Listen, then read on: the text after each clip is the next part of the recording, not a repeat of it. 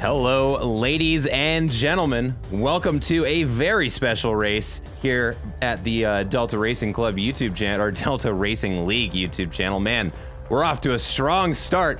It is the 6 hours of Suzuka race here, and it is a special race because it is a joint race, a partnership, if you will, of three sister leagues: Delta Racing League, Apollo Racing Club, and Zealous Racing League. All three leagues bringing their craziest drivers to this 6 hours race. Right now, we've got 35 cars on the track.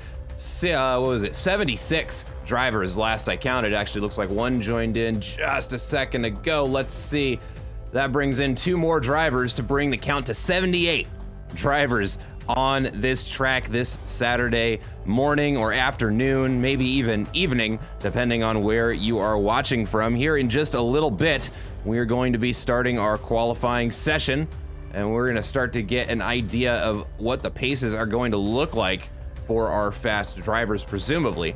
For those of you who are joining this for their very first endurance format race in Assetto Corsa Competizione, it's pretty neat. So each team will have at least two drivers, most of them with three. They will have a set stint time of the maximum amount of time they are allowed to be in the driver's seat without flipping that timer back over. The teams will have to schedule their pit stops. They're going to have the drivers queued up, their setups ready, their tire strategies figured out, because once this 6 hours starts ticking down, really, there are not going to be a lot of opportunities left for them to try and get things ironed out. But let's go ahead and go over to the track here once I can get this figured out. There we go. As we are now starting to have drivers exit the pits to start this qualifying session. It's going to be a 30-minute qualifying session, so the drivers will have that much time to warm up their tires and try and put a fast lap down. Go ahead and get over track side and start to watch this race unfold. We'll pick the right thing. There we go. All right. There's going to be... Let's see. That is... Hold on. Why is that not correct? Oh, boy. We're off to a strong start.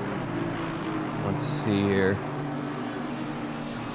Oh, that's very interesting. Hold on one second. We may have just identified a bug in my spotting software already. Oh, there it goes. It caught up. That was weird. Oh, and then some server lag. Oh boy. Did it catch up?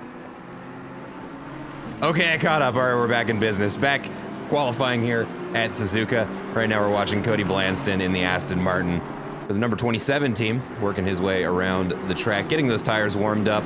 You can see the sun is rising, I believe, right now for this qualifying session. Let's take a look at what the time and temperature is going to be for this qualifying session. So we're looking at nice green track, a little bit of overcast, in about 30 minutes. It's actually predicting some heavy rain, so the drivers are going to want to keep an eye out for that, try to get their qualifying laps in before that happens. And yeah, it is 6 a.m. on Saturday here in Japan.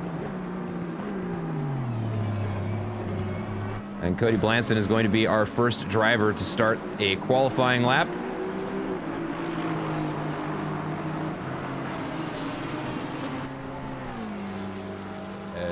Throw their personal bests up there. So here pretty soon we'll start to get some times as Cody Blanston starts the first lap of this qualifying session, coming around turn one. Nice wide line, cuts it back in. That's, I believe, Shu Chen just behind him.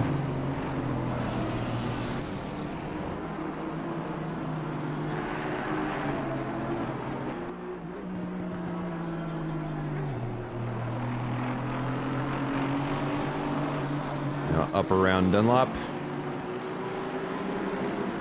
And again, these deltas over on the side are not going to be super relevant for these first couple of laps, as the drivers are now figuring out the track conditions and getting the setup dialed in. That is Shu Chen right behind him. And slowly gaining from the looks of it.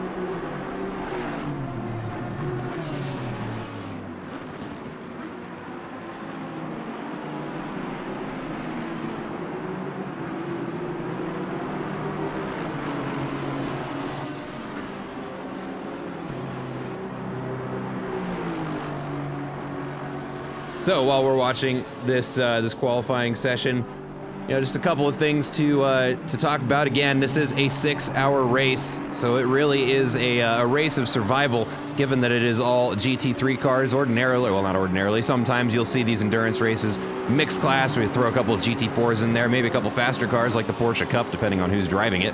It's not faster if it's me driving it. But it should lead to some interesting racing. Granted, you know, over 6 hours, there will definitely be some space between the race leaders and those towards the back of the pack. So there will definitely be some lapping happening. There will be all sorts of, I'm sure, chaos, as the drivers may not all be on the same pit schedule. We're about to have our first qualifying lap by Cody Blanston come across the line with a 2:01.1 is the official time, first time to beat during practice. That is looking like a very competitive time.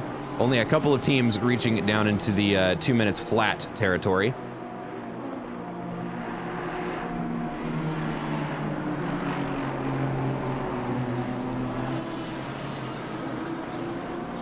Aiden Hasselbrock going to set a fast time, so does Andy Meyer, with a 2:01.5 and a 2:01.3 respectively.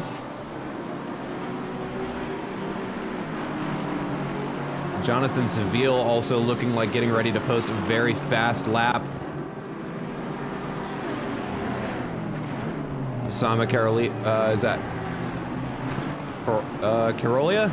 Carolia. If you end up watching the stream, either your co-drivers or anybody, you can reach out to me in Discord. I'll pronounce your name correctly. But that's a 2:01.2. Let's go ahead and actually, let's throw this up here instead. There are our personal bests. Right now, Osama actually on pace to set the fastest lap.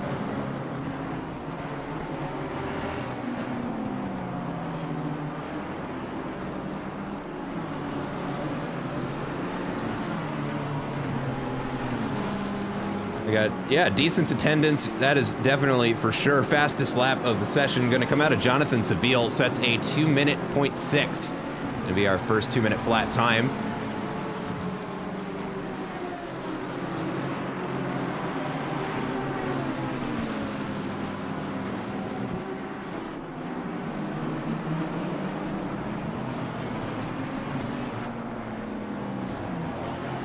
Take a look over at Sam Clark, almost a half second in the Delta now. Coming around 130R, looking nice and composed, and in a Lamborghini, no less.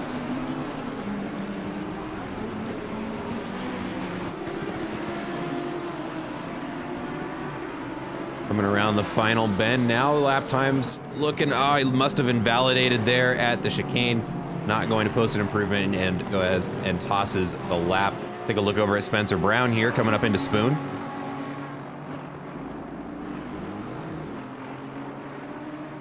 I like the Team Dillon livery on that number 48 Audi. Purple and yellow, not a combination you see often, but riding it in style today here for the 6 hour.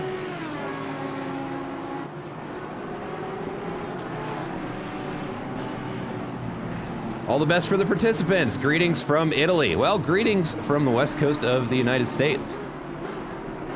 Right now we're streaming this not far from Portland, Oregon. Right now is 10:09 a.m. That's a nice, crisp Saturday morning here, about 50 degrees when I woke up. Got a shout out for car number 23. That is going to be Jonathan Seville, as we see. Consistently putting down fast laps. Invalidated this one, but Cody Blanton, half second in the Delta with that purple border around his name, does mean he is on pace to set the fastest lap of the session. Finds almost 2/10 coming around Spoon's going to come up behind some traffic here. Number 41 BMW right in their way. Doesn't appear to be losing any time. In fact, they seem to be gaining a little bit, getting a draft down the straight into 130R. Let's see if he can make the move. He's going to slot in behind him. And does lose a fair amount of time coming around that, and he's going to abandon the lap. Try and give himself some space for a better run at it next lap around. Let's look at Jose Flores, in the number 24 AMG, or excuse me, in the number 100 AMG. Currently 3/4 of a second in the Delta, exiting Spoon, loses a little bit on the exit. But that AMG not gonna lose a lot of time down the straight. It is a rocket ship. Coming up into 130R now.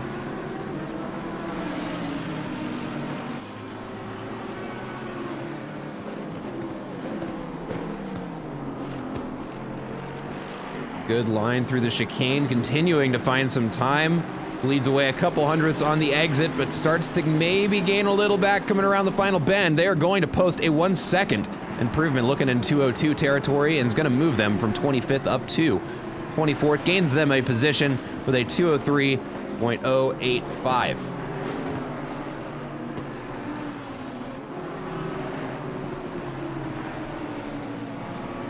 Let's go ahead and take a look at the number 1 car. The Delta Racing League regular here. I am not Jimmy. In the number 1 Aston Martin for Pan Am Jimmy. Currently on a good lap, half a second up coming out of the hairpin. Now down the hill to get prepared for Spoon. A lot of time can be gained or lost here.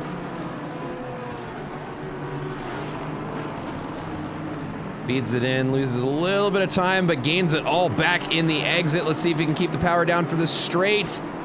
Gets out a little bit wide, I'm sure has to let off a little bit to keep the lap valid there, but still 4/10 in the Delta. And chasing down the 188 Porsche. Currently being driven by Liam McNeil. Oh, and Liam goes off wide. Allows I'm Not Jimmy to pass to gain quite a bit of time. Now 1 second in the Delta coming around 130R. Loses a little bit in that final chicane. Now down the straight. Will post an improvement. Cody Blanton setting the new fastest lap of the race. And I'm Not Jimmy posts a 202.002. Moving him up into 16th place.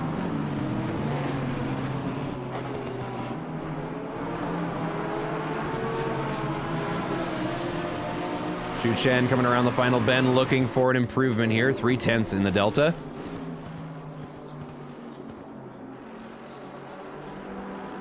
Finds it.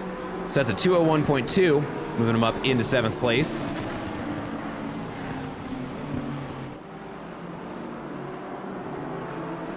Let's take a look over at Dustin Fletcher in the number 46 BMW. One of a couple of cars here, running a little bit of a rainbow livery. To the Delta Racing League regulars who might be viewing is what we call the Melon Pitch Special.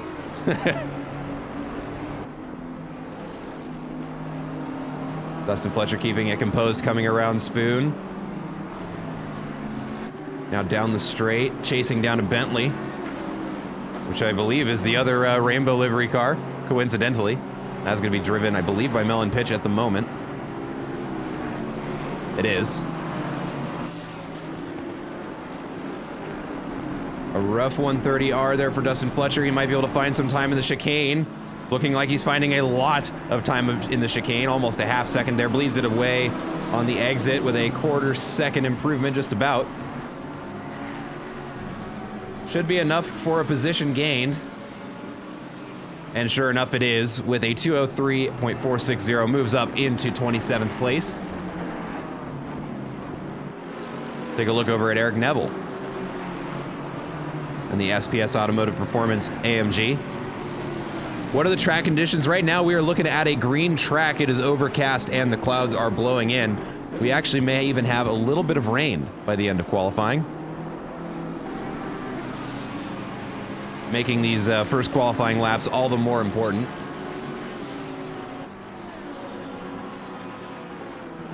Eric Neville going to cross the line with 3/10 improvement. Gaining several positions, moving up into 14th place with a 201.775. Jonathan Seville right now on track to set the fastest lap of the session. Currently in contention with 2 other drivers, Cody Blanton and I believe that is Michelle Velazzi. Michelle Velazzi. All very close to each other, all within hundredths of a second of one another. As a matter of fact, just to make that a little bit more clear, let's here, session best relative. There are the splits to first place, 15 100ths of a second between first and second place, 20 100ths of a second between first and third. So we are looking at a very, very interesting race if they are able to keep this qualifying pace down. Look at all the green over there on the left-hand side of your screen. Those are going to be the improvements from each of the drivers. You see we got Eric Neville with almost a half second and gaining. Aiden Hasselbrock, 65 hundredths of a second up. Sam Clark, 2/10 up. And Jonathan Seville still finding time to improve in that Aston Martin. Looking at a 4/10 improvement down the straight up into 130R.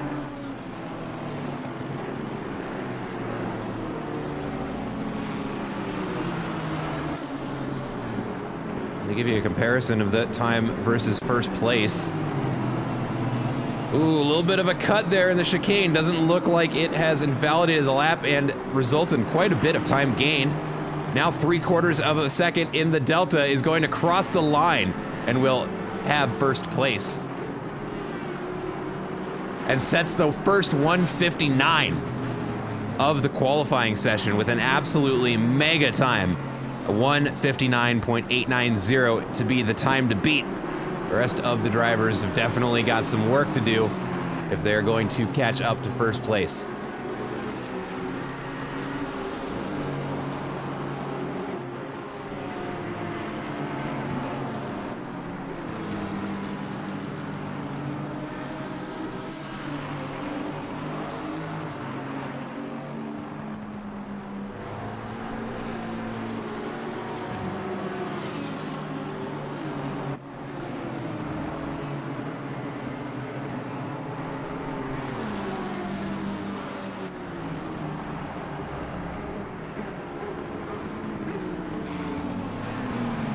That McLaren looks fast around 130R. Of course, that McLaren looks fast no matter where you look at it. Thing is like driving a spaceship. Good chicane there. Finds some time on the exits, able to get the power down and round the final bend. Will post an improvement.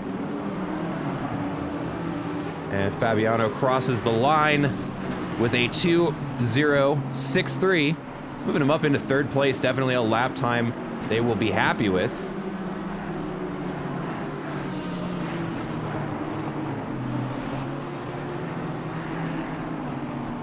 Take a look over at Matthias Becker and the Sky Tempesta Racing Ferrari.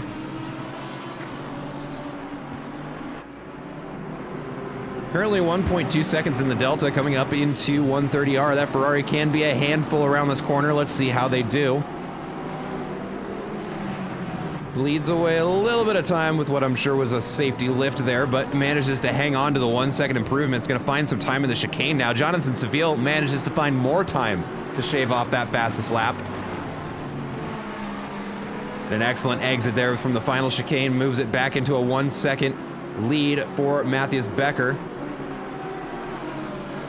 Crosses the line, moves from 32nd to 29th with a 2:03.9 as their new best lap for the team. Dominic Sosha also on a very good lap here, 3/4 of a second coming out of the second dagger.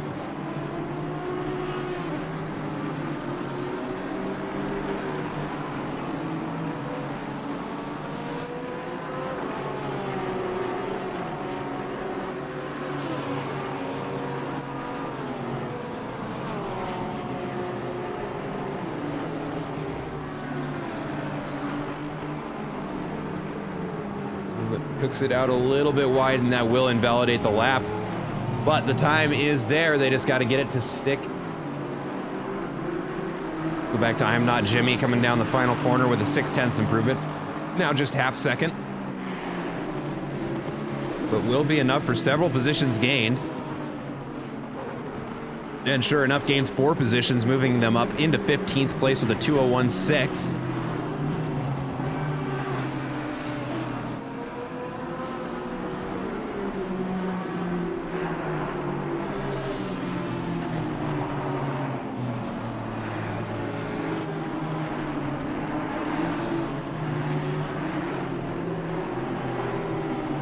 Take a look over at Pete Rotzleiden. Almost butchered that one in the 333 Aston Martin. A lot of Aston Martins on the track today. As a matter of fact, let's go ahead and take a look at what the car lineup is looking like.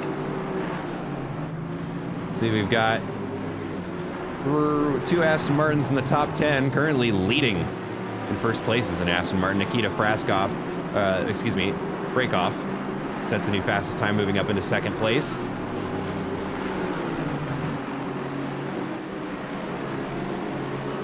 Take a look over at Cody Blanton here, currently 4/10 in the Delta, but Emil in the number 19 car, currently on pace to set the fastest lap of the session.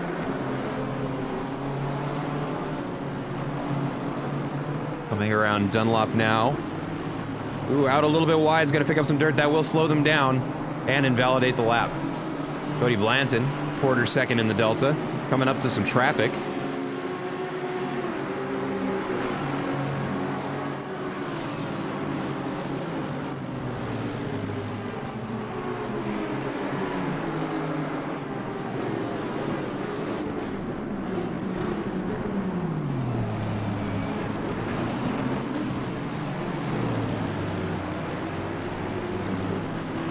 We've got a yellow flag. Andrew Sear and looked like somebody else may have been involved, but spun around in the chicane. Doesn't look like they took too much damage there. Let's see if I can't get a replay queued up over here.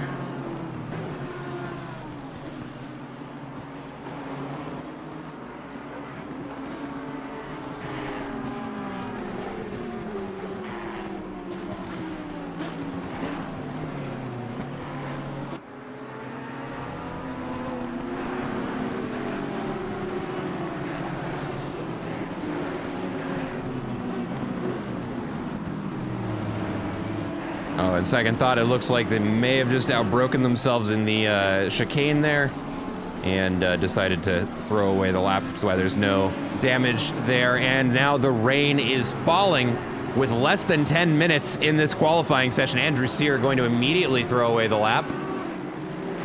And it is about to get very, very interesting here. 10 minutes left in this qualifying session. And I hope everybody got their good laps in because they're about to get slower. See, are there any teams that have not said? There is one team that has not set a qualifying lap yet.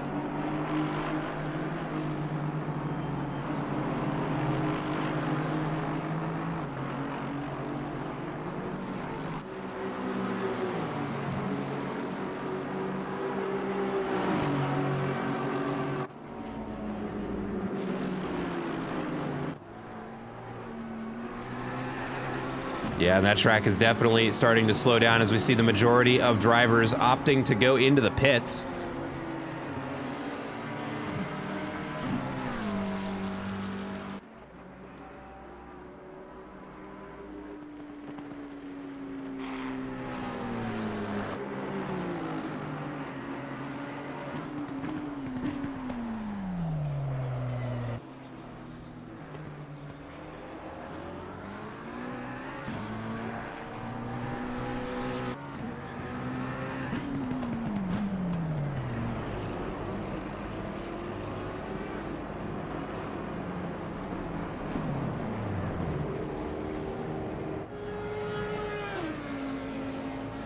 See, is anybody going back out? I don't know. Looks like Trevor stayed. Had one other Aston Martin out on the track now. I'm watching my track map just to see if anybody is leaving the pits. I actually don't see anybody doing so yet.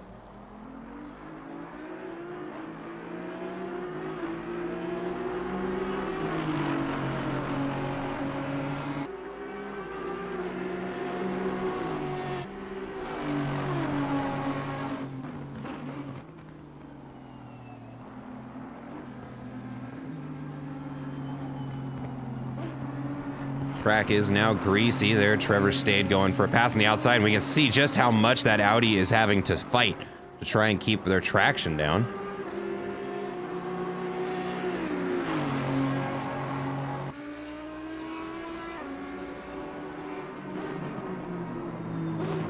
And that is going to be Jeremy Mercer in the Audi.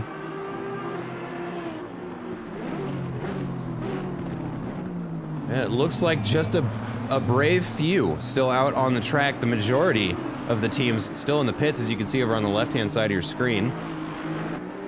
And it looks like these two will be joining them.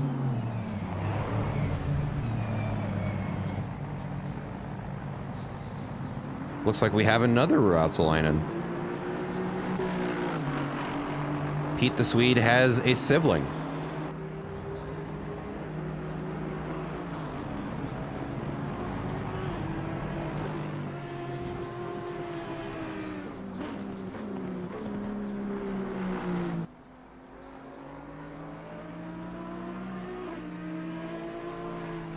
Andrew Sear staying out on the wet.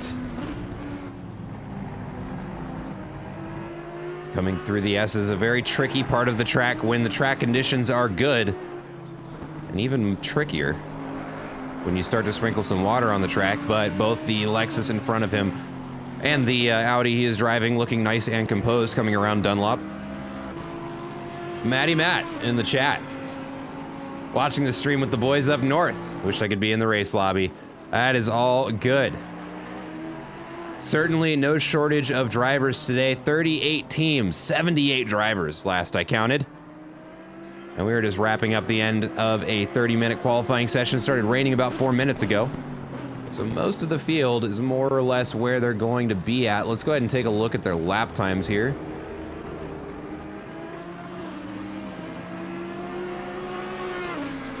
It is a tight field now that I am looking at this. Actually, as a matter of fact, it may be a little easier for me to do it like this. There we go. There are our top 24 lap times there.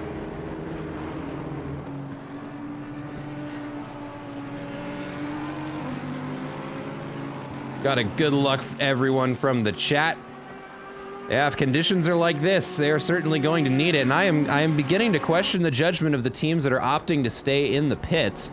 There is water. There is some rain in the forecast for the race. Now would be a good opportunity to make sure that that your wet setups are working. And there are, to answer your question, Matt, there are 38 teams. There are 78 drivers. The last of that I counted. I don't know that I'm willing to count again.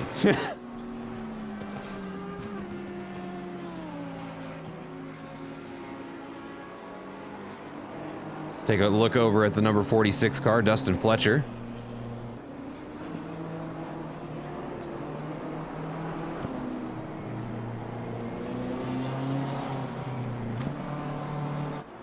Opting to get some of that wet weather practice.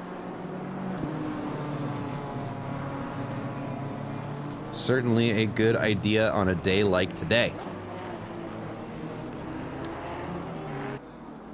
Just a hair over 3.5 minutes left in this qualifying session, and we have, you know what we've gotten? We've gotten some important data. We have gotten a whole bunch of lap times, the top 10 all in the 2-minute range, meaning they are underneath 2:01 from 11th to 16th, all 2:01s, and then from there it starts to get a little bit. Oh wait, hold on, I'm looking at the wrong column. There we go.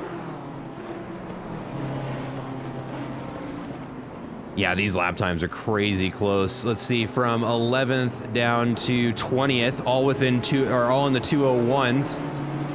Let's see, pretty much the rest of the field, save for a few, in the 2:02s. So we are going to have a very tight race on our hands when the time comes in about 3 minutes.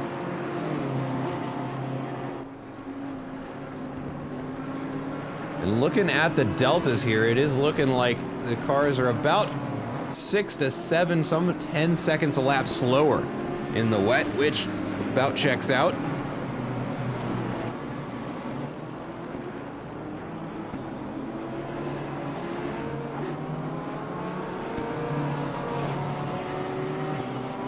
There we go, some more of the cars now getting out onto the track. We might be a little too late for any meaningful practice, but any practice is better than no practice, and I agree. Good luck, everyone. Let's have a nice, safe, clean race start. We'll see. Oh, that's the P2 car of Cody Blanton in the chat. Starting from P2, hopefully not ending up in a wall. Well, I wish you the best of luck. And I wish all of the drivers the best of luck. There's a 6-hour race. There's a lot of driving to do.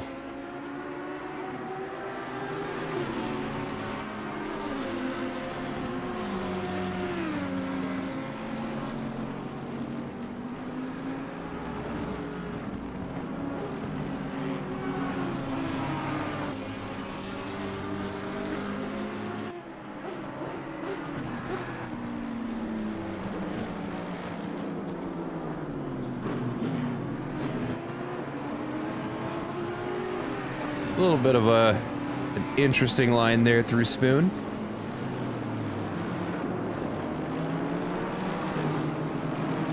Yellow flag on I'm Not Jimmy, just stopped in the first turn.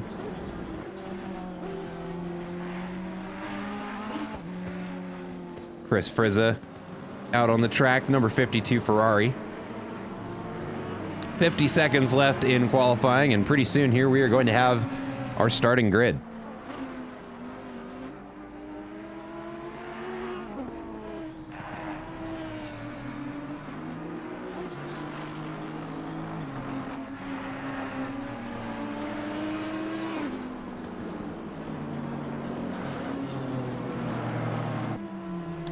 It is definitely going to be a busy track. As I was saying at the beginning of qualifying, you know, sometimes it gets crowded simply because it's mixed class. So you've got some slower cars and some faster cars, and naturally they're going to catch up to one another. In this case, I think we just have so many cars on the track that there's going to be traffic for everyone.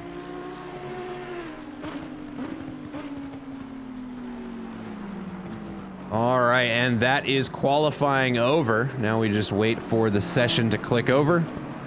Once the last couple of drivers have finished up the lap that they're on, and we begin the countdown to the green flag, ladies and gentlemen.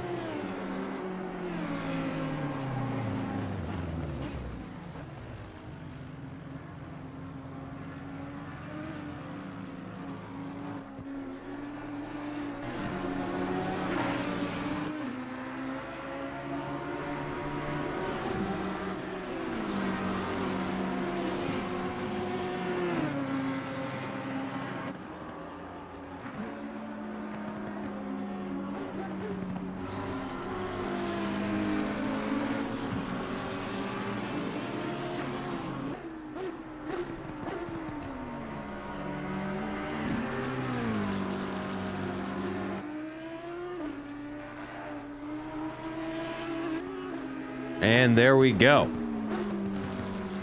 That is going to be qualifying over. Let me take a look here. Yeah, we're going to throw that up here just for a little bit while we wait for the session to tick over. Just so that way we don't have to deal with all of the... Can I get a happy birthday shout out from my friend Brandon B. in Higgins Lake, Michigan? Absolutely, Brandon. Happy birthday. You've completed another year of your life. What seems, you know, insignificant in the grand scheme of things is an entire year of time, and you have made it through another one. I wish you the happiest of birthdays, that the coming year be full of success and prosperity for you, and that next year when it comes around, you'll be able to look back at this current year that you were about to live through and have nothing but good memories. Happy birthday, Brandon. All right, so we are now lining up on the start-finish line, and it is dark out there, folks. Let's see, what are we looking at? There we go, and we are now looking at our starting grid. Let me get out here. And it is dark, folks, but to give you an idea of who is starting this race, is going to be Gert Fischer in first place. And let's do this here. It is very dark, folks, but we're going to do our grid walk as best we can here. Try and get an idea of who all is sitting where. So that is going to be Gert Fischer in the number 23 Aston Martin. It's going to be Blaine Hall in second place. Maxim. Oh, that's quite the last name there in third place. Emil in fourth place. Nicholas Hurt in fifth place. Andy Meyer in sixth place. Osama Karolia in seventh. Peter O'Brien in eighth. Sam Clark in ninth. Jordan Nixon there in 10th. Shu Chen in 11th. Aiden Hasselbrock in 12th. Pete Rosleinen in 13th, followed by Andrew Sear in 14th. I'm Not Jimmy in 15th. Oya Athor in 16th. Austin Carpenter in 17th. Stefan in 18th. Oh, man. Why is the text so small? Czar Naniev in 19th. And that number 404 car in 20th. But look at all of these liveries, folks. Most of them hand done and custom by the teams themselves. Like there's a good example of a custom livery right there. The number 3 Audi looking fresh. I don't know about that BMW there, but it's got lots of colors. But that is our starting grid, and what a long grid it is. 38 cars have lined up to start this race, and in 21 seconds we are going to begin our first lap.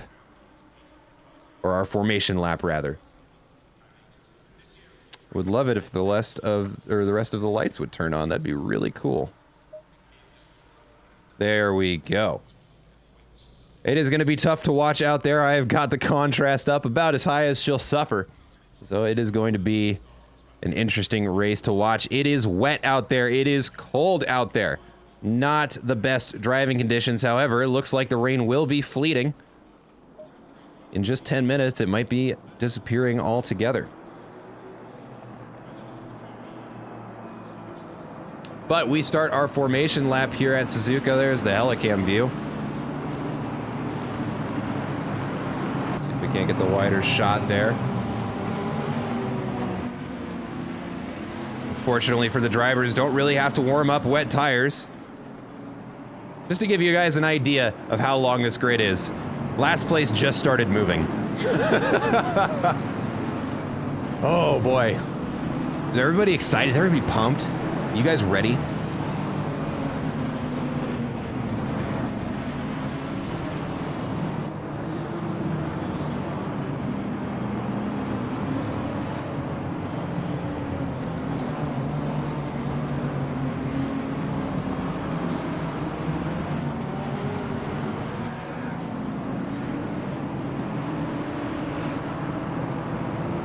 While we watch them work their way around the track, let's just click on a couple different cars.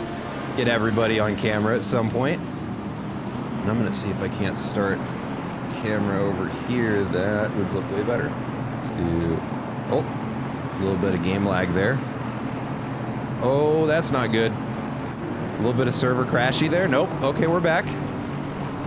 He is 87 today, my lord.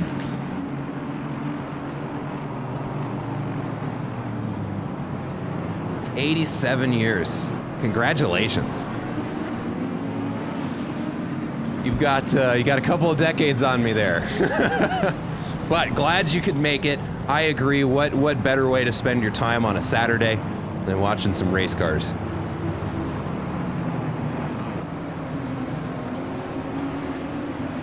Zach Doran, I'm a little relieved I couldn't race.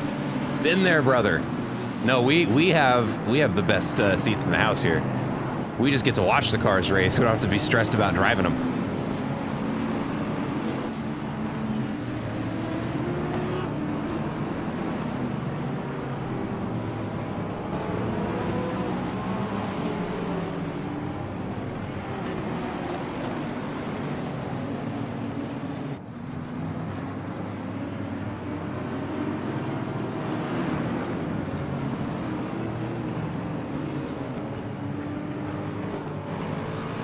Man, Suzuka's a big track. I'm trying to get my camera over to the start-finish line. It's taken me forever. But before I get too distracted with that, let's make sure we actually catch the race start, because I'm sure they're going to be getting pretty close here. Yep, coming around the straight up into 130R now.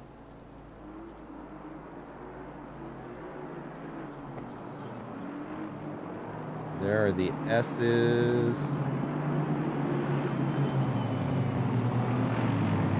And there we go.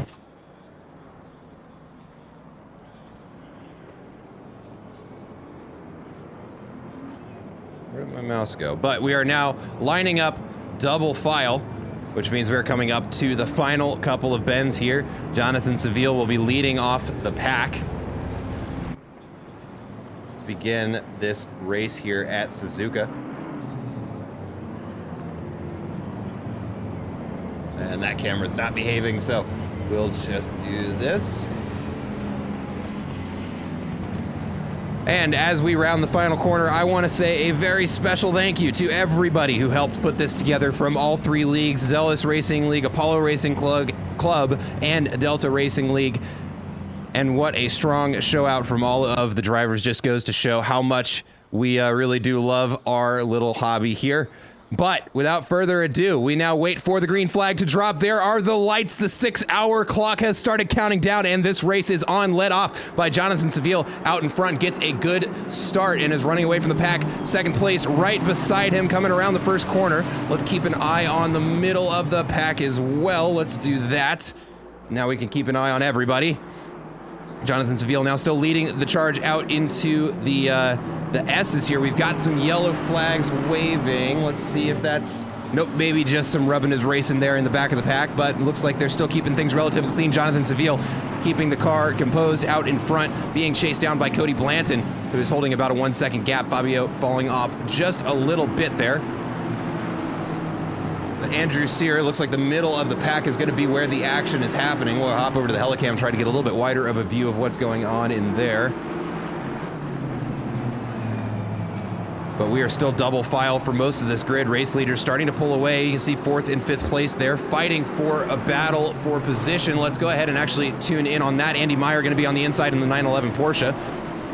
Gets beaten going into Spoon just by a little bit. Tries to get on the inside and has to get on the brakes. But having that inside line might mean for a pass at the exit of Spoon. Or excuse me, that was the hairpin. I'm already getting mixed up. See, Jordan Nixon picks up a position.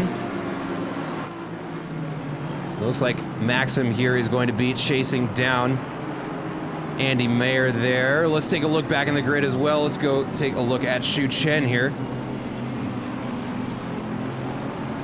Currently slotted behind Michelle Velazzi.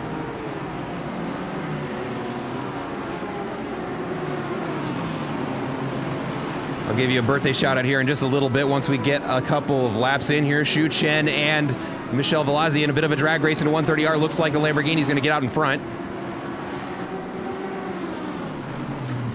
We've also got a bit of a battle for 5th place beginning to develop behind Maxim in the number 17 car.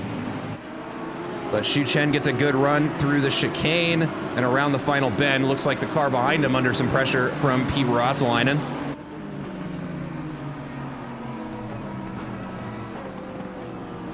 Yep, and it is going to be a drag race between these two down into the first curve. You can hear somebody runs off a little bit wide there. Yeah, we do have a track off. It looks like Andrew Sear off wide at 130R. And gets the car back on the track. Couldn't tell if there was contact there, didn't look like it.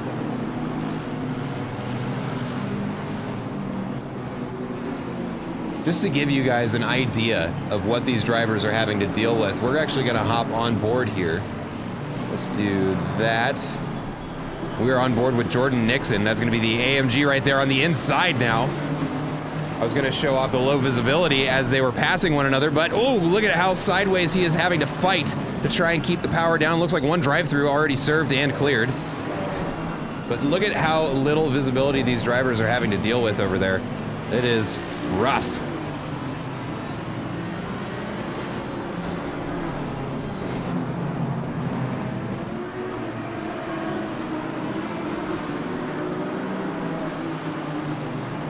Go ahead and hop back here. Look at the main pack. Whoops. There's my alarm telling me to wake up for the morning. I forgot to tell off. I've been up for a little while.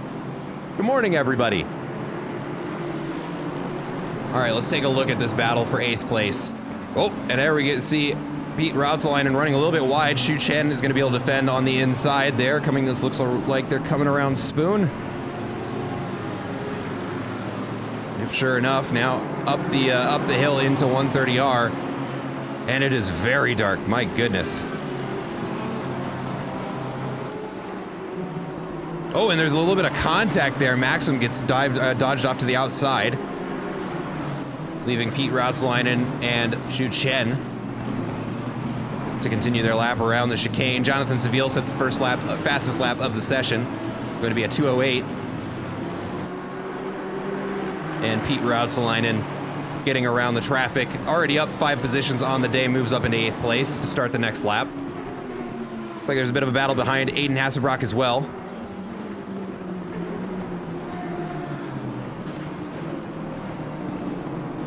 Oh, and there's huge contact between Aiden Hasselbrock and Olva Athor. And that is going to shove Aiden Hasselbrock out into the wall.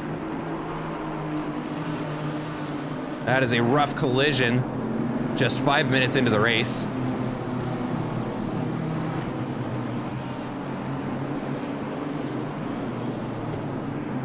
Jeff Spangler picking up a position, makes a pass on Liam McNeil in the Porsche behind.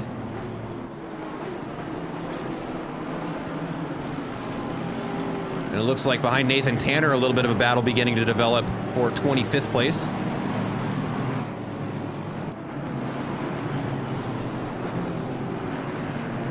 Does look like the rain has stopped, so we are now on changing track conditions.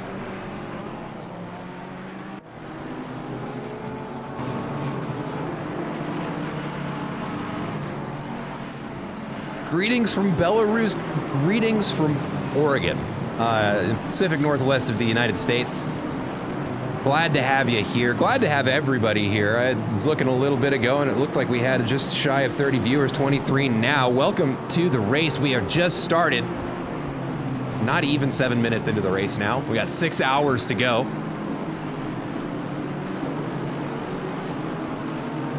Looks like we got a yellow flag. Michelle Velazzi gets turned around going into the hairpin. But gets the car sorted back out. Armand Petrovic in a bit of trouble here. Got a BMW looking to get around. Jonathan Seville continuing to improve on his best lap time.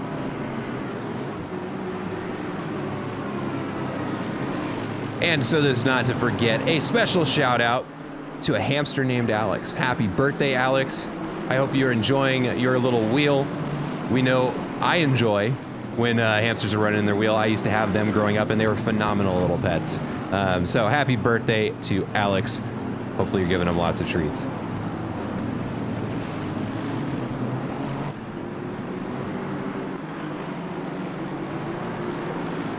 Armand's doing a good job of holding off the pressure there from the BMW behind. Jordan Nixon makes a pass on the number 497 car. It looks like they're going to battle it through the S's. AMG versus BMW.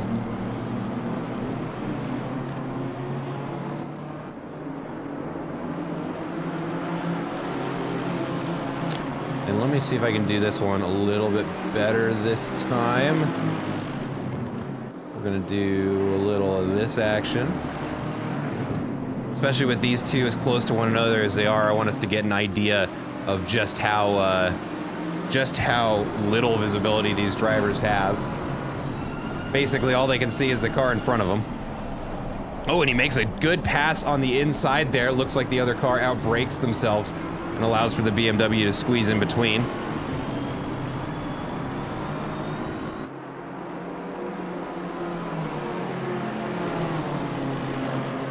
But Jordan Nixon gets right back behind him and is going to continue this battle for 11th. Oh, Stefan runs way wide off a spoon. I'm sure lost the braking marker, but was able to carry enough of that speed to get back around the outside of that AMG, which I'm sure they are not happy about, but it is going to turn into a drag race into 130R. Does look like the BMW's out in front. AMG slots behind to try and get the draft.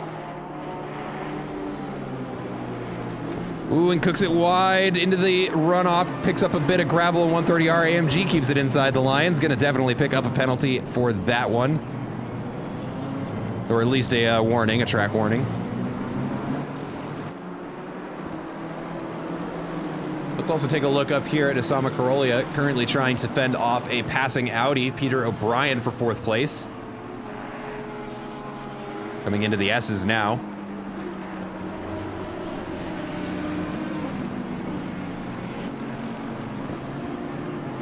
Am I broadcasting the full 6 hour?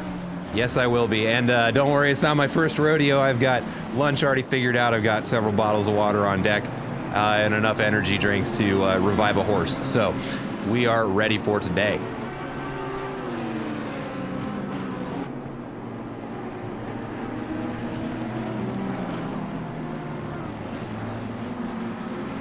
What's up from the NASRS League, formerly SR604, cheering on some of our guys in the 603, 120, and 404 cars. Glad to have you. Welcome to the stream. I hope you're going to be here for a while. Even if you're not here for a while, if you leave for a while and come back, we'll still be streaming because we have 5 hours and 50 minutes left of this race. We have only just started. 4 laps in here at Suzuka. We've already got a lot of mobility on the grid. Let's go ahead and take a look at the position delta here just to see where everybody is at. Andy Meyer having a good start to the race, as is Usama Karolia. Both up 3 positions on the day. In fact, most of the grid seems to have done a fairly good job on the start.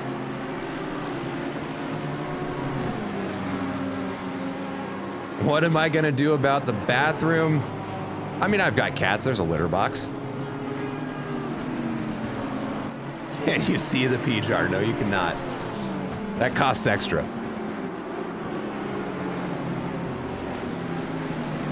Jonathan Seville sets another fastest lap.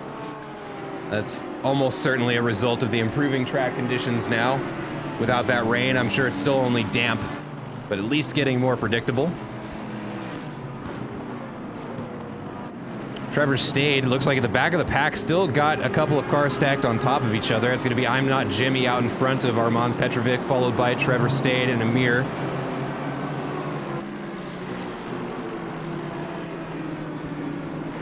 Absolutely, yeah, we will in just a little bit start to do some of the onboards as while the grid is still pretty stacked. I want to make sure we're seeing everything.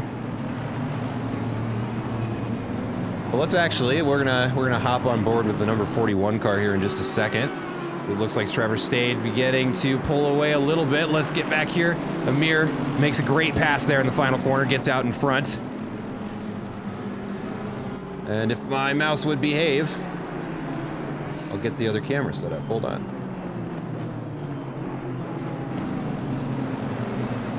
Yeah, and these two, they are right on top of one another. I want to make sure that we are watching that for sure.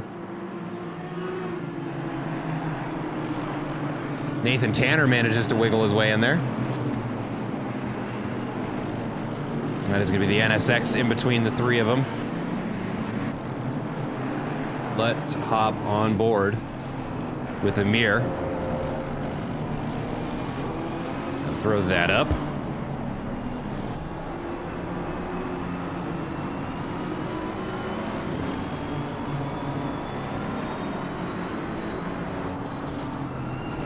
Let's actually hop up into Nathan Tanner's cockpit view. He is chasing down Armand Petrovic for another position. Currently P22, eyes set on P20. Or P1, or 21, excuse me. I can words. Hard onto the brakes, into the hairpin. Looks like the Audi in front of him's had a little bit of paint scraped off of it. I'm sure Nathan Tanner not looking to add to the damage there.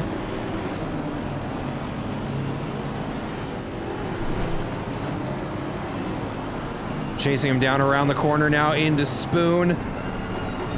Hard onto the brakes for most cars. Looks like the Honda gets a little bit more on them, allowing the AMG to lunge. Then we got some early braking there again for the Mercedes driver, but both of them keeping things pretty composed. Now let's go through 130R in the chicane. Trevor Stade makes a pass on I'm Not Jimmy, moving him up into 8th place. Now into 130R. Nice and composed, but no room for the NSX to get around. Both of them hard onto the brakes into the chicane.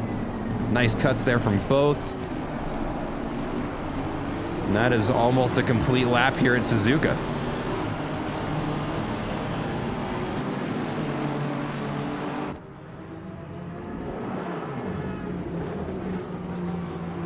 Got one. Got a yellow flag here. Austin Carpenter spun the wrong way around in the first curve there. There are the cars we were just following here. Now we've got a bit of a traffic jam. We've got we've got a big traffic jam. That's what Nathan Tanner is looking at right now. Sure, he's not happy about that. But single file through the S is led off by I'm Not Jimmy in what looks like a 7-car battle for 17th. Nathan Tanner trying to look for room to go the long way around the outside there, but the AMG guarding the inside line is not going to allow him to have it. But up the hill through Dunlop, now into the Degners.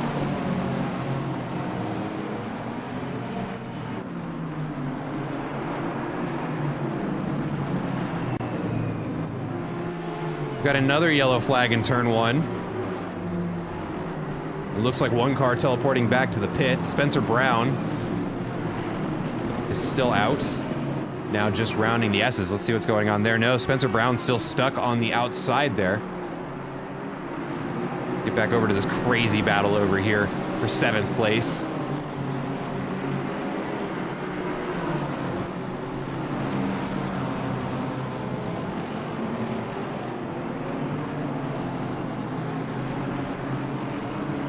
Austin Carpenter right on the heels of I'm Not Jimmy. Both drivers pushing to try and gain that extra position, gap themselves away from this pack as much as they can, although it looks like it seems to have done that a little bit on its own. Got another yellow flag going into the S's.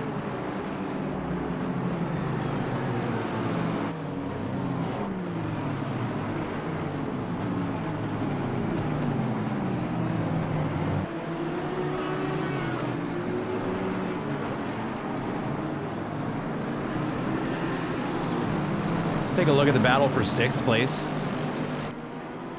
Currently a 3-car battle. Oh, come on, cameras, do what I tell you to do. There we go. Hey, Electrostat getting a shout out in the chat.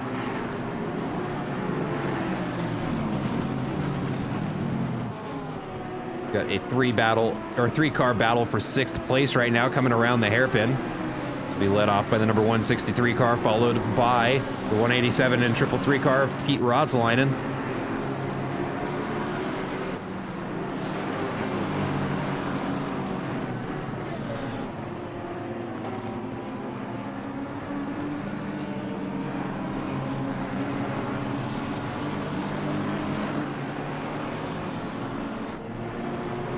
Pete Rodsleinen currently trying to chase down Fabiano De Gennaro.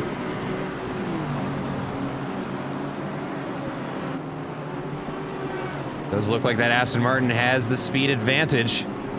Definitely getting the draft there, now around 130R.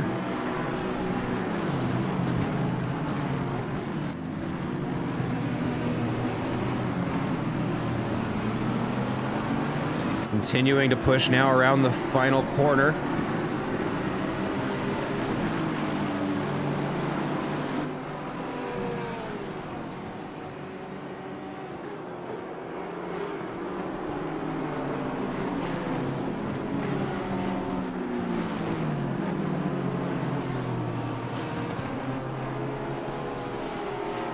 Now into the S's, we'll watch this battle continue. Pete Rodsleinen continuing to narrow the gap.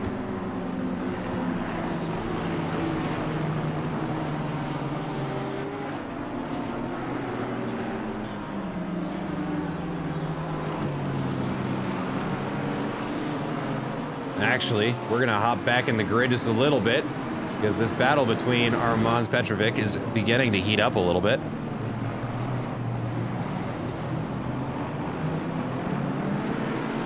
See Chris Frizza getting right on the inside bumper of that AMG. It is now wheel to wheel down the front straight. We'll see who has more speed. Looks like the Ferrari's going to slot in behind. Jeff Spengler going to do the same.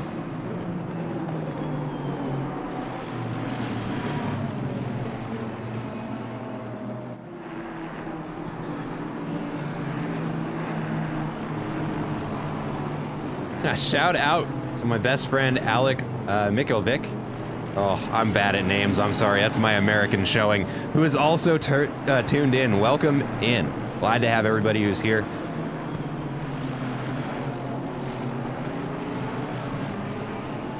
Nice mild Saturday morning here in near Portland, Oregon. Getting to enjoy some race cars.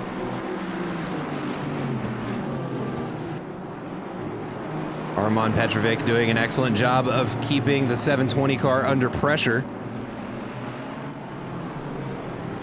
And the whole pack is beginning to catch up to I'm Not Jimmy now that Aston Martin can see an AMG in his rearview mirror.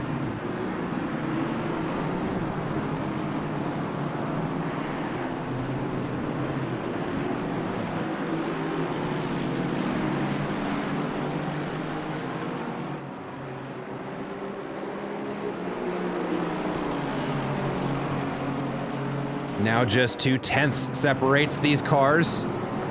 Chris Friese and Jeff Spangler very close to one another here.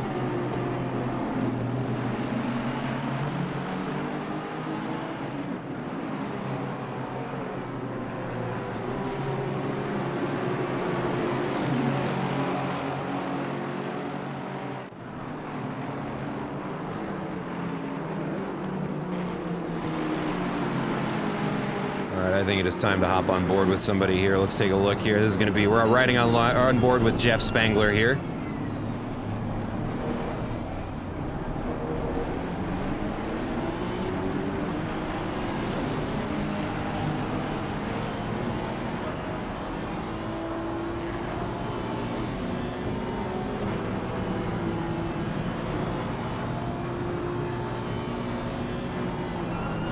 Diving to the inside, I'm sure, cooling off his tires. Most of the field will have started on wet weather tires, which I'm sure is starting to become a problem as the track dries off. That's why we see Jeff diving to the inside. And yeah, if you look at the tarmac, man, they are close to each other.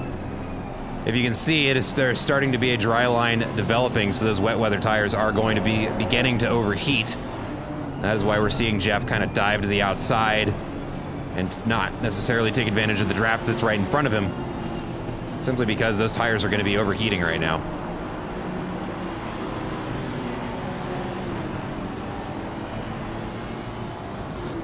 Let's actually hop forward a car. We see, oh, right there, actually a bit of a commentator's curse mistake coming out of Chris Friese there.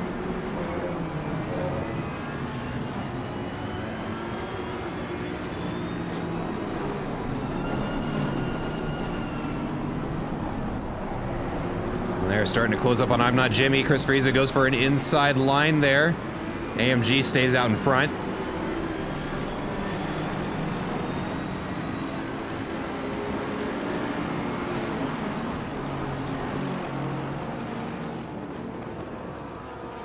Now these 4 cars going in through Spoon. And it looks like Shu Shen the first into the pits. Let's see what's going on there. A little early for a driver's swap, but maybe have some damage.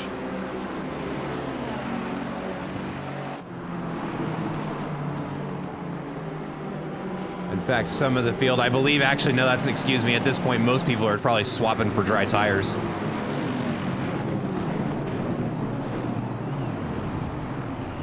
Oh, and we've got a bit of confusion there. We've got a yellow flag. Armand Petrovic, and it looks like I'm Not Jimmy. Getting a bit of a fender bender there. I'll get a replay of that queued up in just a little bit.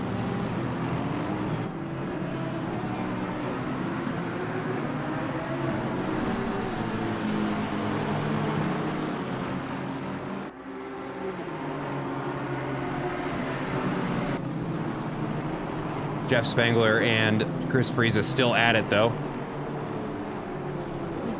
Go ahead and throw their lap time comparisons there. And that was their last lap.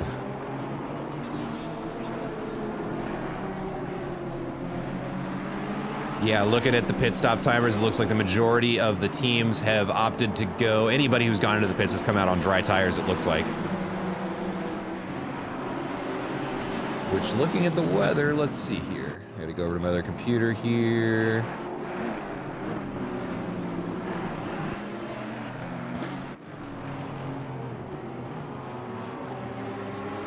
Yeah, it is greasy. However, there is rain again in the forecast in 30 minutes. So that is... who was it that said they were glad they couldn't make it?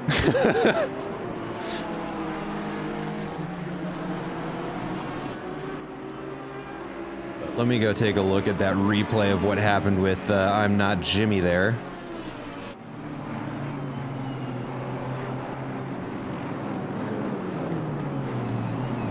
Ooh, and it does look like there is contact between those two cars. That's not pretty.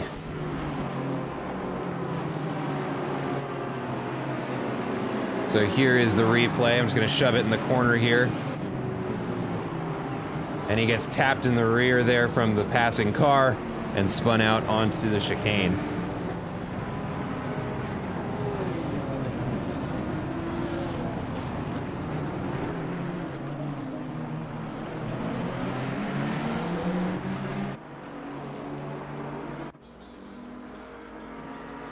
Michelle Velazzi looking for a pass here.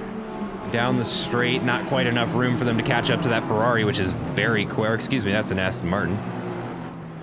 It's so dark, I can't even tell my cars apart. It was a similar situation that we were almost facing at the Japanese Grand Prix for F1. Recently, they decided to start a race pretty late in the day, and then it started raining. They almost had to delay it so long the lights started going out. But you know, here in the GT3 cars, we're real men and women. We race in the dark and in the wet. FIA be damned. Got a little bit of a battle for 5th developing here behind Luca in the 163 car.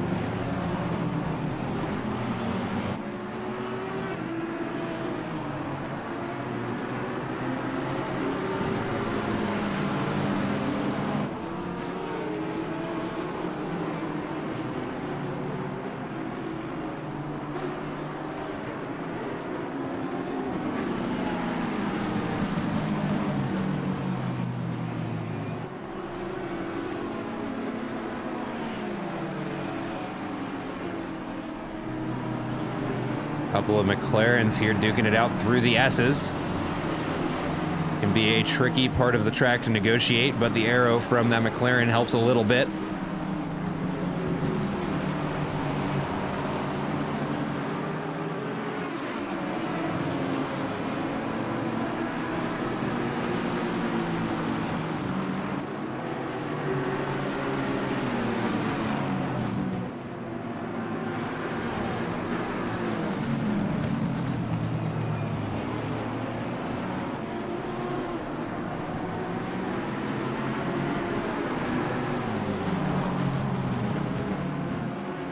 It's getting even closer with these drivers now.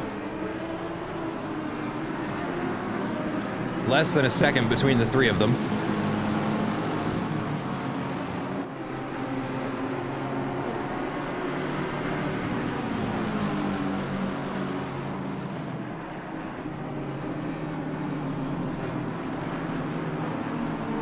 Going around Spoon, now 130R coming next to that rear McLaren there.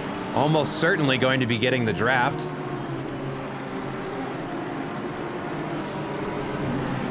Just keep an eye on their speeds there. You can see what their top speeds are to one another. Ooh, it's actually pretty close down that straight.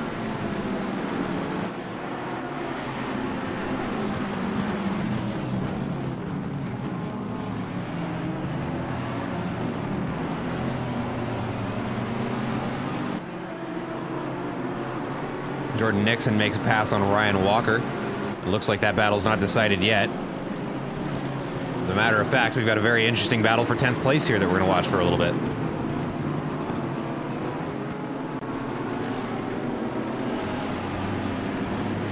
Chris Friesa also under some pressure right now. Currently sitting P18, trying to fend off Xu Chen, it looks like. We've got a new fastest lap from the Never 17 car. That's 2:06.9. I think a sign of the improving track conditions, to be sure. Not to be improving for very much longer. As we saw, there is rain in the forecast in the next half hour. Ooh, and a nice lunge there on the outside by Jordan Nixon nets him a position in the S's.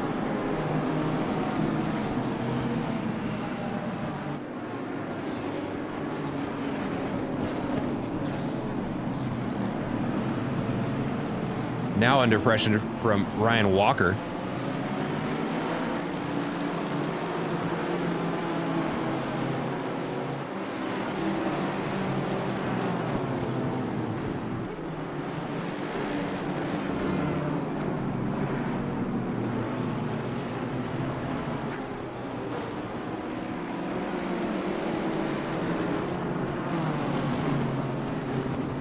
Looks like we already have some lapped traffic here.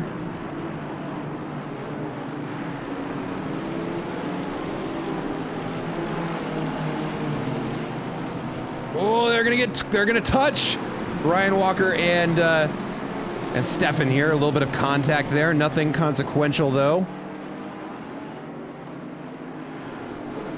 Number 100 car going on the outside to allow the traffic through. Some good blue flag behavior. You love to see it.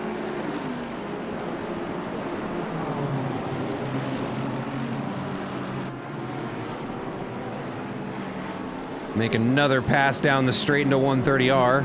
BMW stays out in front.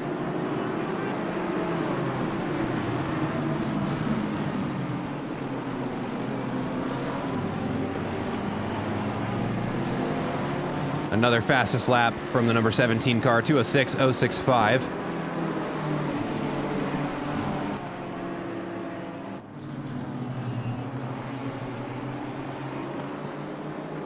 We got a battle for 6th that's heating up going into the S's as well. These 3 cars been at it for a couple of laps now.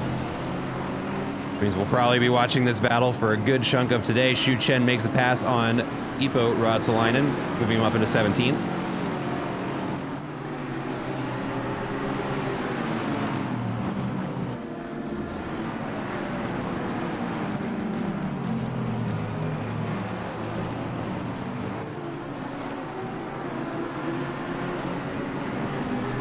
And that McLaren behind really wants to get around. There's just not a lot of room to make it happen.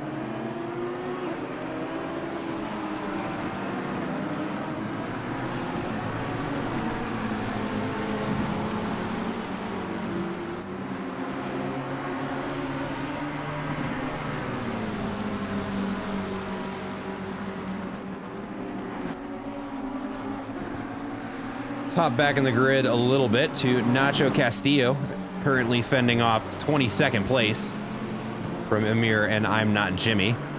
Oh, we can see that BMW makes a dive for the inside line there. I believe they're going to have it. I'm Not Jimmy still filters through as well. Maybe outbroke themselves there just a little bit, has some work to gain those positions back.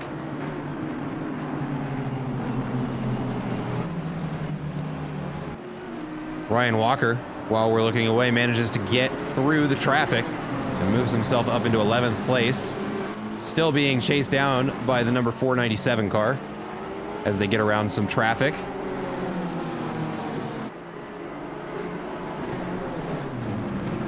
And we've got Andy Mayer into the pits.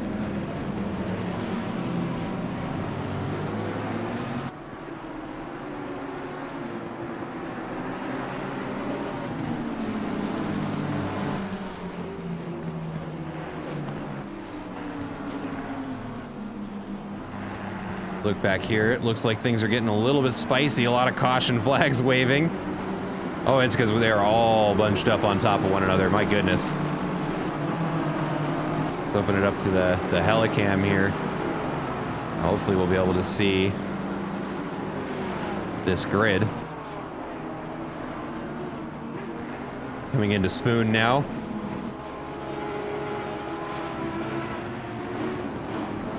Dustin Fletcher looking for a way through. Doesn't find it.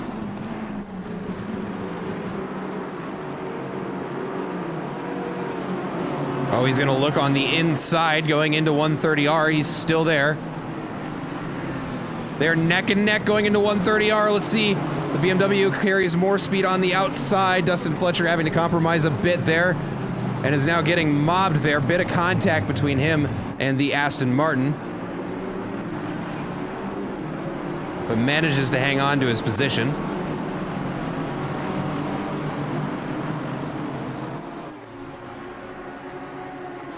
Got another car into the pits, Chris Frizza, the number 52 car.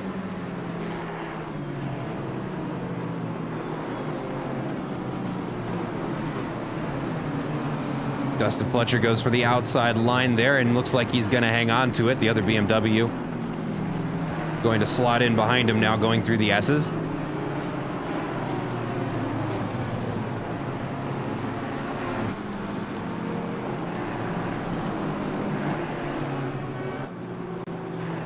Let's actually ride on board here with Dustin Fletcher.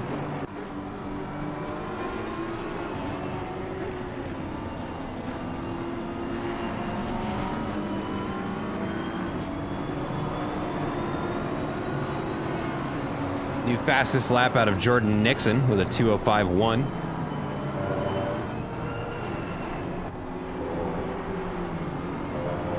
And the rain is falling again.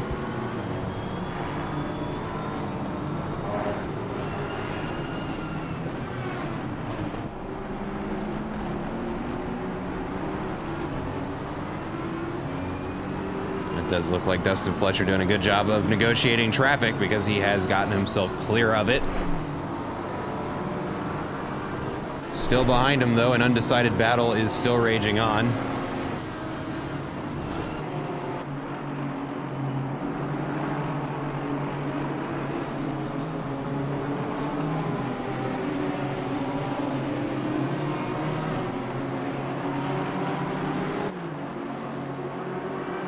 And sure enough, as we can see, or as I can see, and I'm gonna show you here, the rain starts falling, and all of a sudden, the pace starts falling off too, so the drivers are definitely starting to feel that.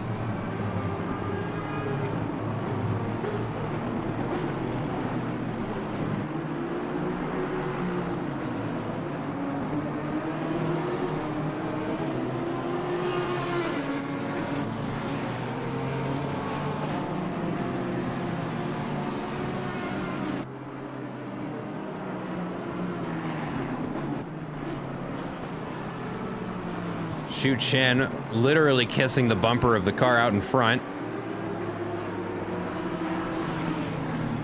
It's gonna be Michel Velazzi on the defense here. Shu goes for the outside line, try and get the speed down a little earlier. Doesn't quite work out how he wants. Got several cars now into the pits. Got the 17 car, got the 744 car, and the 333 car into the pits. And we are at the, well, almost the 40-minute mark. So we're getting close to about 2/3 of the way through the first driver's stints. Pretty soon here, we will have a rotation of pit stops and see a bunch of new names on the field. We got a stop and go 30 to the number 52 team for speeding in the pit lane. That is not gonna feel good.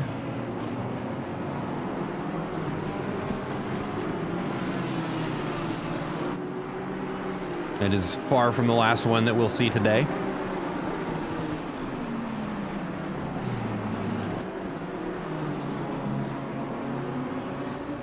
Got a yellow flag for I'm not Jimmy there. Oh, it's just because he's leaving the pits.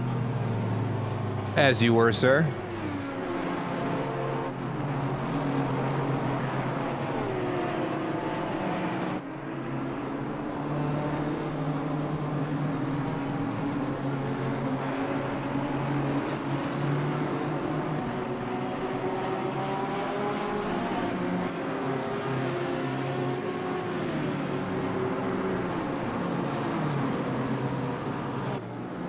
Several more cars into the pits now.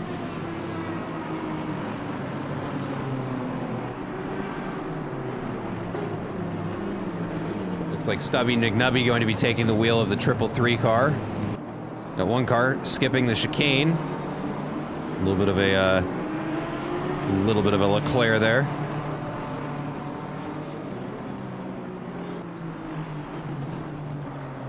We got several cars into the pits just to give you guys a look at who is in pit lane. It is crowded in there, and yeah, look, we got all sorts of people now coming into the pits. Not sure if we'll be doing it. So it looks like some teams opting for a driver swap, because most of them will be swapping out tires, so why not?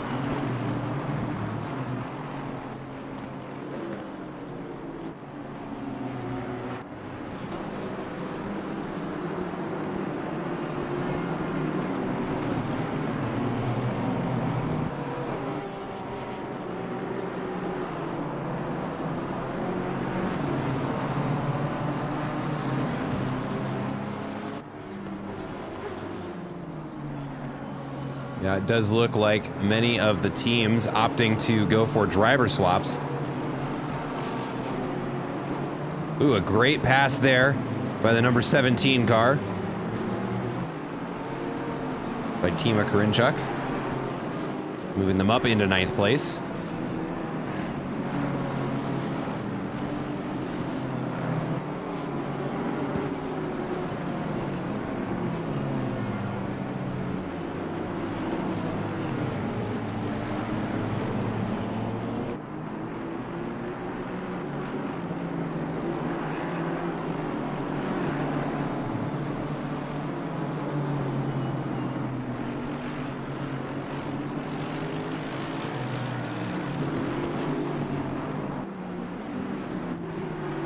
I'm Not Jimmy in a battle for position with Michael Norup in the number 24 car.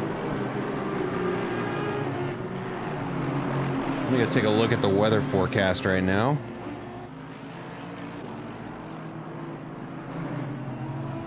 It looks like it is going to continue to rain, and not only is it going to continue to rain, it is going to get a lot heavier. We've got heavy rain plus both in the 10 and 30 minute forecast window. 8-kilometer-an-hour wind. So it is going to be blowing in quick.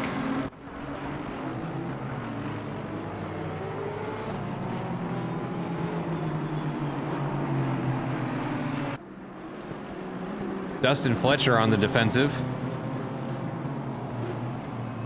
Both drivers doing an excellent job of working their way up the field, to be sure. Dustin Fletcher up 11 positions. Amir Ademir up 14. I'm looking to make it 15. It is going to be neck and neck. And I do believe they get out in front. Oh, what happened? No, don't do that. Yep. Oh, Dustin Fletcher loses the, outbrakes himself going into the hairpin and is going to allow Shu Chen to pass. The camera switches, of course, right as we start to see him lose traction there. Bit of commentator's curse. Sorry, Dustin. Just drive better. I can say that he's one of my friends. Number 52 clears their stop and go 30.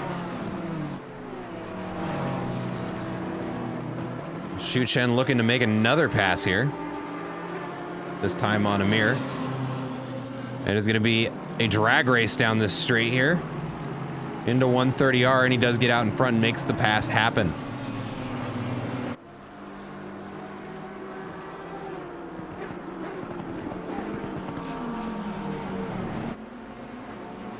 Nacho Castillo under a little bit of pressure here by Michel Velazzi. It makes the pass happen. Good amount of spray from the cars now, which means visibility inside the cockpit is going to be getting worse by the minute. I think I also just realized that that car has a number 88 on the top of a number 44 car. Or am I insane? No, it definitely does. Huh. How about that? Got a 4-car battle for 25th behind Andy Ollie here. I think the only Lexus on the field. Let's see. It sure looks that way.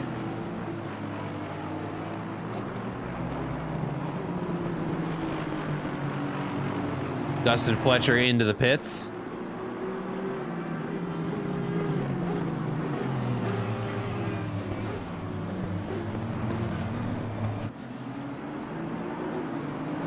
As is Luco. Let's see the number 163 car and number 497 car into the pits now.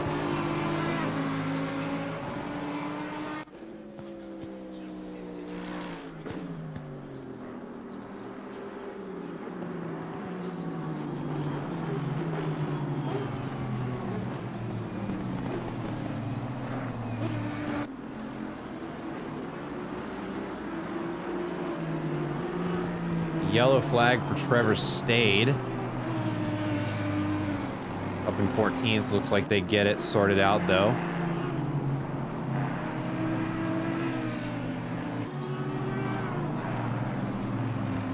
Yellow flag for Dylan Kaiser. Looks like they just ran wide in 130R.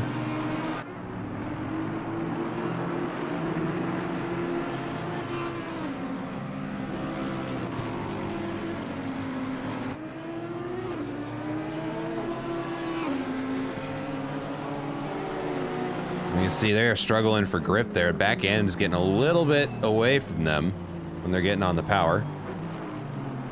Let's go ahead and hop back to I'm Not Jimmy, looking to make a pass here on Michael Norup. Battle of Aston Martins, and we can see there in the background someone gets spun around in the hairpin. Looks like they got it back under control. This would be the number 32 car, it looks like.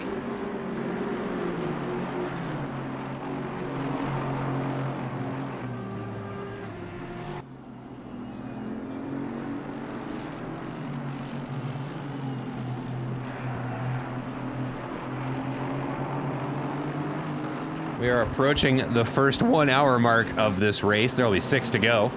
Or 5 to go, excuse me. 6 altogether. It has definitely been an interesting race so far. A lot of mobility all around the grid.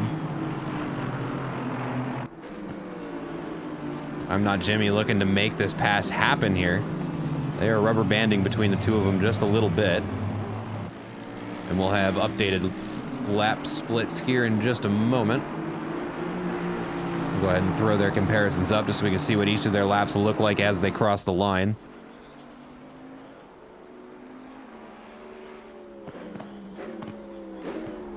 Yeah, I'm Not Jimmy there with the advantage. 3/4 of a second up on that previous lap.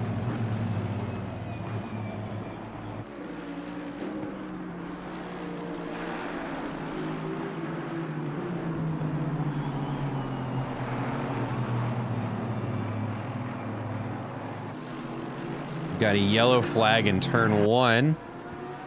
That's not it. It's the number 32 car, it looks like. Where are they? I don't see them.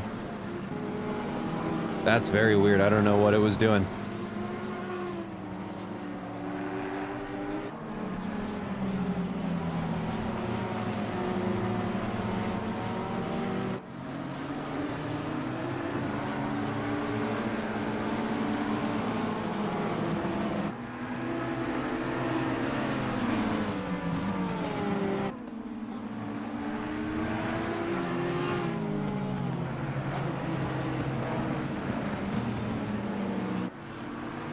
Good move there from the number 744 car on the Audi. We actually have a 4-car battle for 5th right now.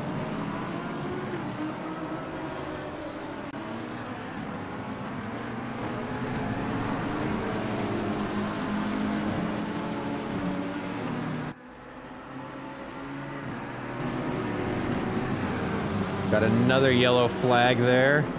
Nicholas Hurt getting very close to making a pass happen. Inside a half second of Tima Kornchuk.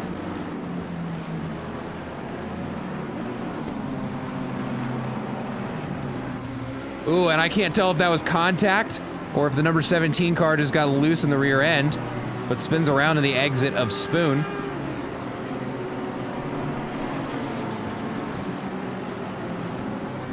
Looks like they're able to get it back on the track.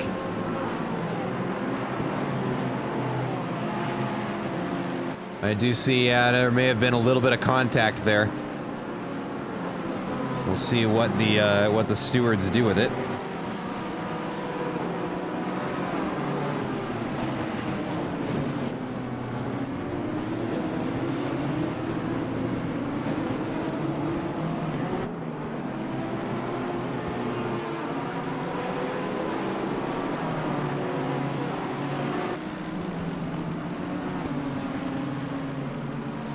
Shout out to upcoming alien, Stubby McNubby.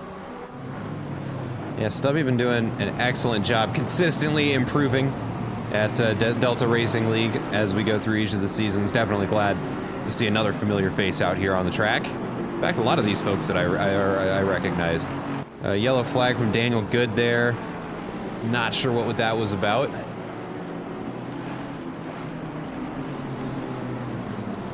We got quite the train of cars going through the S's here.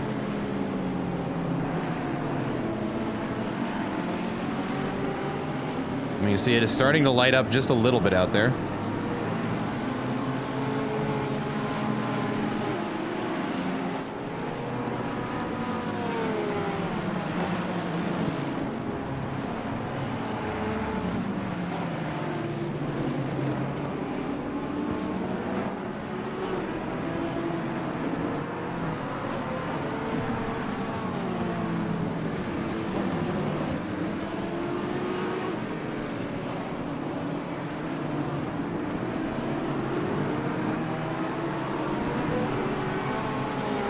There we go, Michael Norup within a half second of the car he's chasing, looking for P22.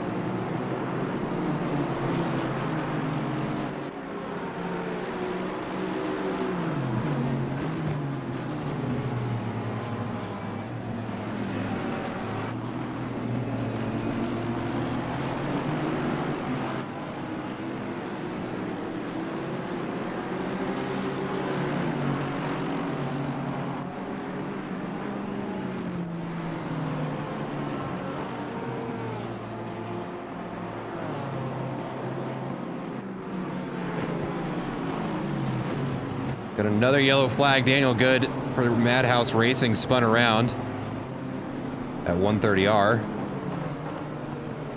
Or excuse me, no, where is that? There's another yellow flag at 130R there. Eric Neville, that's what I was seeing. Currently sitting P9, not going to be punished for it too bad. Just a bit of time lost, and we got another yellow flag. Michelle Velazzi getting it sorted back out. Looks like the exit of the hairpin there. Going up the hill into Spoon now. Gets the car back on track.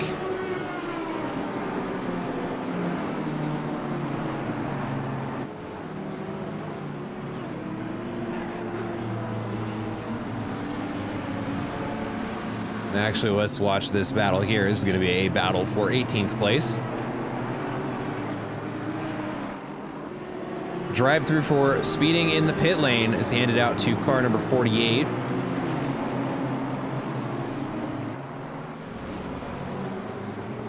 That's gonna be Spencer Brown.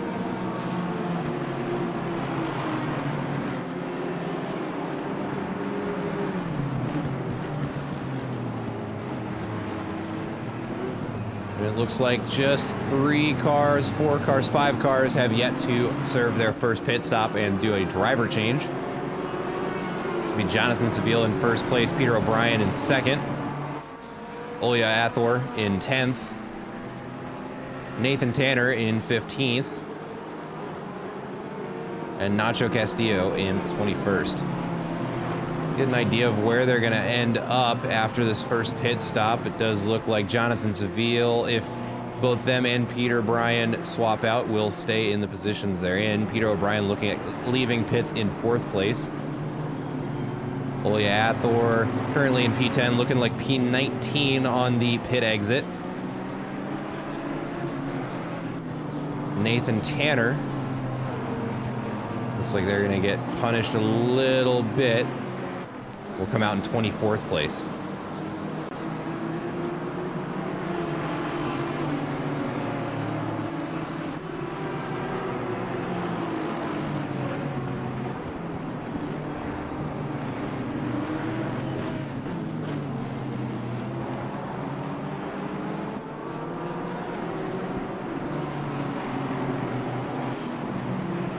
Got a yellow flag in turn 1.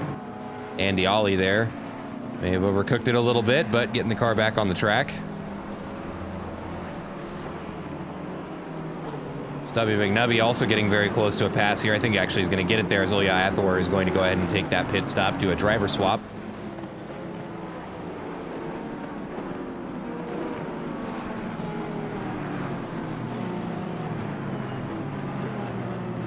I think the default stint timer is 65 minutes, so 10 minutes left on this current stint for anybody who's not served a pit stop yet.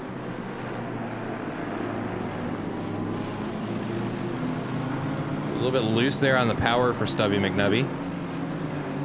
But that Aston Martin is just so stable in the wet. Michael Landry also looking for a pass there. Woo!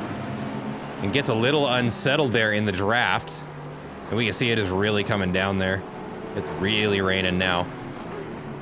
As a matter of fact, as they go into the S's, let's go ahead and, oh, they back off a little bit. I'm gonna say with them right on top of each other like that would be a good opportunity to show how poor the visibility is. Let's see what they do going through the S's. There we go, there's their view.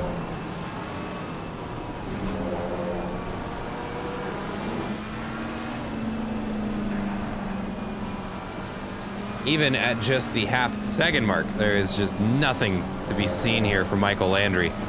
Effectively, all you can see is the car in front when he slotted in behind like that, coming up around Dunlop there. Looks like he gets the power down first and is going to make the pass happen up the hill. And a great move there to move them up into 14th for Michael Landry. Now through the Dagners. Catching up to 2 more cars, it looks like, that are battling for position, I believe. Actually, no, that's just traffic.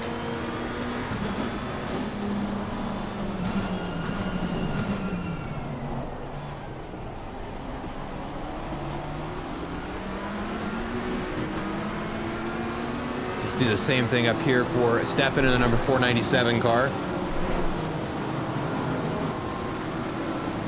And is going to be wheel to wheel with these two, and it looks like he gets out in front. You can see in the rearview mirror, he does edge out in front of that Honda.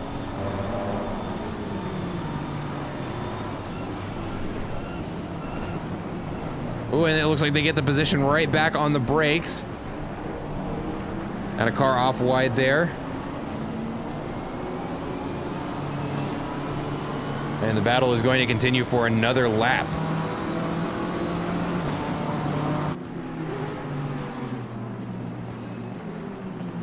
Ooh, a little far outside there, gets it corrected though, back on the track. Ooh, a little bit hot of an entry there into turn 1. Going to give the car out in front just a little bit of room to breathe.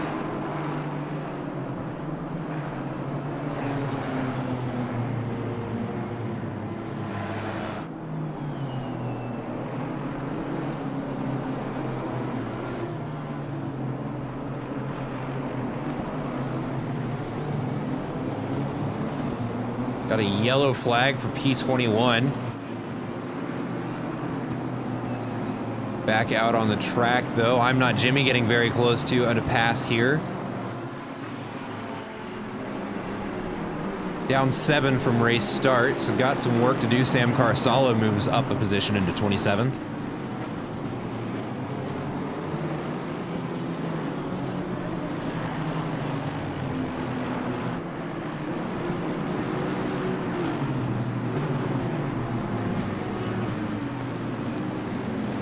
Like I'm Not Jimmy going for 2 stints back to back. And now catching up to Jose Flores just in front.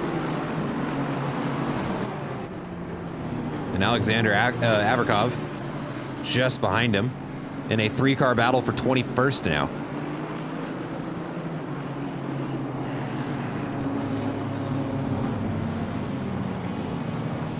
Ooh, a little bit of confusion there. The Audi out in front. Ooh, looks like that BMW doesn't get tapped, but almost loses the back end. And that Audi is just struggling for grip in the wet weather. It's not going well for them right now. But a little bit of relief for Jose Flores.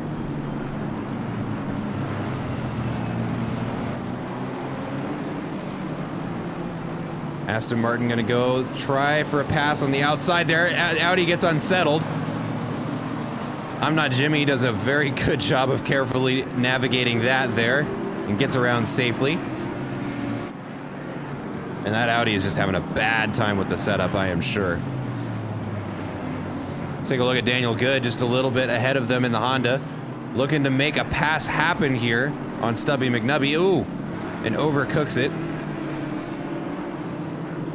Manages to keep the car out of the wall, it looks like, though. Unfortunately, that mistake costs them a position, and the 497 car moves up a spot.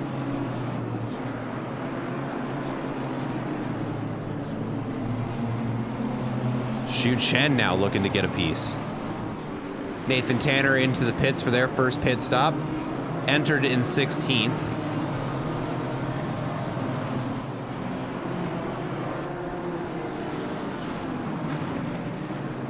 Looking like they'll exit in 22nd. We'll see what happens.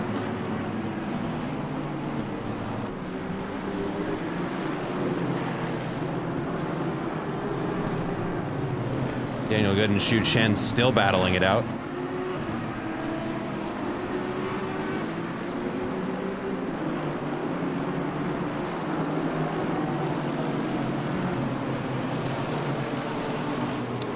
Ooh, and a stop and go 30 is handed out to the number 410 car for speeding in the pit lane.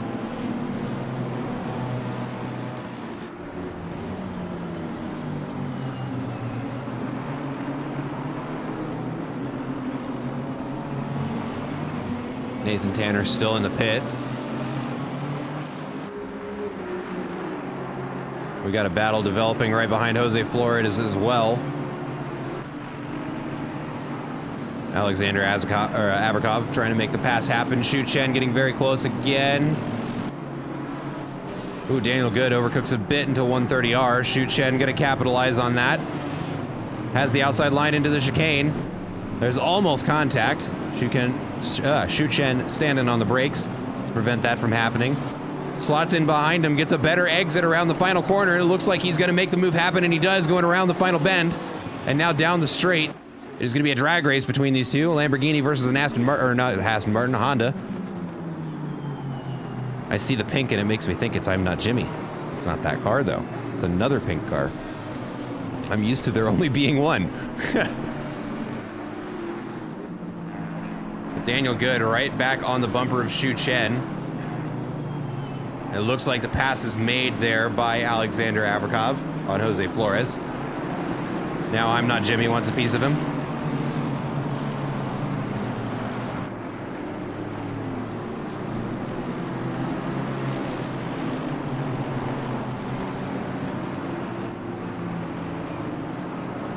That is the number 17 car there. That is Tima Korenchuk in 6th place, making their way through traffic on the outside.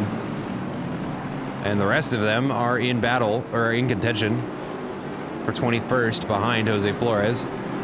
I'm Not Jimmy definitely pushing to try and make that pass happen.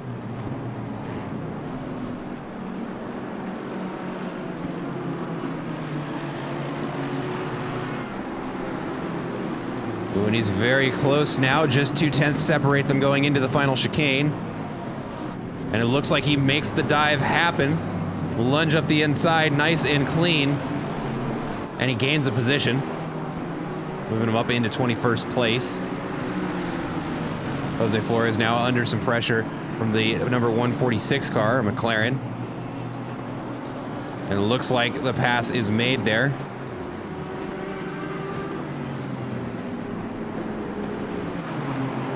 Also got this battle now going into 130R. Stubby McNubby and the number 497 car very close to one another. 497 goes out wide, as does Shu Chen.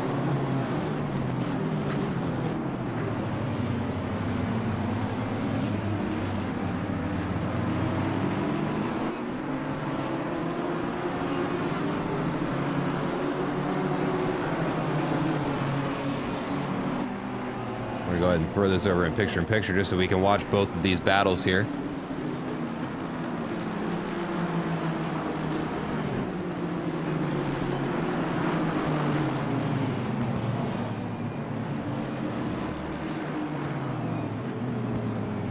That is going to be I'm Not Jimmy and Alexander Averkov over on the left.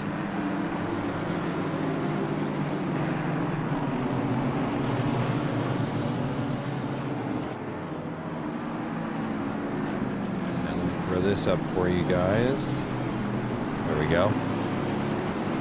For some reason, it doesn't do that automatically.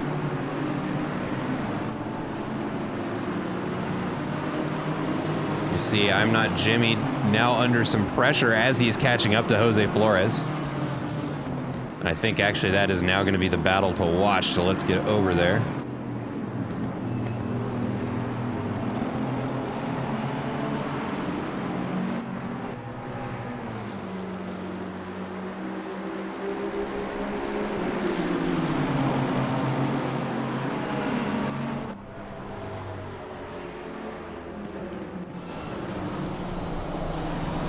There's a view of, or maybe lack thereof, of what Alexander Averkov is looking at.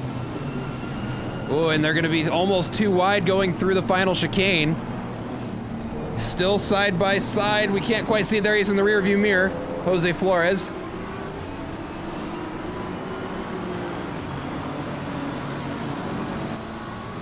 And makes the pass happen. Definitely got crowded there for a second.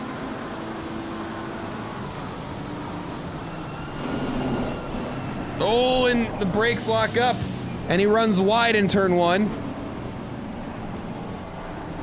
And somehow hangs on to the position. Now has Skylar Loverink to deal with.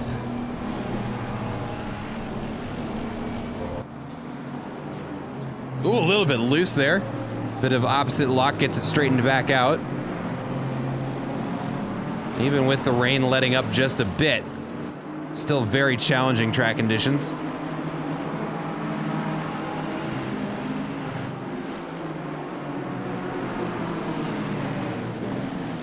Number 52 team having a good day, up 2 positions. Starting in P25. We go take a look over here at the weather forecast. So it is still sprinkling. It looks like it is going to slowly ease up over the next 30 minutes. Number 410 clearing their stop and go penalty. Has also gotten a bit colder on the tracks, now 17 degrees.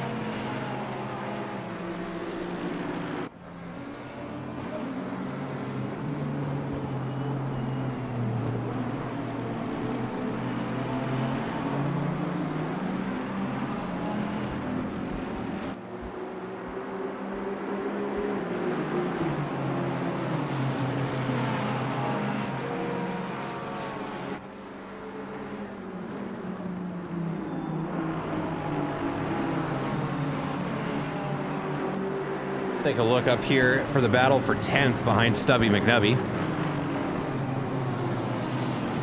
Going to be chased down by Stefan in the number 497 car, followed by Shu Chen and Daniel Good.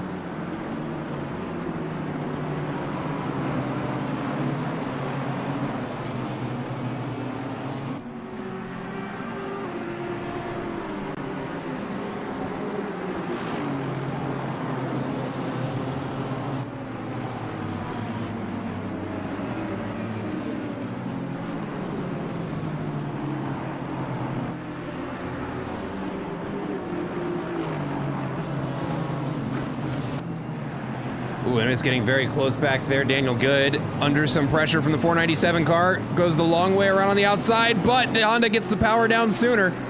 Gets a little bit loose there, now rounding the final bend. The BMW out in front. We can see that Honda is just fighting every inch, trying to keep that rear end planted. And not a lot he can do. Shu Chen now entering the chat.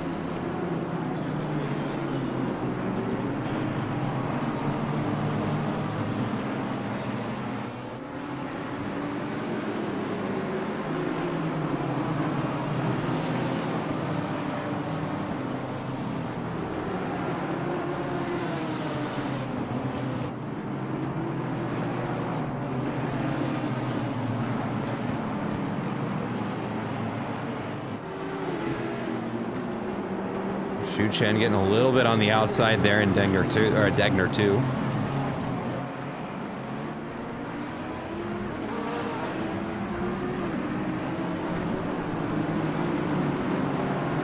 Ooh, an update from the Audi we were watching yesterday. Ends up DNFing. Just got a DNF. We had a really bad mechanical failure. Spencer's wheel stopped shifting, and he had to switch to his old Logitech, which was set up bad, so we stopped. That's rough luck, Dylan. I'm sorry to hear that. Bad luck. That is unfortunately racing. But yeah, it looked like y'all were struggling out there. It was either setup or hardware. At least now you can relax.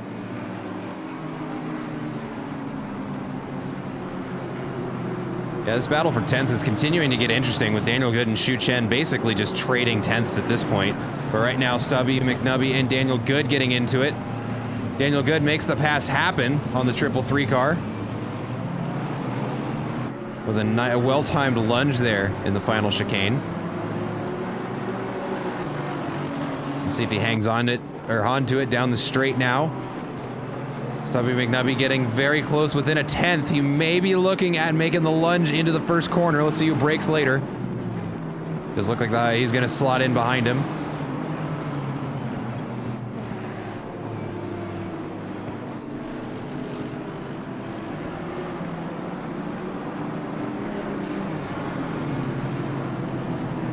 Now it is between Shu Chen and Stubby McNubby.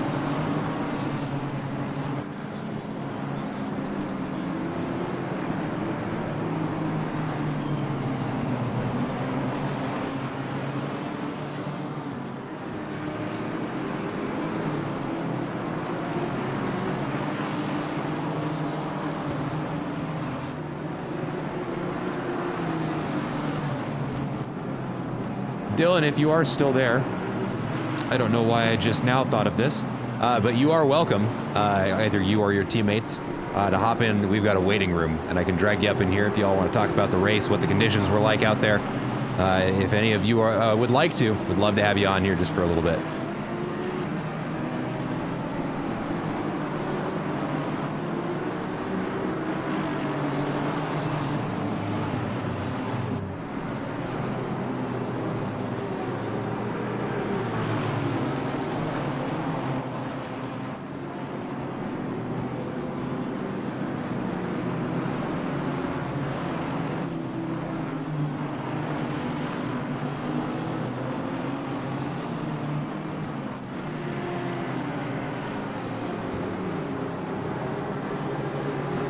Looks like the number 88 team going for a driver swap. Ryan Yee is going to be in the seat now.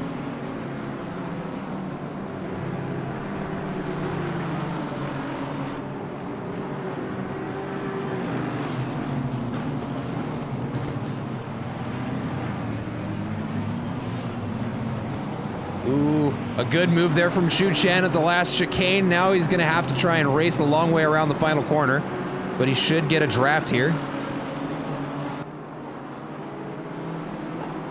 Yeah, and he is now officially faster than the Aston Martin behind, just trying to break the toe.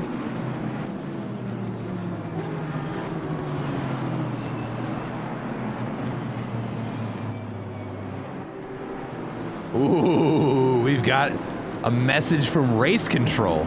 Penalties coming in soon. Here we go, ladies and gentlemen. Let's see how much that leaderboard gets shaken up here. 15-second to the number 17 car for causing a collision.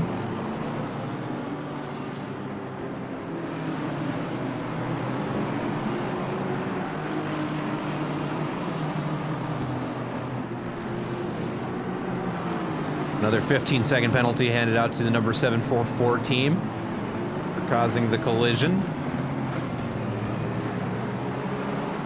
And that is that's currently the team running in 17th place. Let's see, a 15-second penalty, not great for them, but they'll be able to hang on to their position, drive-through penalty for the 911 car for causing a collision. That is a rough penalty. Currently running P8, that is going to hurt their standings a bit.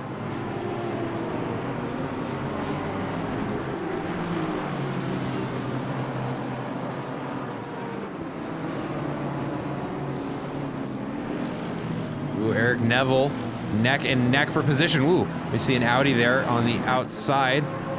Have to make a bit of a defensive move on the outside. Ooh, that AMG has got some aero damage. You can see a crack in the hood. That is not supposed to be there.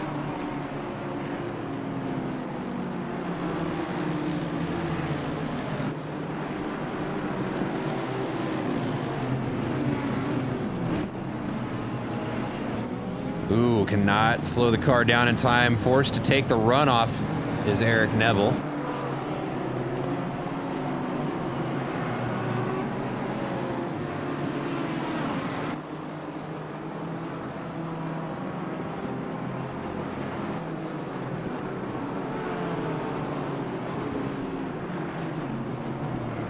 Number 911 team dealing with that drive-through right away. Looks like they're going to get led out of the pits in 13th place.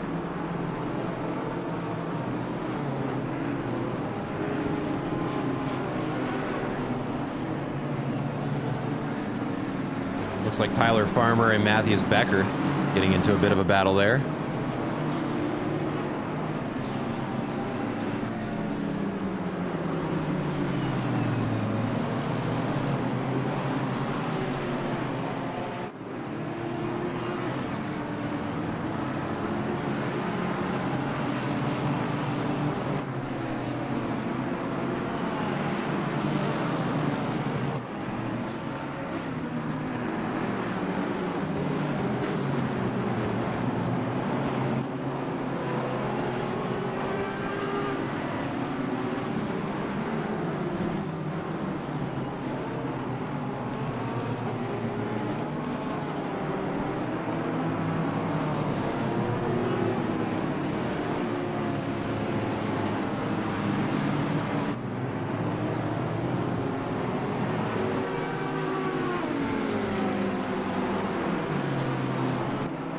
We're definitely starting to get a little bit more light out there. I'm not blind anymore.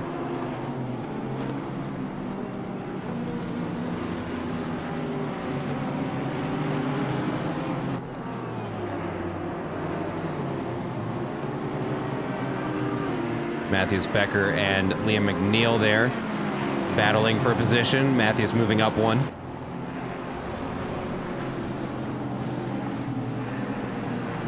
Uh-oh, it looks like we're gonna have a yellow flag there. Somebody runs off wide. Looks like it's gonna be Vladimir, the number 32 car. Gets it sorted back out though. Ryan Yee and I'm Not Jimmy now. Starting to get into it a little bit. And just out in front, Alexander Averkov looking to make a pass. Let's see if we can catch that. As Brett stayed on the defense.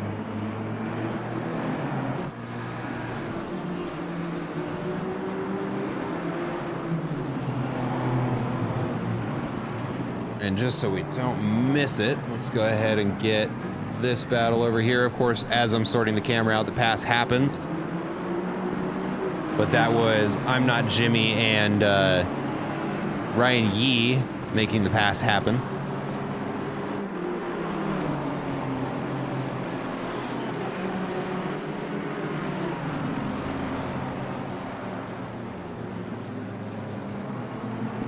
Mistake there from Brett Stade's going to allow Alexander Averkov right through. Let's take a look at Michael Landry. Right on the rear bumper of Wolfgang Mayer.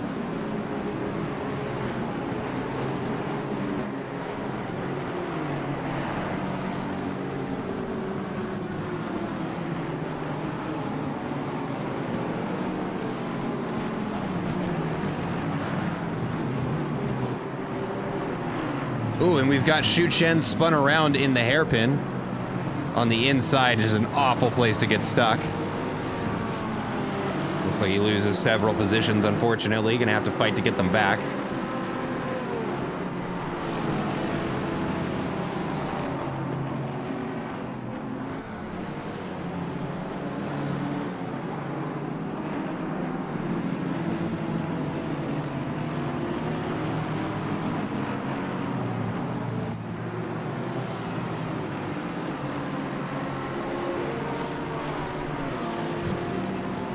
Eric Nebel in that bent-up AMG doing an excellent job of driving defensively.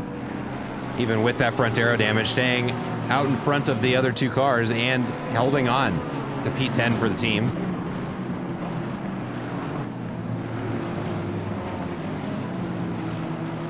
Looks like Ryan Yee looking to make another pass. I think we just caught it happening there.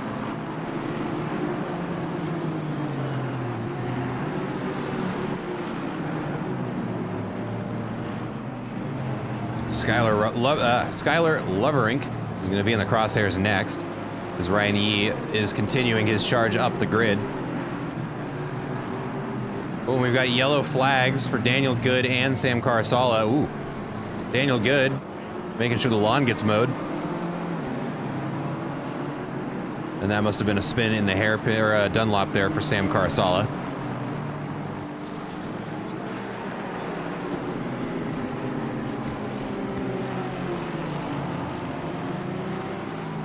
Ooh, we've also got a very interesting pass maybe about to happen for 5th place. Tima Korenchuk on the defense here. Howdy from Sear. Car number 410, how you doing, brother?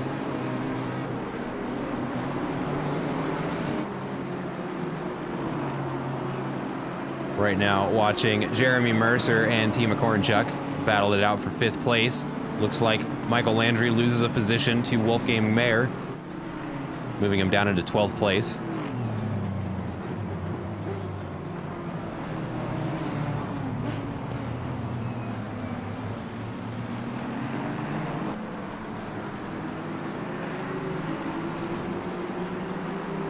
It has indeed been a race. We've had many races before, and this is one of them.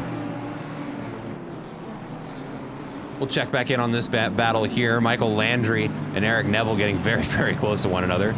Stubby McNubby and Wolfgang Mayer also doing the same thing, although Stubby McNubby makes the pass happen. Let's go ahead and take a look back up at Michael Landry.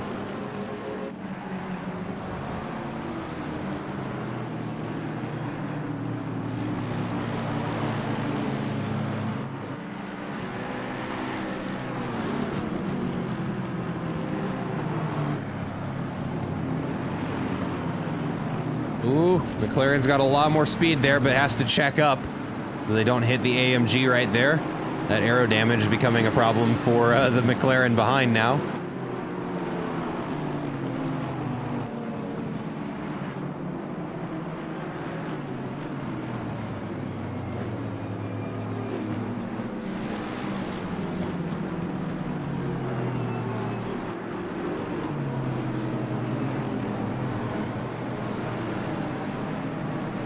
One of the races of all time. You got that right.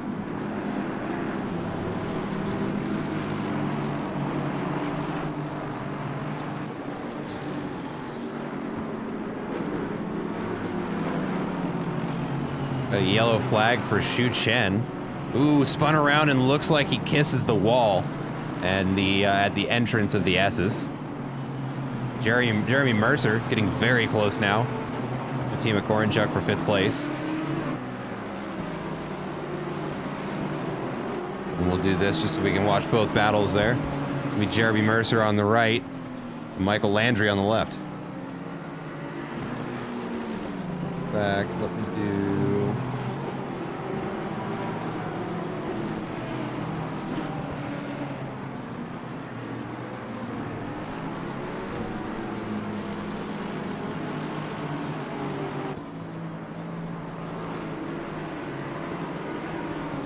Ryan Yee looking to make another pass happen. Let's go ahead and look at that over here. That's behind Skylar Loverink.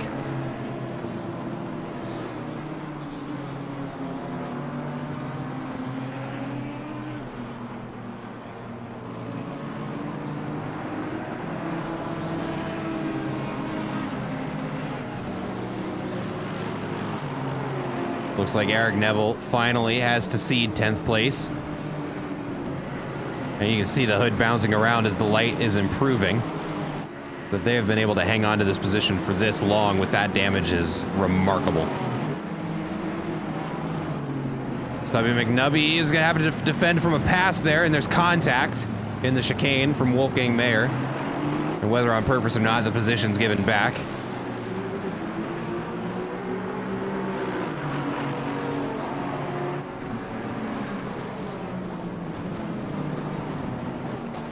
And who is that right behind? This is the number 23 car. Currently, that's our race leader. With Geert Fischer at the wheel right now. Excellent first stint from Jonathan Seville. Sitting healthily in first place. Second place, Blaine Hall.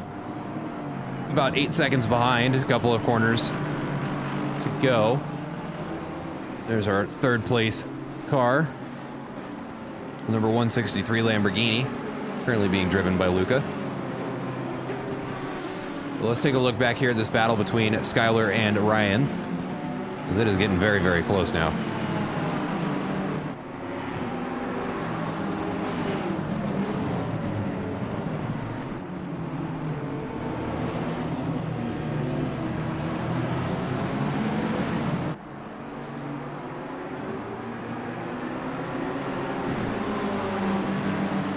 And now they have caught up to the number 17 or 17th place car, number 146.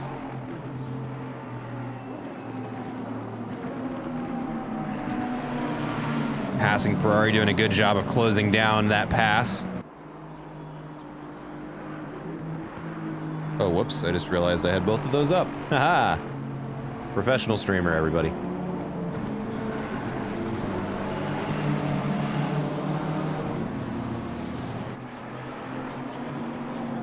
Alexander Averkov on the rear bumper of Ryan Yee, a battle we have seen happen once already.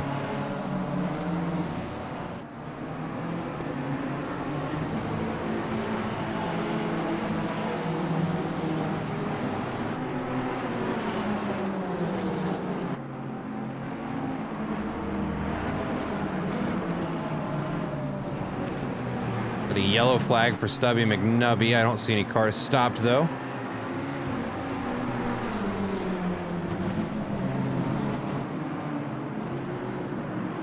Let's actually ride on board with this Ferrari here.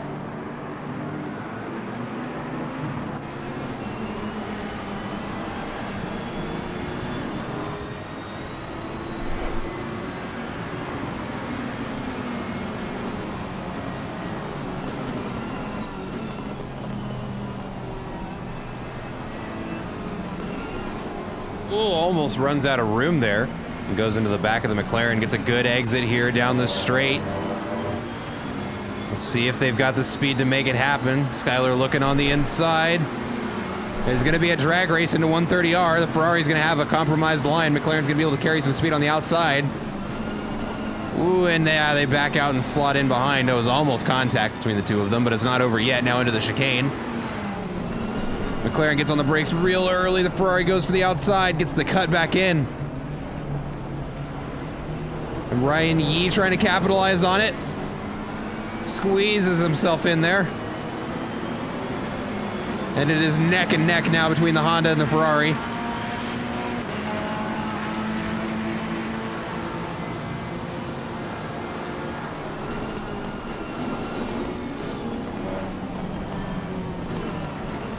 It looks like that front McLaren overcooks it a little bit and allows the two of them through.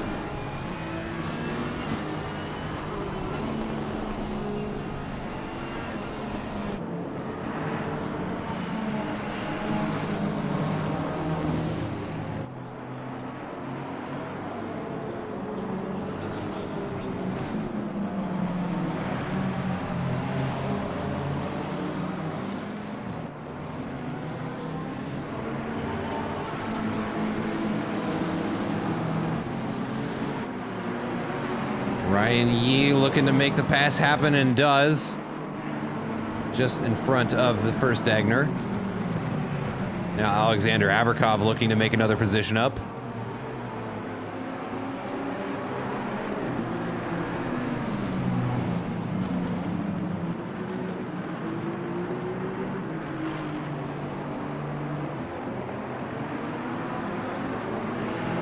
Oh, excellent news, Dylan. Perfect.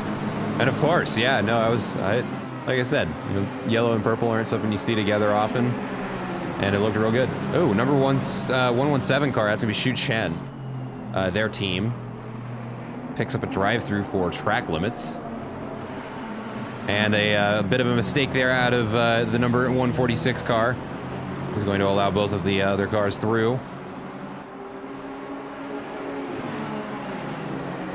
Jeremy Mercer, again, looking to try and make an attack on 5th place. Kind of been locked in this 1 second range. Trying to make that pass happen. Looking at their laps, though. There we go. They are very close, but ooh, and actually a mistake from Tima Korenchuk. The commentator's curse strikes again. And Jeremy Mercer right there to capitalize. But it looks like they struggle and still to get that power down, but get it sorted out. And Jeremy Mercer moves up into 5th place. Ryan Yee and Skylar Loverink going into turn 1. Ooh, very close there to some contact, but some good judgment there from Ryan Yee. Gets on the brakes and avoids going to the back of the Ferrari.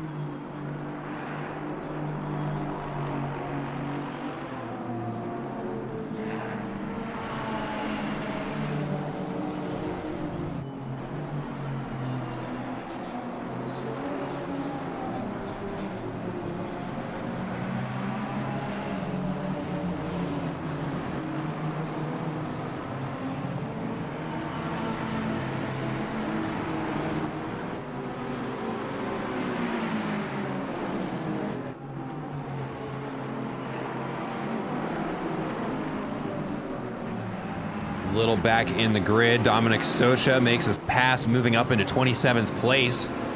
But the number 32 car takes it right back, going into 130R.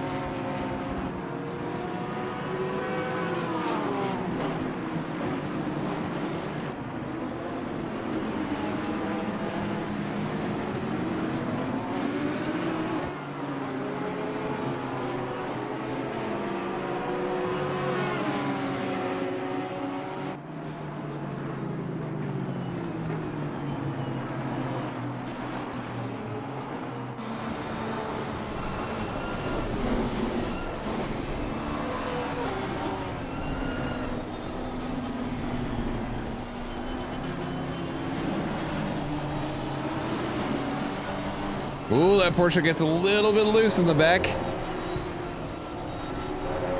And if you watch the steering angle, you can really see how much opposite lock they're having to throw into some of these corners just when they're putting the power down.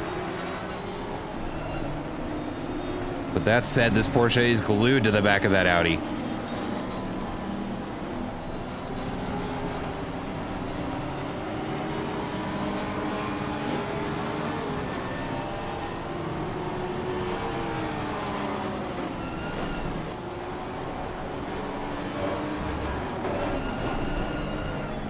Ooh. Thank goodness the brakes on that Porsche work.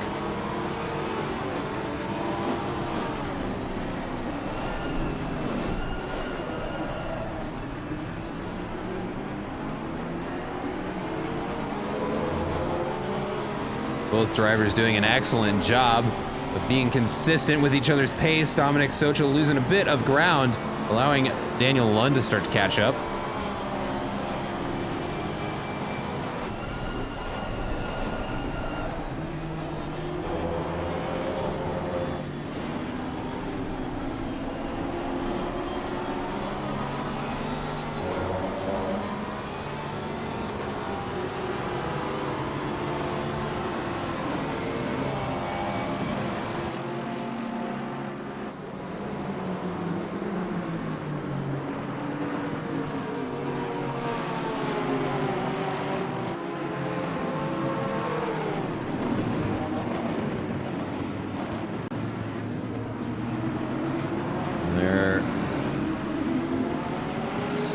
That was lapped traffic.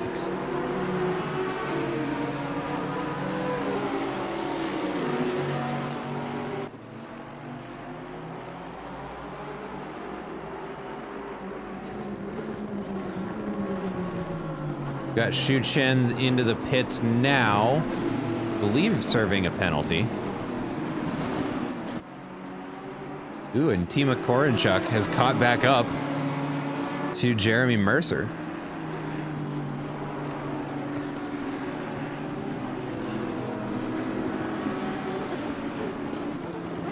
Oh, that's dangerous. Oh, I saw that coming from a mile away. Goes into the side of the Audi. Oh no, and then those two collect each other as well.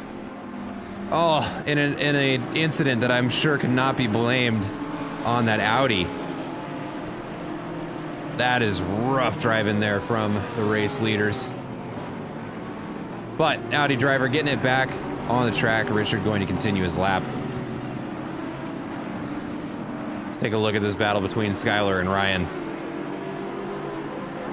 And Michael Norup on the defense, I suppose. In this three-car battle for 16th.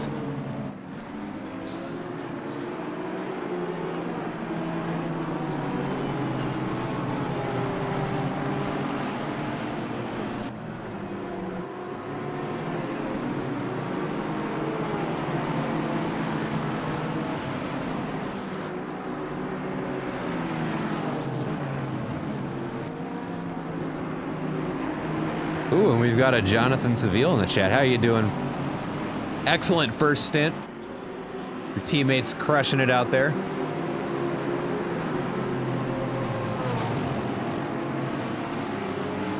Oh my goodness, no, we've got no more close quarters collisions there. Skylar Loverink going into the side of the Aston Martin. Gives the position back, it looks like. Didn't look like too hard of a collision. Hopefully not much damage to anybody. Ryan Yee definitely lucking out.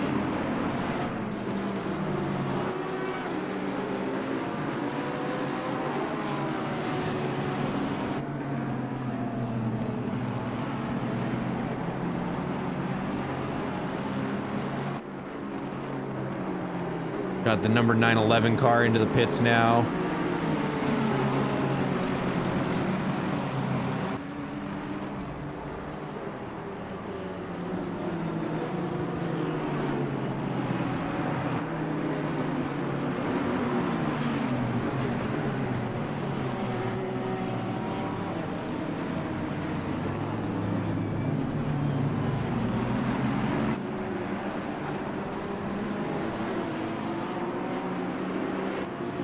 Nicholas Hurt and Luca Wagner very close to one another. Oh, it looks like he's going to make the pass happen on the inside. Dunlop lending itself there to the better arrow, in my opinion, of the McLaren.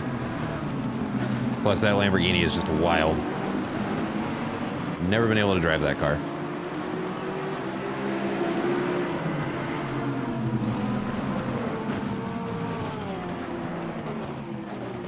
That was a pass for P3, folks.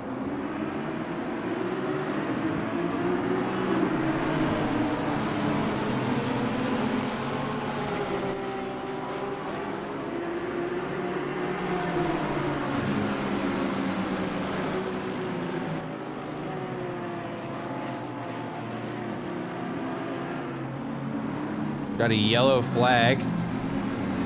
Michael Landry. Looks like a 130R. Gets the car moving again, though. Let's see, Nathan Tanner at the wheel here, under a little bit of pressure from Emil just behind.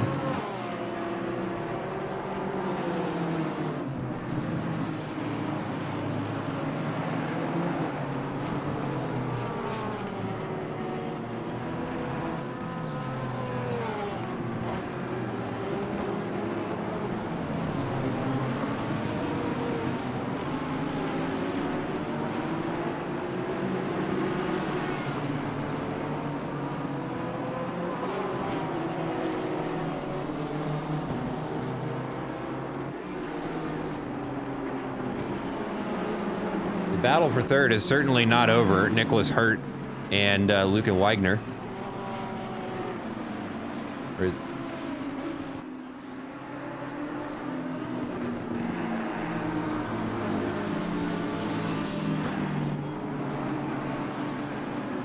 Looks like it has stopped raining. Let me go ahead and take a look at the forecast for us here.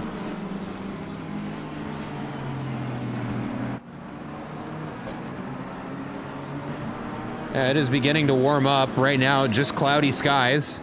Still a good amount of wind, but it is 2 degrees warmer. So we are actually probably going to start to see the track dry out just a little bit.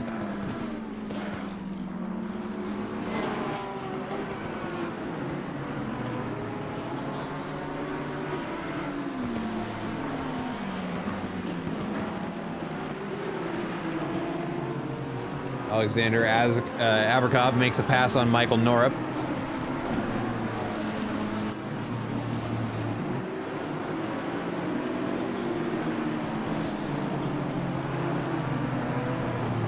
Now that it is light out and I can see that livery, I am terrified.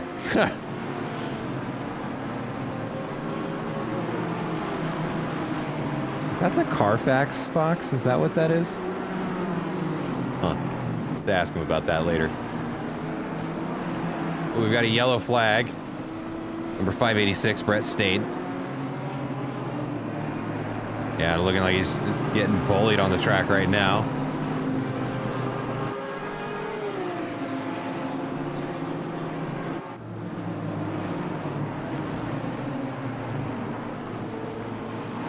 Got another yellow flag. Oh, that's just Chris Frizza leaving the pits. Ooh, scary spot to be let out at.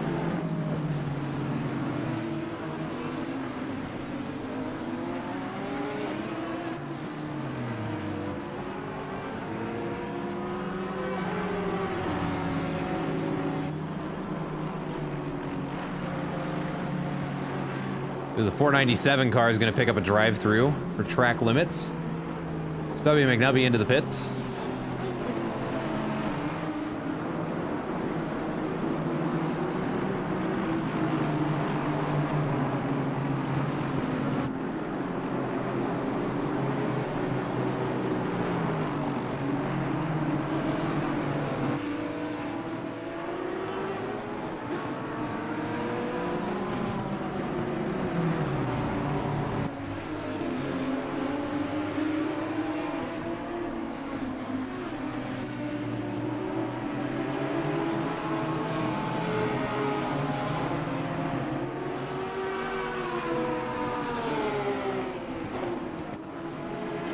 I'm Not Jimmy into the pits.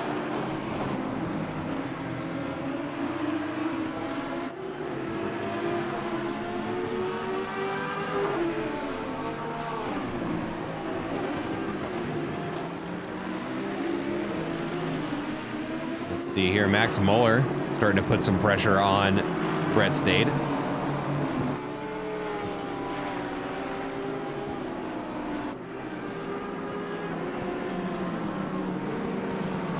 Oh, and there's contact. They're going to touch.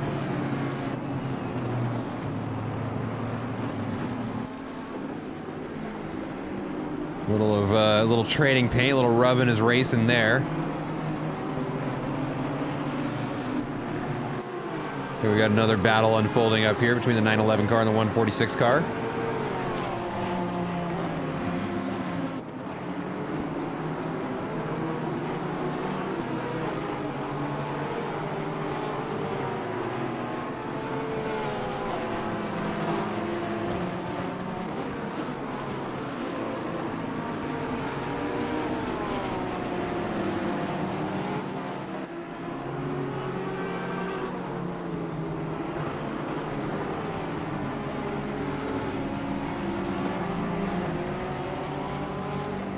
Four other cars into the pits there. Ryan Yee looking to make a pass here.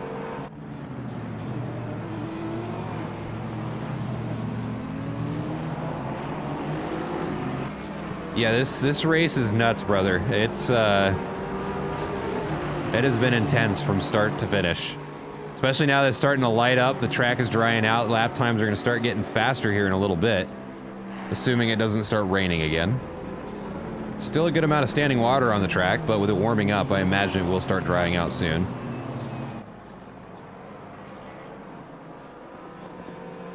Several cars into the pits now.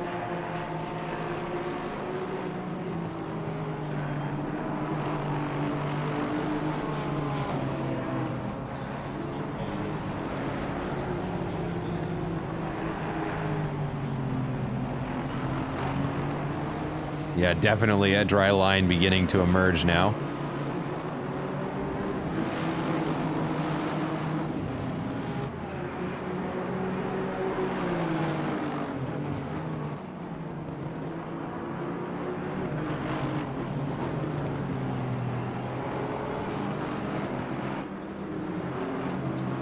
Ryan Yee really eager to make this pass happen. Is essentially stuck behind the 333 car. Stubby McNubby doing an excellent job of fending off Ryan Yee.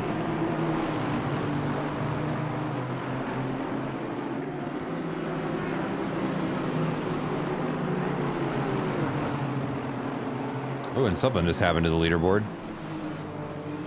Why did everybody just go red? That was weird.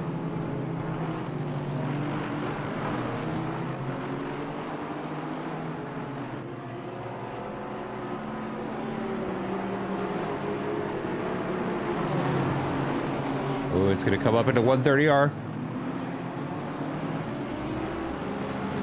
Slots in behind him. And Suzuka can be a notoriously difficult track to pass at, too, so this is not surprising. Ooh, gets a little bit loose on there. Has to check up on the brakes. Now around the final bend, we'll have the draft going down the straight. We'll see if it's enough to get out in front.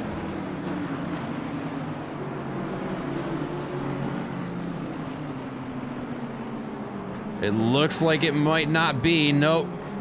Not this corner. We'll have to try again next opportunity he gets.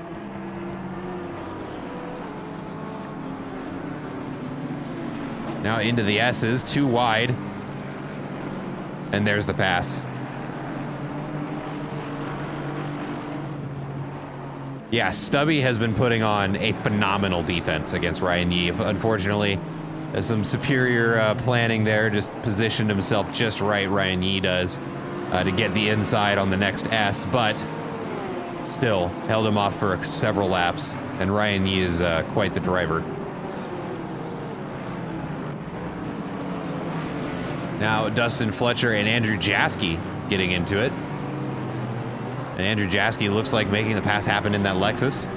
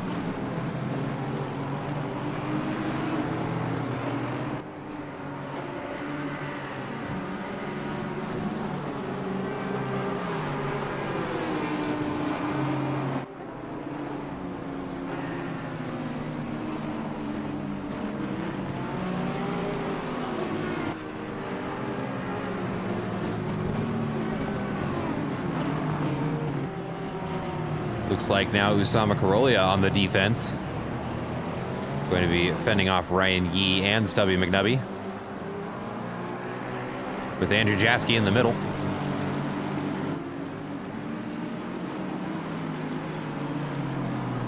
Ooh, a little bit of opposite lock we can see from that BMW in the background.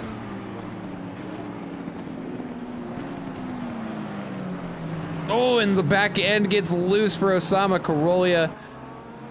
And in fitting fashion, with it being Japan, Tokyo drifts around the first corner. Manages to keep it from spinning, but it is going to allow Ryan Yee to make a pass there on the inside. Moving him up another position, now in P8.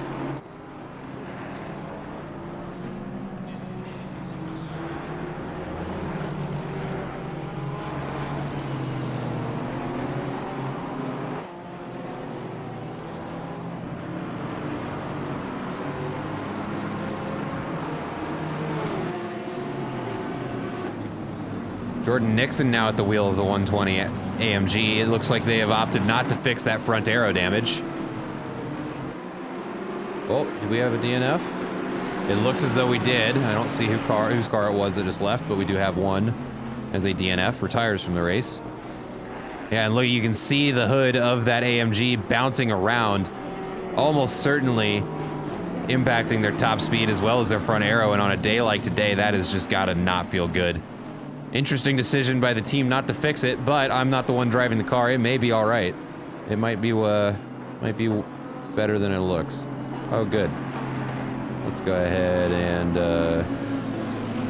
do that.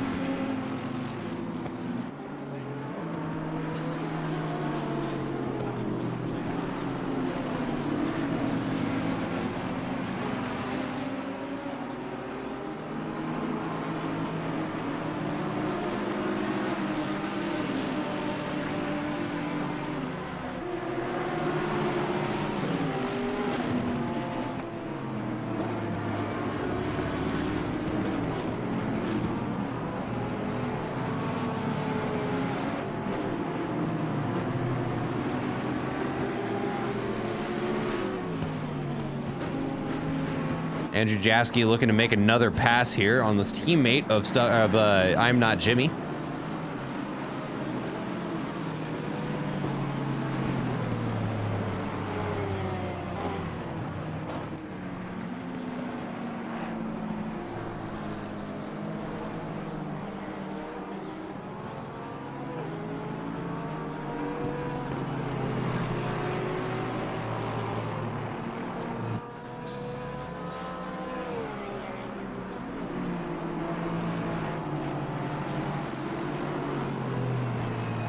All right, ladies and gentlemen, as we approach the 2-hour mark, I am going to take my first break. So I'm going to get up, stretch my legs, go top off my water, use the restroom. I'd encourage anybody who's been here with me since the beginning to do the same. It is important. You don't want blood clots. They're bad news. And they happen easier than you think. So I will be back in about 10 minutes. I will talk to you guys then.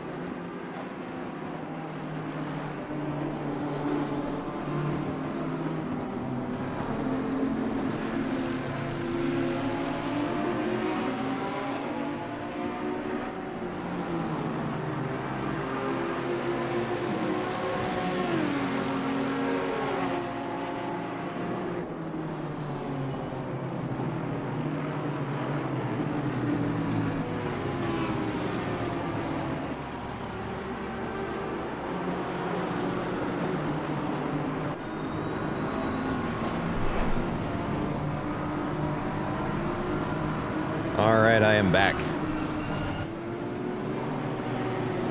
And autopilot's apparently being a bro. Oh my goodness, okay, all right. Yeah, we come back to almost a collision there. With some good judgment from Alexander Averkov, manages to avoid an incident there. We're gonna experiment here a little bit. We're gonna leave it on autopilot and let's see what happens. Our number 19 car doing an excellent job of maintaining the gap to the car behind. Alexander Averkov close in tow. Stubby McNubby out in front, defending for top 10. Ooh, and we got a car off wide there. Didn't quite see who that was.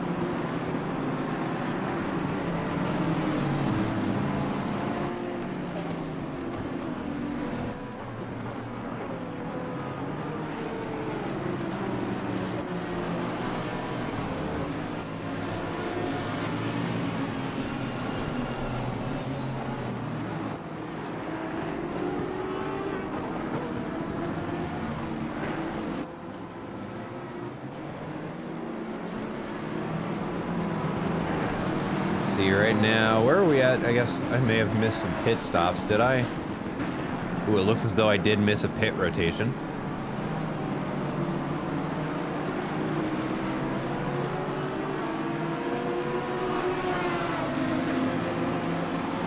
Luca Weiniger up in third place here, coming up to some traffic, giving them the blinkers, telling them, hey, please get out of my way, please.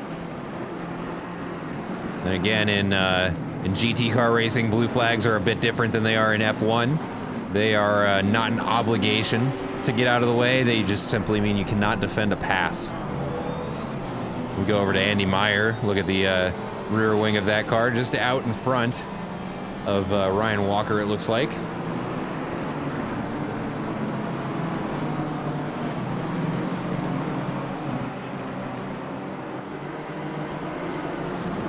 Like Pete Routs lining back in the seat.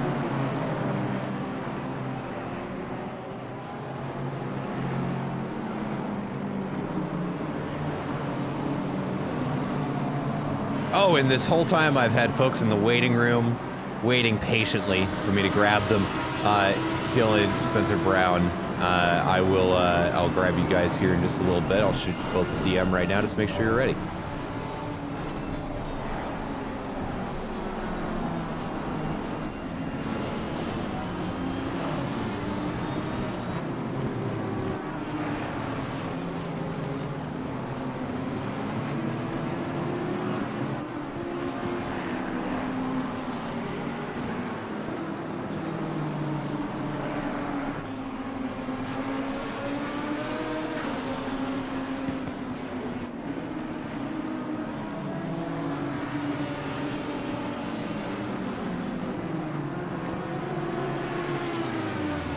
And if y'all are still watching, Dylan Spencer, just go ahead and shoot me a DM, and I'll drag you up into the booth.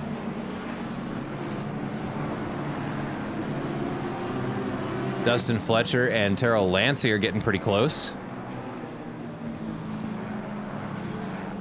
in the battle for 25th as the 793 car picks up a drive-through for track limits.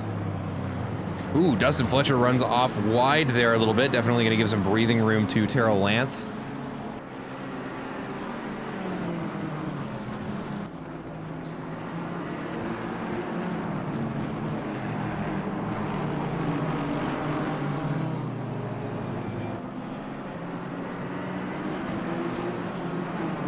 Whoops, didn't mean to tab into that. Let's do that, there we go. Aiden Hasbrock also closing up now.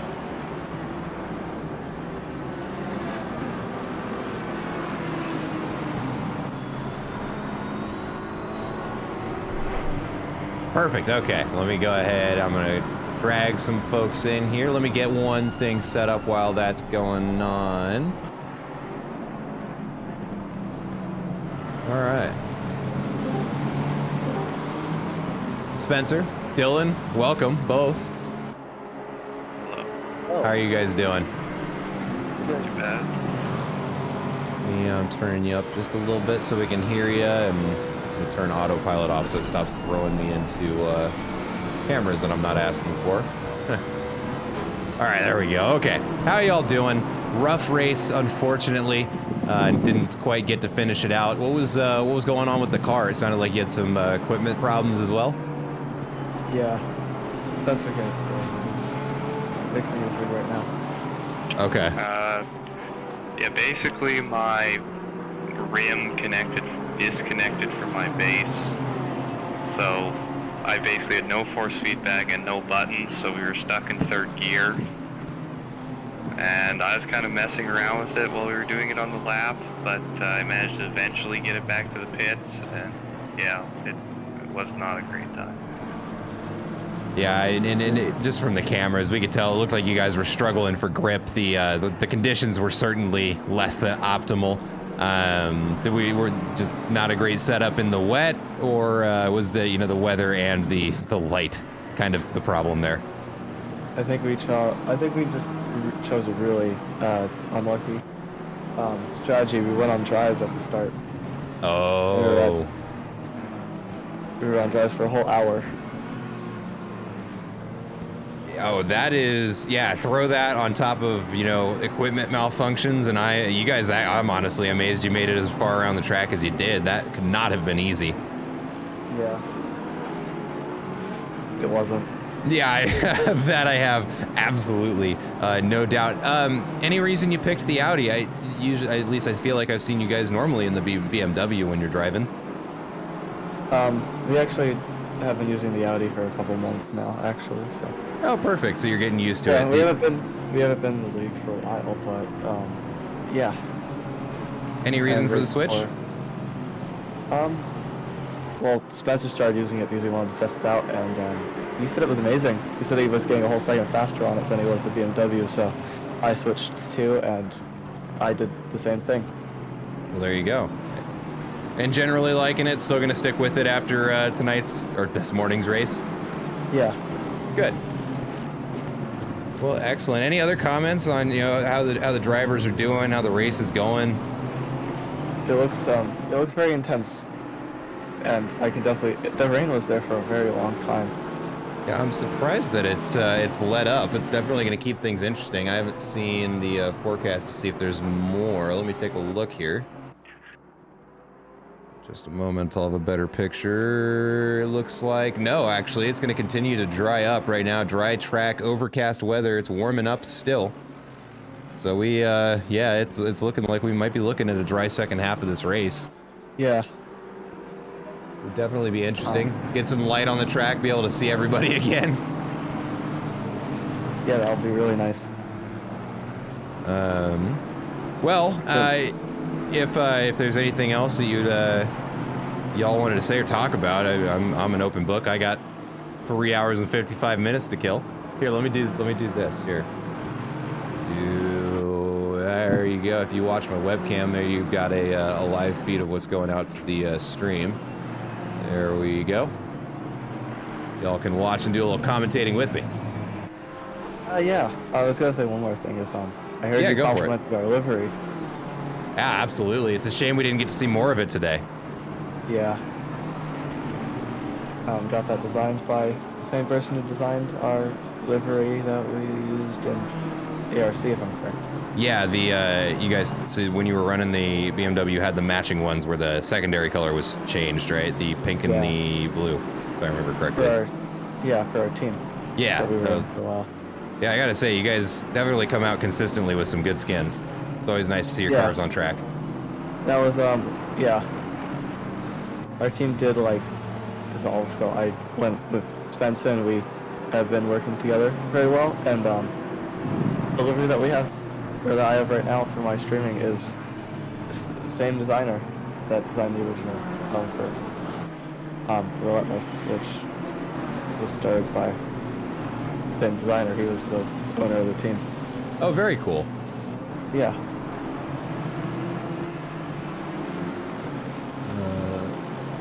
There we go. I mean, going all the way back to Relentless, you actually still have one of the, I think, last joining Relentless drivers on track right now, Flores. Oh, is that right? Who's that? Yeah, Flores and was it Merc? Oh yeah, Jose Flores. Yeah, he's in one of the Mercedes. Very cool. I didn't know that he was a part of the team. Yeah, we were only part of the team once, and it was that first race in what was it? In the STs. Yeah. Oh man, that's Super Trofeo League. That feels like it was a while ago now. Yeah. All right, let's see what's going on track right now. It looks like this is kind of the battle to watch right now for 15th. It's going to be Pete Rotzelainen, followed by Max Muller and Jordan Nixon. We also got a heads up from Race Control. We got more penalties inbound soon.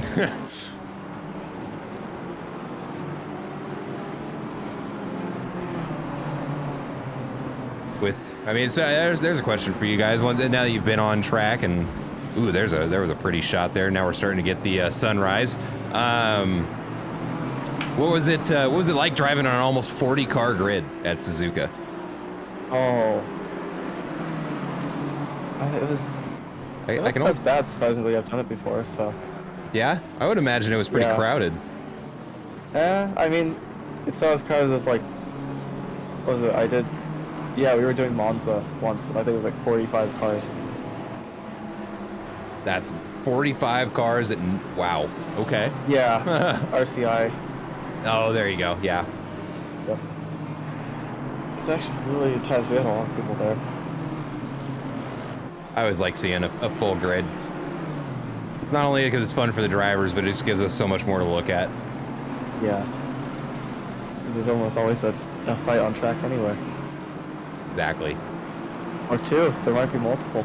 Right now there are several, so we're watching right now Pete Rotzelainen and Max Muller fighting for 15th. Looks like we've got a battle for 12th behind Osama Karolia. Chris Frizza is battling with, there is a name I'm not going to pronounce right, for 22nd back here. It's going to be a McLaren and a Ferrari. And let's see if we got any other close battles. Doesn't look like it. Those are going to be the three on track for the moment. Yeah. Oh, that last corner was actually really good point. Yeah. Because if you can get it right, then you're going to gain a lot of time on that straight. Especially if you can kind of slot in and get the toe. It's I was throwing up the speed comparisons there. It's almost a 10 km/h difference if you can get the toe down the straight. We were noticing a lot of people were pulling out, just going right through, like shooting from corner to corner on that chicane, and it's definitely a lot more better if you can pull down to the right side of that track on the chicane in between like the two corners. Yeah. So that you can actually get that good exit, especially if you use all the curbing too. Always see some of the faster drivers do it. Yeah, let's see how Shuchen takes it here. Nice little kiss of the curbing, lets it out wide. Looks like the car behind him gets a little bit too much power down. You can see there's the Lexus of their different teammate in the car now, of course, but that would have been what's his name? Yeah, it's unimportant. We'll figure it out eventually. Daniel London to the pits. Jeremy Mercer in second place in the pits right now. And looking at the time, yeah, it is about time for, if they're doing full stints, yeah, that will be their first second change for drivers there. Yeah, how long were people estimated for stints? I think it's 65 minutes. Yeah. But most people are definitely pushing that. Yeah, there's a couple teams pushing it. So here, I'll throw the. Let's do this. There's our pit counter. Of course, the pit stops counter isn't working. You love to see it. I can see it on my side though. Most of the field having served 2 pits, some of them on 3, a couple of others probably for damage or early tire changes at 4. But it looks like the majority of the field is on their second driver right now. That makes sense. Go ahead and take a look back here. Chris Frizza has been kind of hugging this passing position for a while now. Look at that, that's tight. That's gonna get a lot of a lot of toe. Mm-hmm. You're gonna, I know this is like, if you see any Audis on track, you're gonna see them pull all the speed back on those straights. Yep. Oh, and there's contact there between the McLaren and that BMW. And it looks like he's going to get punished for it. Loses a position. Yeah. Jose Flores looks like he's all right. Just a little nick there. Yeah. going to the S's. God, and in these conditions, that has just got to be such a frustrating part of the track, because it already requires a lot of patience to get through there quickly. It is, I agree. Especially in the wet, when we were doing it, it was just so early on the brakes, especially with dry tires on. I can't believe you guys were out there on dries. That's insanity. Yeah. I was, right when it dried up for a little bit, I was doing like I think it was like 4 seconds faster than the people in front of me in wets. Yeah, that I believe. So yeah, when the conditions are right, that can be very, very quick. It's just. But then immediately just went back to wet. So yeah, unlucky call for strategy. Yeah, it happens. Oh, and there's contact there between the number 52 and the 12, and the McLaren just pushes their way through the field. Oh, the stewards are gonna have fun reviewing that one. Bush just got knocked twice by both of them. It was the same person. Yeah, that was rough. Here comes a 5-second penalty to the number 17 car for causing a collision. I think that's a previous incident. We've also got an update in the chat there from from Nate Tanner in the number 42 car. This is, wow, okay, what a stint. First stint was terrible. We got selected so much. That stint, we made up a lot of ground though. And then yeah, we did the Nate special, got relegated to the back from the start. Well, first to last challenge. It's always fun. Yeah, the championship I'm in, the first 2 races I was doing some last to first challenges. It's always a little fun little exercise for yourself. So yeah, good practice at passing lap traffic, really just dealing with traffic in general. Yeah.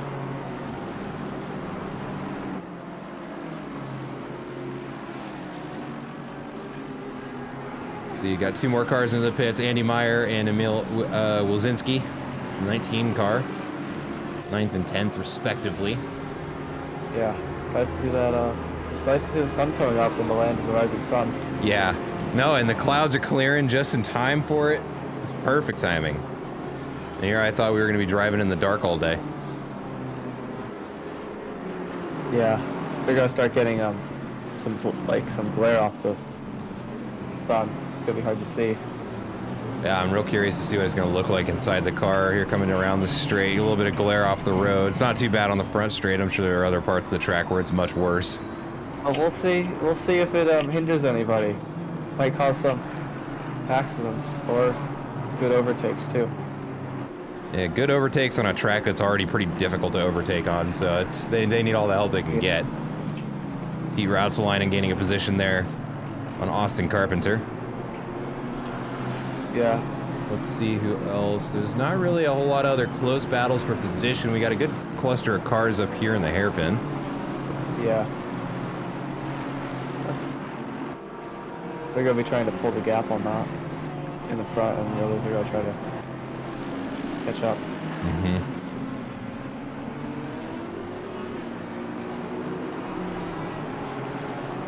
Good thing to say is that a lot of people here are gonna be trying to go for overcuts. True. Because the undercut in this game is bad. It doesn't tend to work out as often as I'd hope. Yeah. Surprisingly, we were practicing yesterday, and we saw that our pace was basically equal with the team of Carpenter. Mm-hmm. So, could have been up there.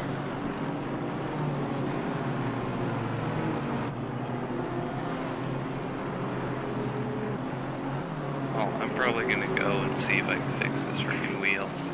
Yeah, best of luck to you. In fact, I think I'm gonna go ahead and let you both go.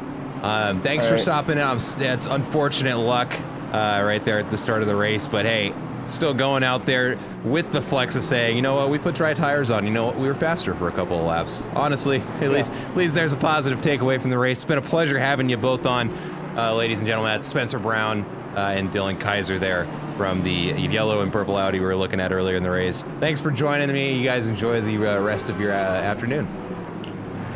Thank you. Hope you have a good afternoon too. You as well. We'll talk soon.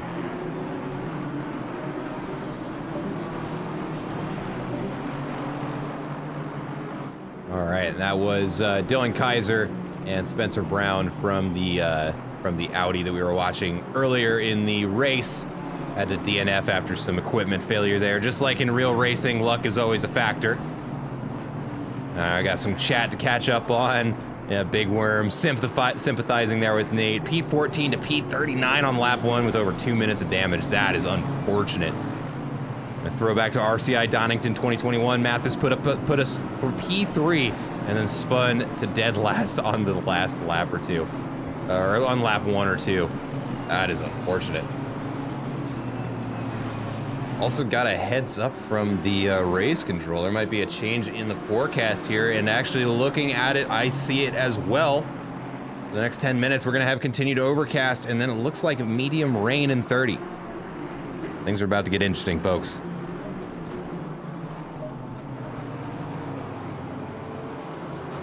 And now, oh yeah, just changed to heavy rain. Uh-oh.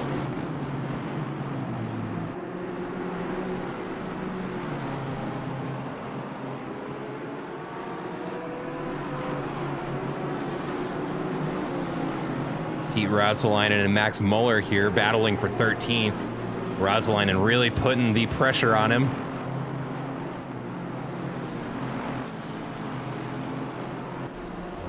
That's the wrong camera, there we go. Should get a good shot of the sunrise here.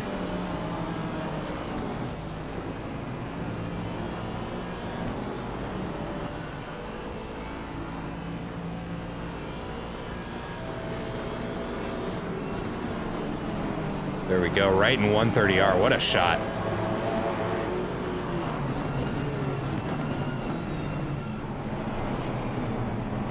Behind the Ferris wheel and everything. Oh, couldn't ask for a better picture there.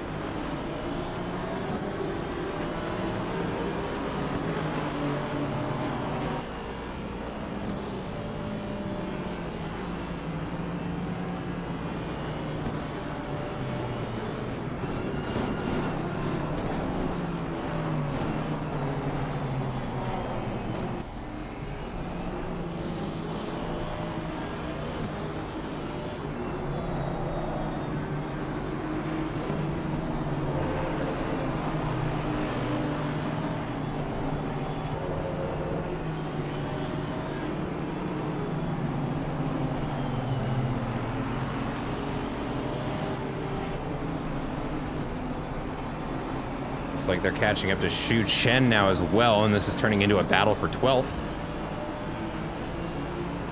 Pete Rautzelainen right on the heels of that BMW up in front, now catching Xu Chen. It looks like I'm Not Jimmy's teammate there as well.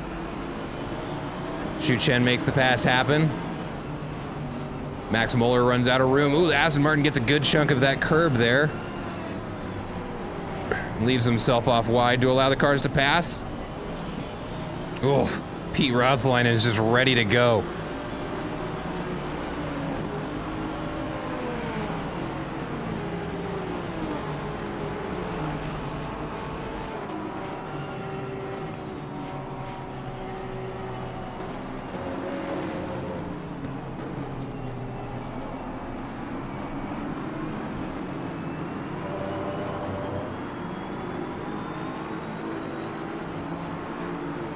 Oh, it's getting very close. Pete Rautzelainen gonna try and make a move, maybe, coming into 130R.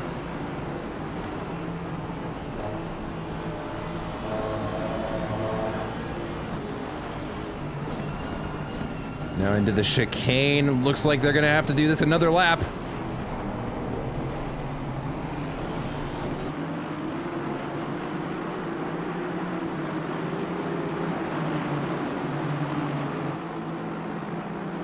Oh, he's getting the toe now. Let's look off the back of his wing. Oh, and he's getting past. And it looks like turn 1 is going to go Pete Rautzelainen, but they're still wheel to wheel. Max Muller hanging on to the outside there, trying to keep the power down. And it looks like Rautzelainen able to make the pass happen. Now Xu Chen going to be in the crosshairs.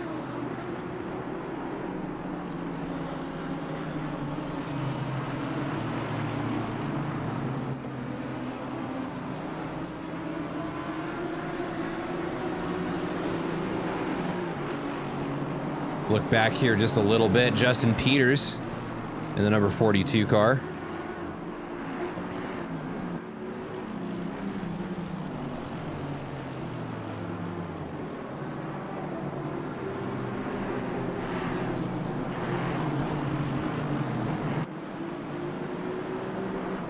And this is a completely unrelated to the race, but there's a big jet flying over my house somewhere close by. That was loud.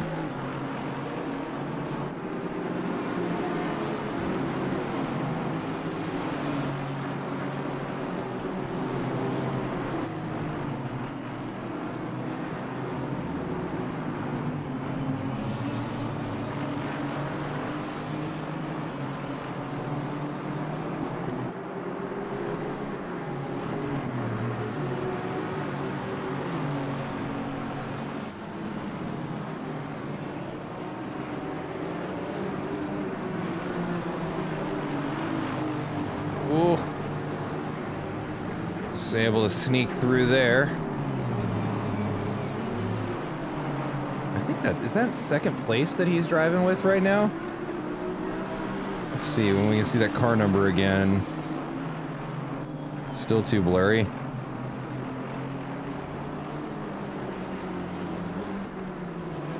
'21. That's the number 21 car. Okay, I thought it was 27. That'd be Eric DeBon. No, it is. Yeah, it's 20. That's third place right there. Eric DeBon in the Puffer Aston.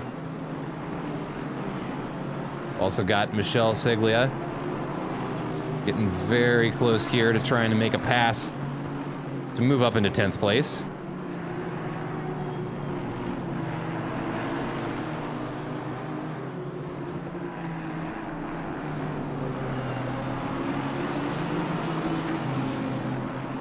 And also of note, Pete Rautzelainen has caught up to Xu Chen now.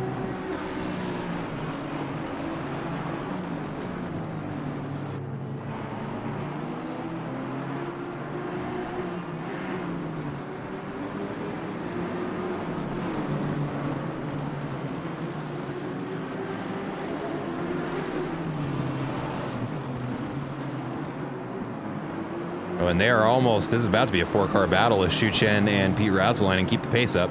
They are closing that gap down.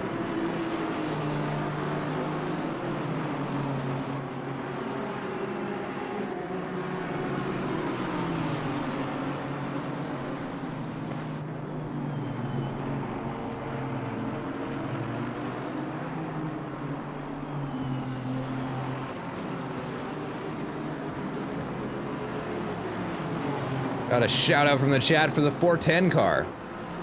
Let's go 410 from David Garcia.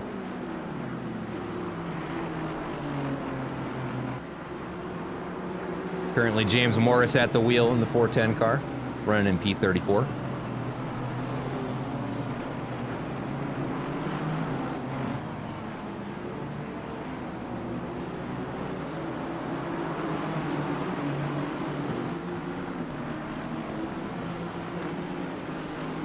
And we can see them in the background. We got both both battles in the same camera shot.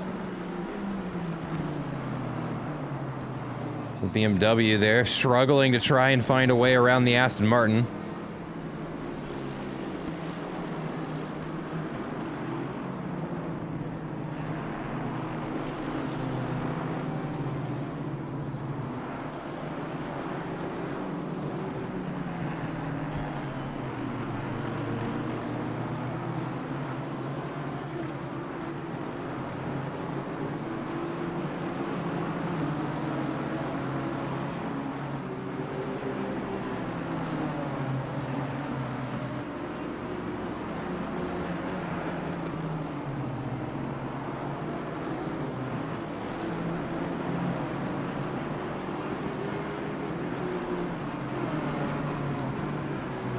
We'll check back in with these two in a little bit. We've also got Peter O'Brien out in front with a bit of a battle. Not for position, but that Honda getting a little close to him. Got a yellow flag. Looks like Terrell Lance there off track and back on.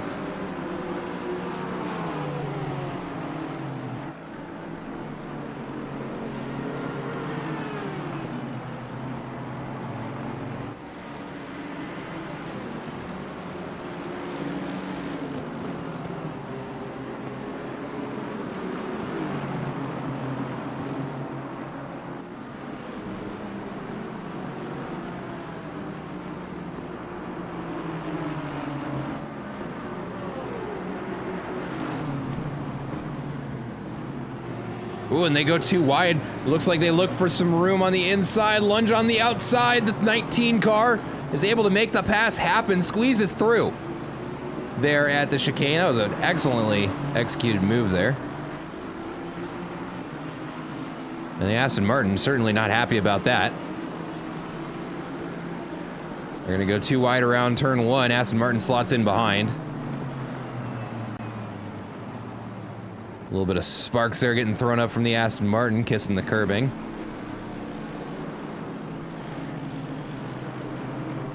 Now the question is, will the number 19 car be able to pull a gap now?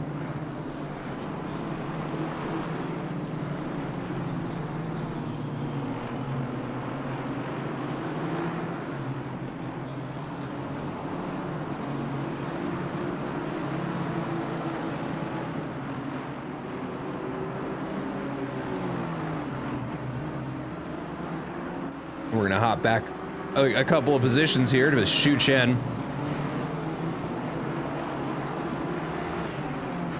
All right, as Chad is appreciating the color scheme on the number 410 car. Agreed. Yeah, purple and green's a good combo, one of my favorites. We will take a look back at that here in just a little bit. Because right now, Shu Chen and Pete Rautzalainen are just trading inches at this point. Rubber banding a little bit.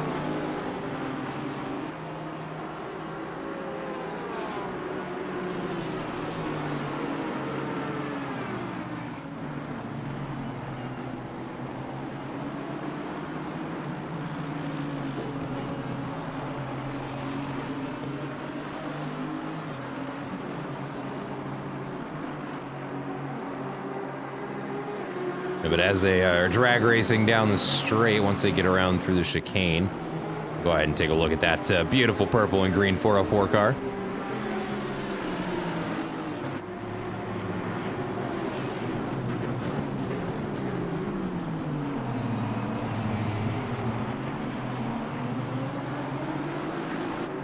Oh man, this is gonna be really close. I think Pete's gonna get the draft down the straight here. Oh, he's inching. Yeah, there it is.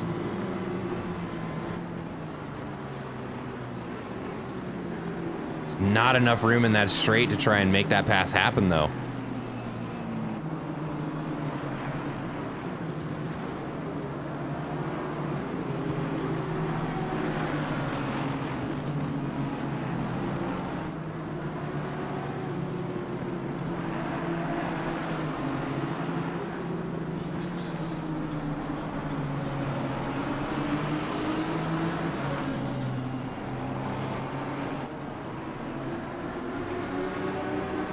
God, look at how close they are.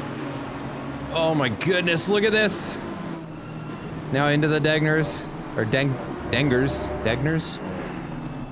I can't English.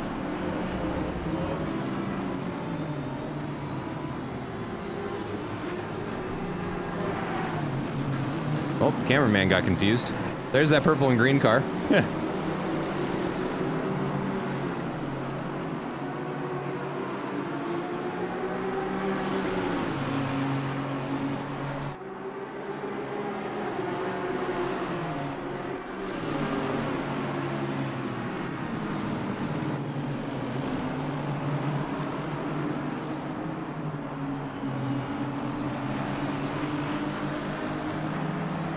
And here we go again. A picture we've seen several times before. Shu Chen in front of Pete Rautzalainen down the straight. That Lamborghini is just too quick in a straight line for the Aston Martin to try and catch and make a pass on. And Shu Chen certainly no slouch of a driver either.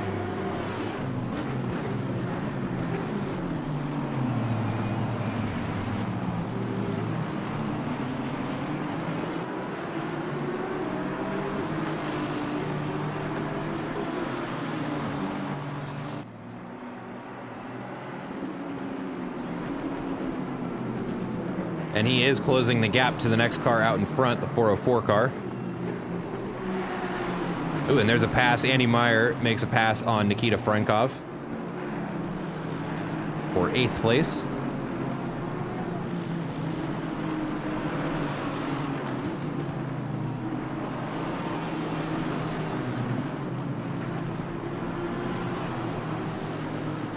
And I would love to look at other places on the track, but let's be very clear here. This is the only battle for position that is inside of 2 seconds.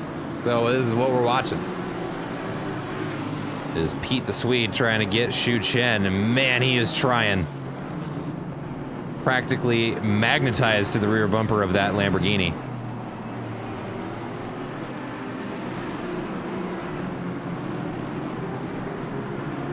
Oh, we actually may have a battle for third on our hands here. Eric DeBon and Peter O'Brien now. Ooh, and Pete the Swede gets a good run on the inside. Not quite enough for a pass. But man, that looked like he might have... Oh, his patience has got to be running thin at this point. Okay, but we're going to take a break from that. We got to look up here. The battle for third. Eric DeBon. Trying to fend it off. Way is it not doing what I tell it to? No, we're there. Excuse me, this is a battle for second. That's why I was confused.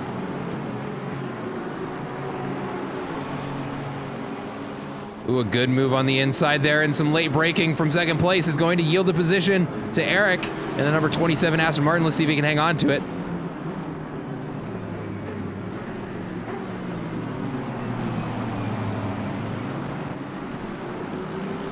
McLaren now has the task of trying to get around the Aston Martin.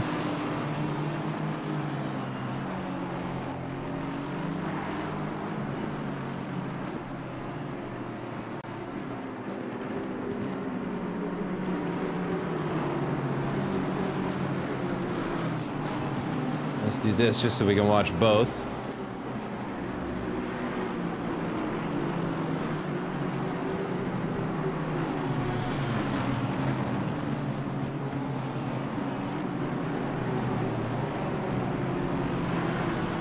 Does look like Eric DeBon here beginning to pull a bit of a gap.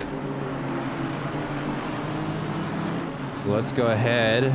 Let's hop back over here and watch these two as they are slowly catching up to a pack. What was almost a 5-second, 6-second gap to 11th place, Xu Chen has closed down to under 2.5 seconds now. There's Dustin Fletcher right there. Ryan Walker setting a new fastest lap of the race with a 2:04.96 just before it starts raining, taking advantage of those faster track conditions. Yeah, but now we're going to start seeing them all come in. There goes number 41 car with a new session best.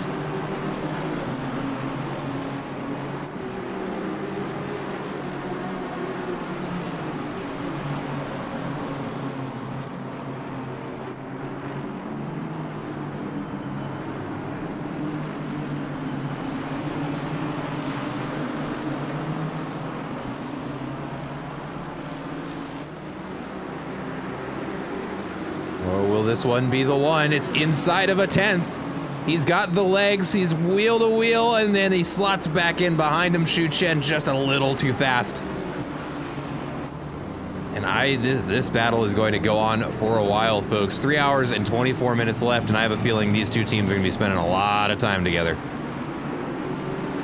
But as we can see, that purple and green car out in front is what Xu Chen needs to catch, and he almost has him within 2 seconds. There's a good shot down the straight there. That line of cars.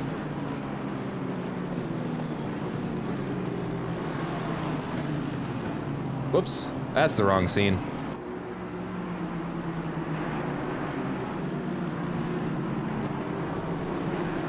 Now into the S's.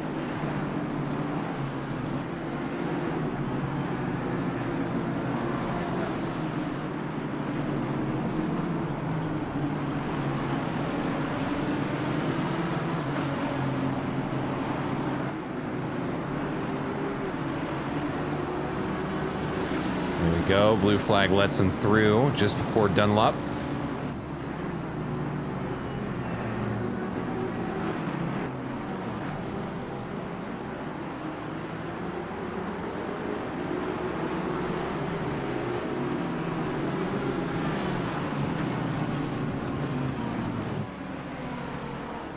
Jeff Spangler setting a new fastest lap of the session with a 2:03.6. First 2:03 of the afternoon, and Xu Chen closing the gap. to Arun up in the 404 car. How long until the rain? That is. Well, it's not really. There's no price on that question. Let me take a look right now. I haven't looked. About 10 minutes ago, it was 30 minutes away, but there's a breeze today. And 10 minutes, we're looking at heavy rain and 30 heavy rain plus. Track condition is currently fast. 20 degrees on the track. So yeah, 10 minutes till we got some rain.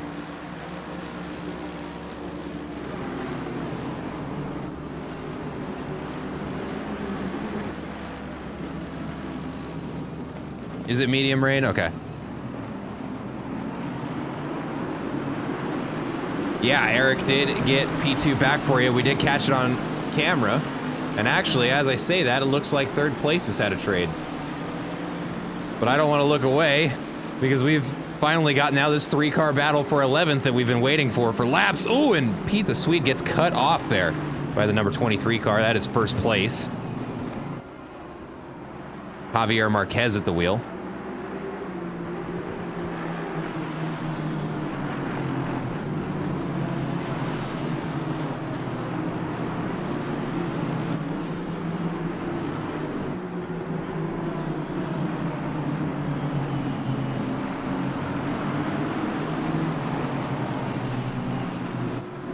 And this is just disastrous for Pete Routsalainen, although he does make his way around now. Has a bit of work to do to catch up to Shu Chen and Arun up there fighting for 11th place.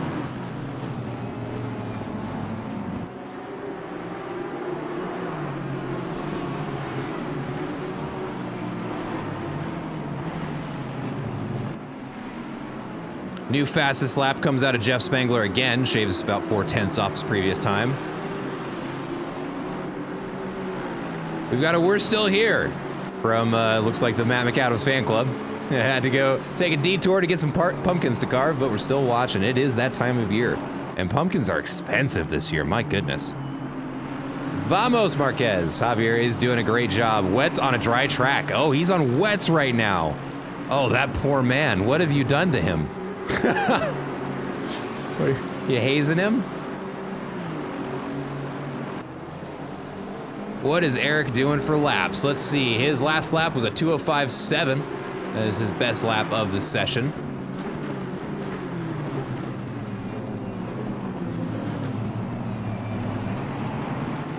In fact, we can look at a little bit more detailed information here. We'll throw him up on there. Another comparison. Let's do his last 3 laps. There are the last 3 laps. Pretty solid 2:05s. If we look at the last, let's see, 15. Oh, that's going to include a pit stop lap, so that's not too super important. But let's check back in with Shu Chen and Arun here.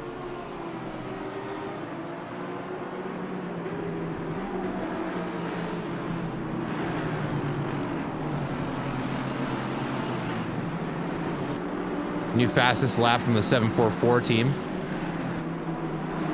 Was the right strat. We'll come back to him soon.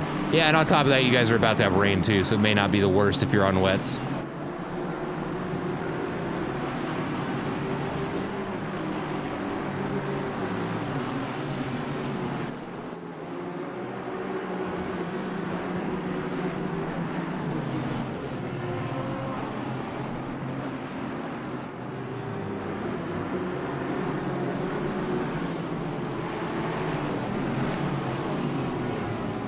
Ooh, and it looks like Shu Chen goes off.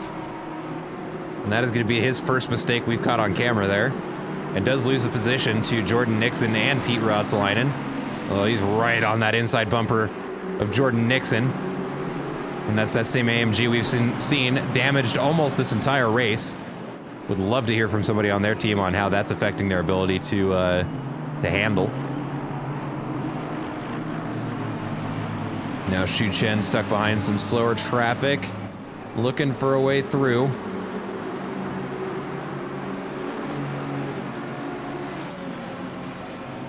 And we should start seeing rain here in the next couple of minutes, folks.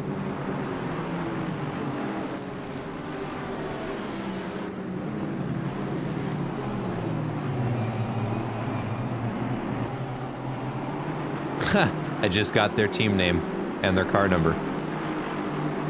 I'm gonna leave that to the folks at home to figure out for their own. But to the 404 team, I appreciate you.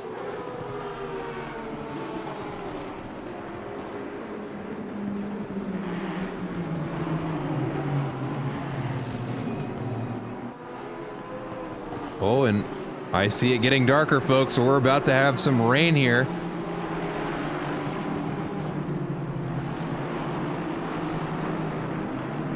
Pete Rotsalainen looking to make another pass happen here.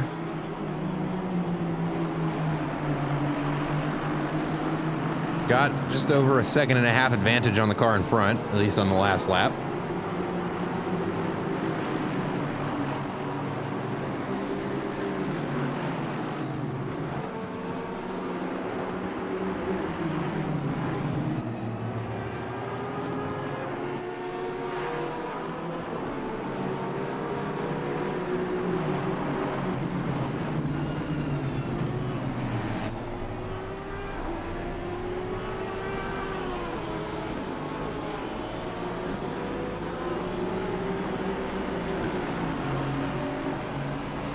A good exit there for Arun.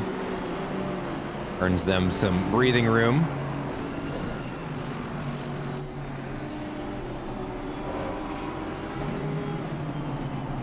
Oh, and now the rain is falling. We can see it on the windshield there.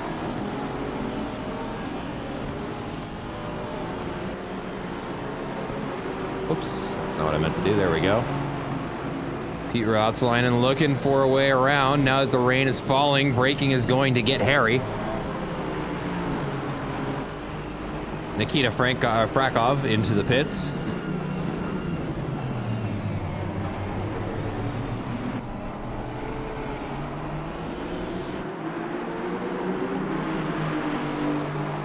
Jordan Nixon starting to catch up to this battle. Oh, and it is really raining out there. Shu Chen into the pits. Chris Frizza into the pits.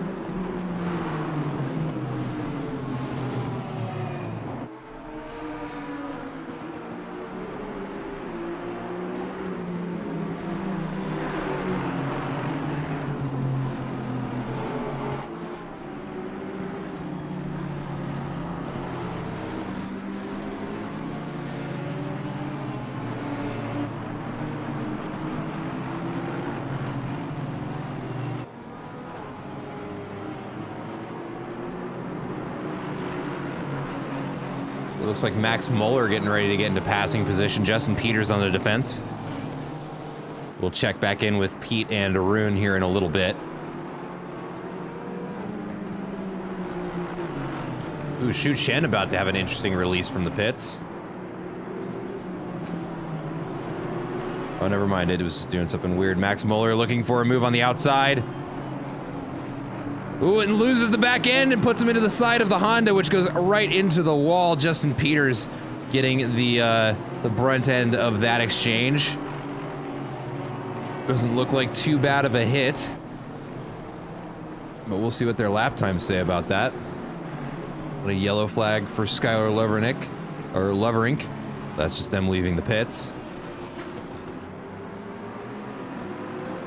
Jordan Nixon doing a good job of catching back up to the front cars, or cars in front of him.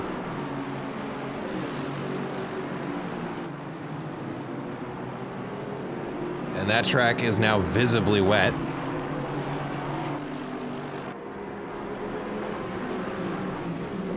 And just to give you guys an idea of how that is affecting pace, there you go. Everybody's slowing down.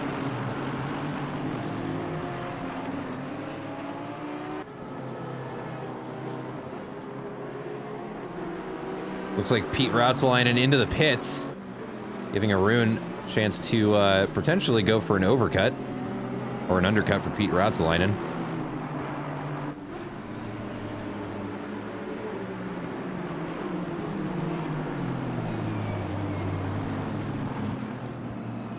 Jordan Nixon in that damaged AMG continuing to push forward. We see the Aston Martin slipping around that corner just a little bit.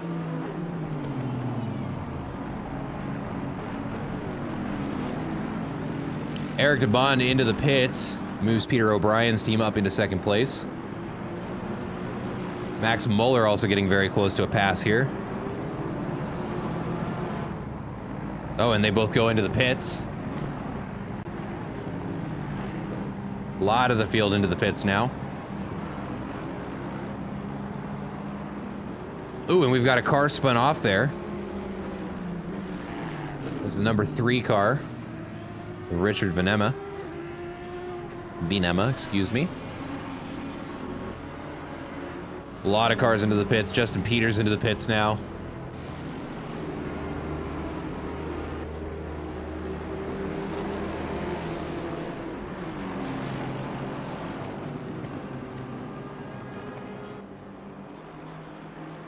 Man, that AMG is very beat up.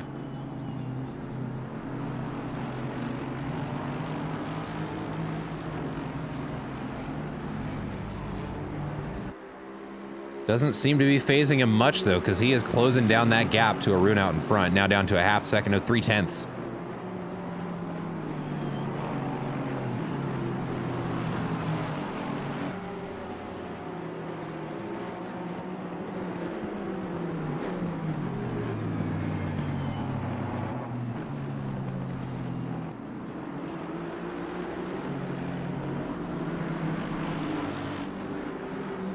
And both cars into the pits at the same time.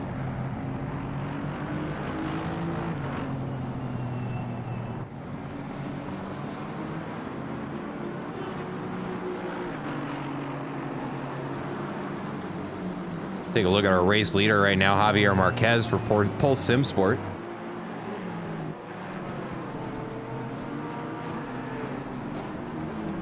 Opts to stay out, as we know, already on the wets.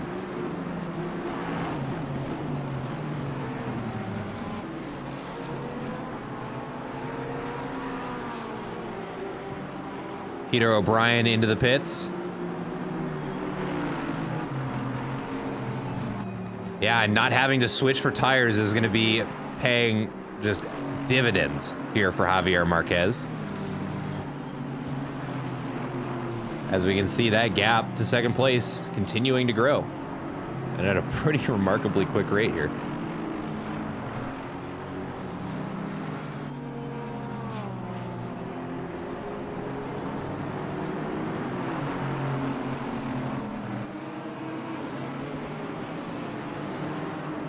Ooh, got a little bit loose there. All right, and both these cars released literally on top of one another. Stop and go 30 for speeding in the pit lane. The number 744 car, who is that? It's gonna be Mahmoud Abash in 23rd place. It is looking like a good strat there, that is for sure. Justin Peters catching up to the number 41 car.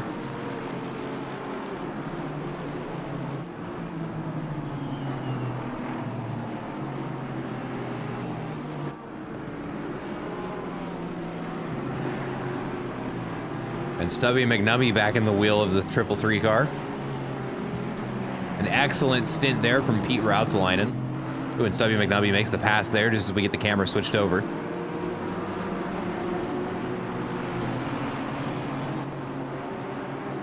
And now Xu Chen has caught up after that mistake, closing the gap down now to just a little over a second.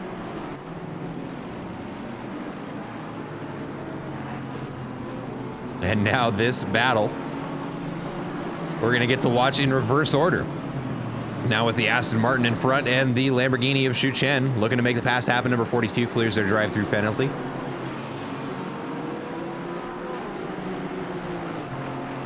We've also got Arun here, as well as is that the Aston Martin of Eric Neville.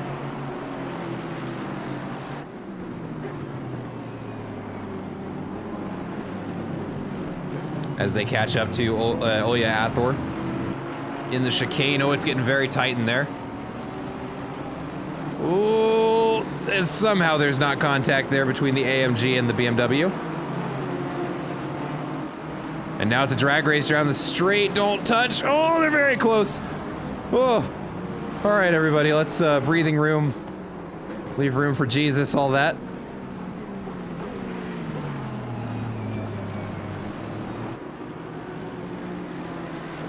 And Shu Chen also getting very close to Stubby McNubby now. Let's take a look at that battle. Yeah, that's exactly what we're getting over to, chat. Let's get some POV of Shu Chen here. And Stubby McNubby.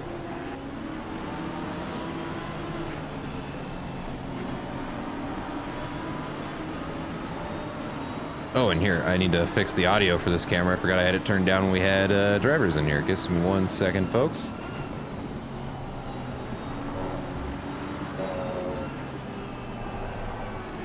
There we go.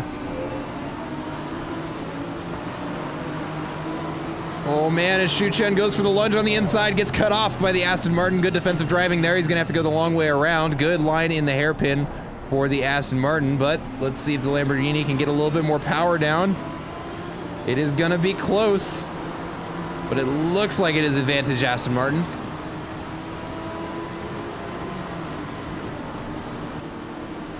Oops, wrong car, there we go.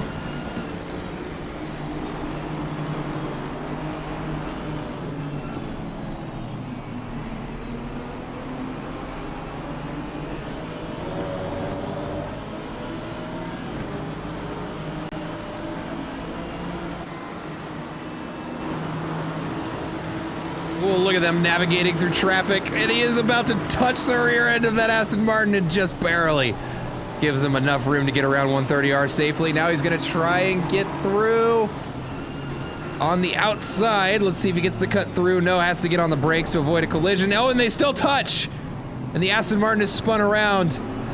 Looks like the other AMG there, dodging to the inside, manages to survive it. And that is going to be Shu Chen out in front there.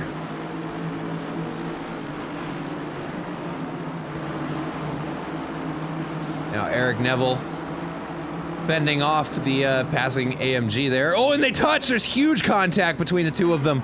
The 333 car manages to narrowly avoid a spin and gets punished for it there. Two cars passing on the inside. The stewards will definitely be taking a look at that one here in a little bit.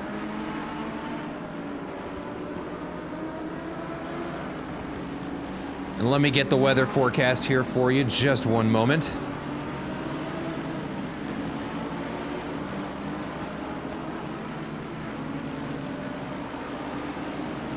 It's looking like it's going to continue to rain. It's going to pick up in 10 minutes and then back off in 30.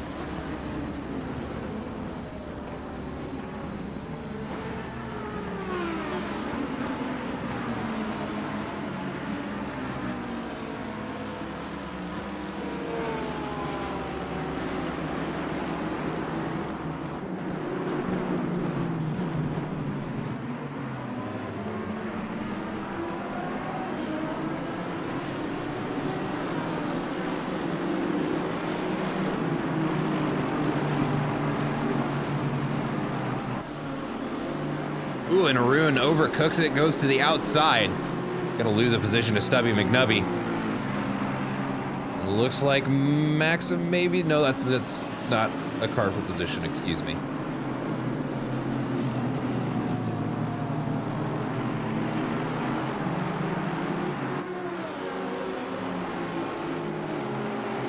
Actually, let's hop back in the grid a little bit as we just miss a pass there from Skylar Leverink. Moving them up into 20th position over Daniel Lund.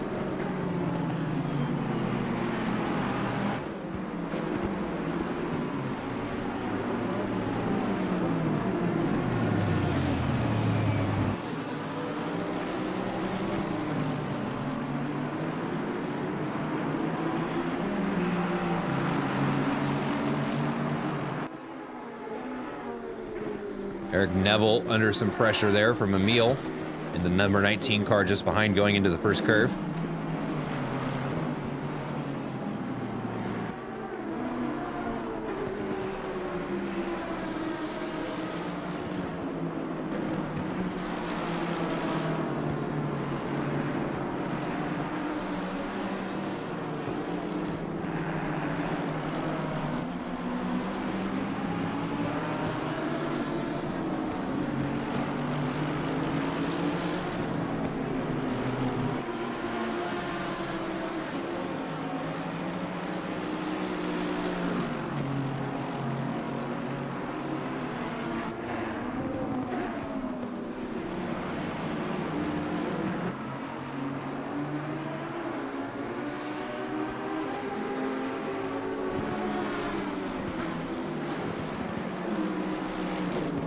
Let's go ahead and back up in the grid a little bit here. Stubby McNubby on the defense.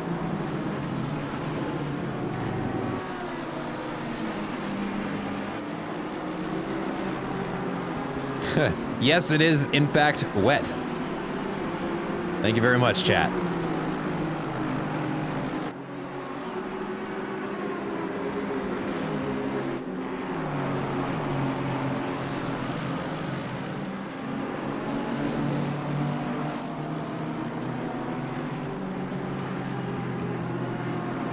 Actually just up in front of them, Eric Neville on the defense here, still.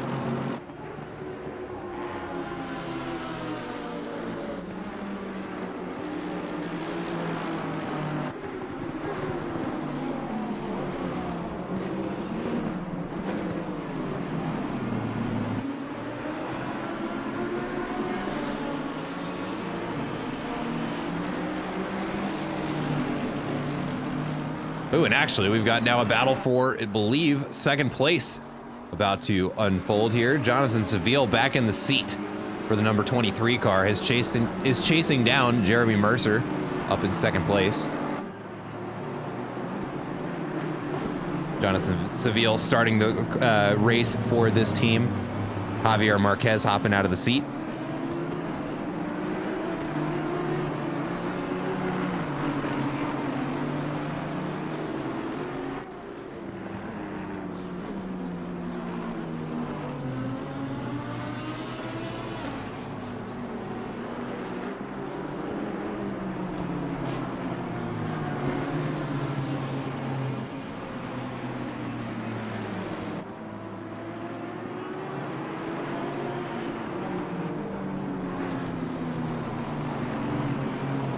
Let's take a look over at this battle between Eric Neville and Emil.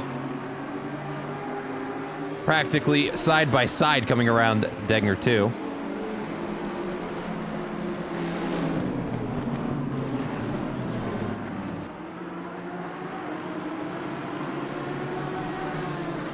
And there is the halfway call. We are 3 hours into this 6-hour race. And it has rained, dried up, and rained again.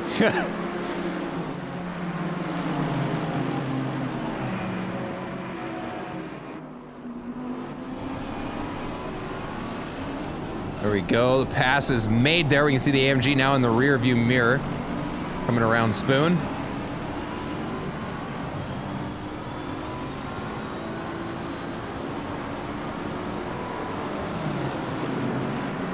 Ooh, but that AMG wanting to get around. Runs out of room before 130R.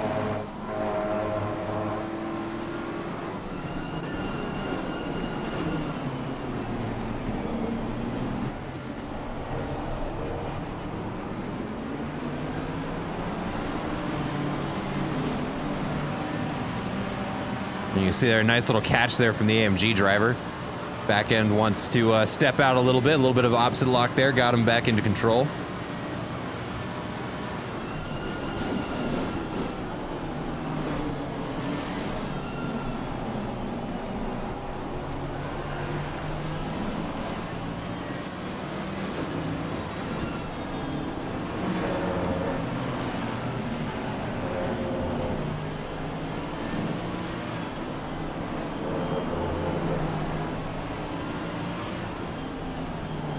And these S's, you can hear how much time they have to spend lifting and coasting to get around these. Requires so much patience to get through there quickly.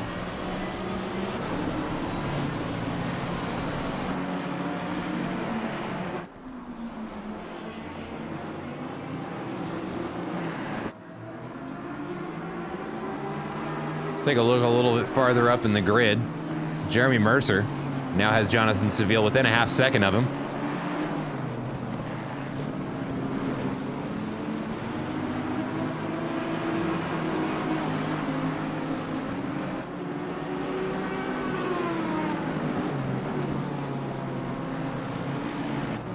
There's the number, let's see, I don't know what car that is, who's at the wheel. It's either Mellon Pitch or Anthony Jones. The 606 car, it's going to be Mellon Pitch.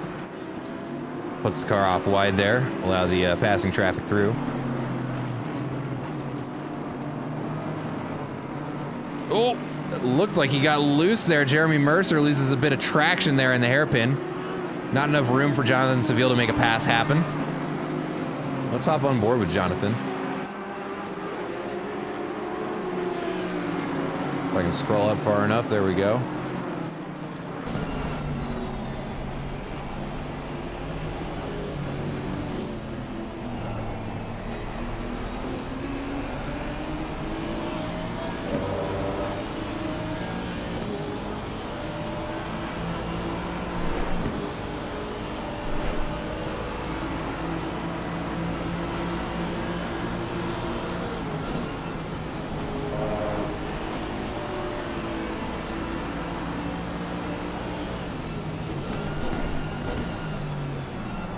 Apparently, the last time I drove the Aston Martin, I turned the driver model off. I just realized that.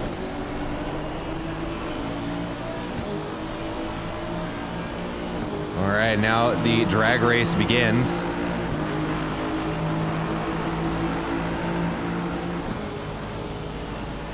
Looks like Jeremy Mercer going to be able to hang on to that position a little bit longer. Ooh, both cars off wide. Audi loses the back a little bit, and that might be enough room for Jonathan Seville to make the pass happen, and he does.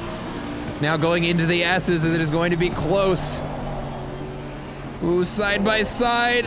Oh, how is there not contact there? Just in maybe even centimeters between the two of them. And they're still side by side, wheel to wheel. Jonathan Seville trying to get out in front. And it looks like he's able to make it happen by the end of the S's now coming around Dunlop. Struggling for grip. You can see just how many little adjustments he's having to make with that steering wheel, but he does make the move happen and moves himself up into P2.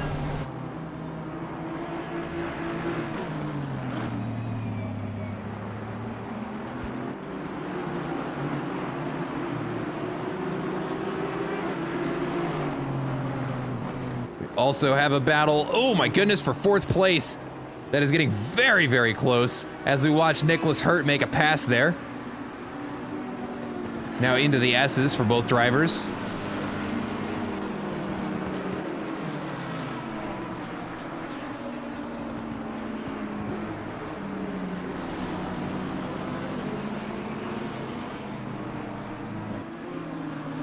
Yeah, it was a beautiful side-by-side. A lot of confidence and trust in either driver. There is required to be able to pull something like that off. I cannot wait to get into the replay and look at just how close those two cars were.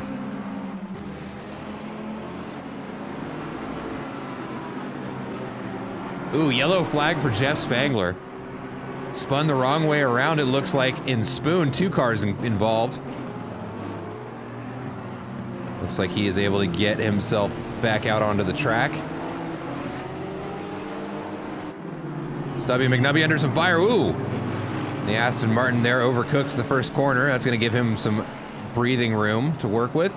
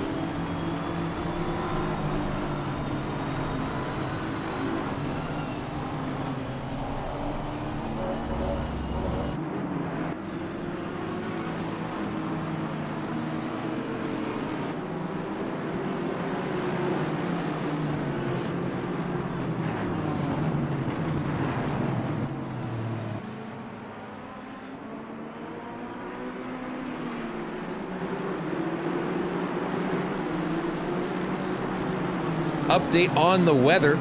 We've got reducing rain in 10 minutes and then cloudy skies with not a drop of water falling from them in 30 minutes. Just so we can keep everybody guessing.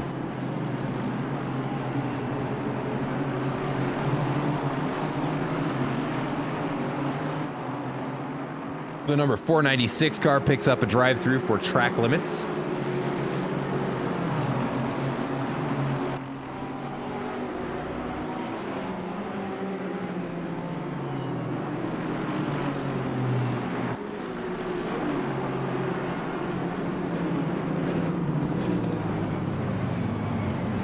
Number 17 car getting very close. How they are not touching again is beyond me here. But look at that single file line coming around that corner.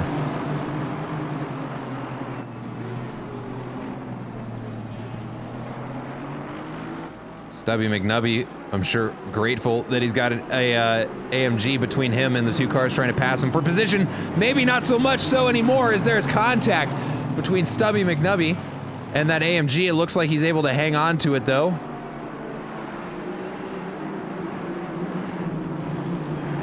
God, and this pack just gets more crowded.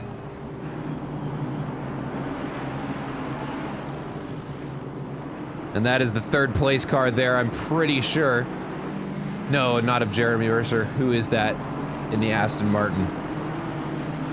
Is that Cody Blanton? It is. That is Cody Blanton, our race leader at the moment.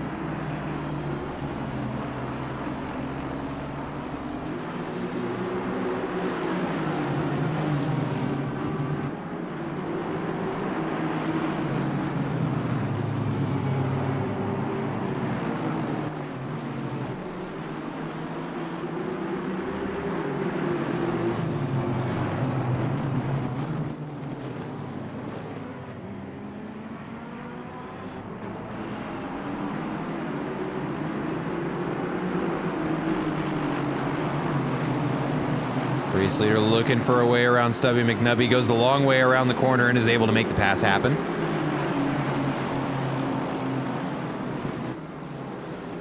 Let's ride on board here for the BMW driver, number 17.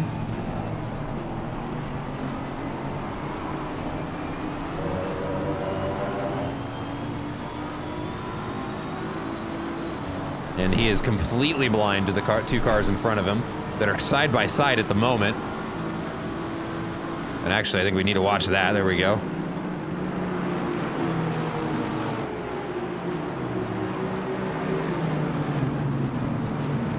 Ooh, goes for a move on the inside. Finds the room somehow. The 404 Aston Martin trying to get the power down, forces the BMW off wide, gets the power down. And now the two of them are going around, double filed through the final corner. It looks like the Aston Martin gets out in front, but the BMW is going to have a little bit more straight line speed. Let's see if he's able to capitalize on that down the straight. Makes a move, brakes later, makes a pass, runs out way too wide though, out brakes himself, gets back out onto the track, just behind the Aston Martin.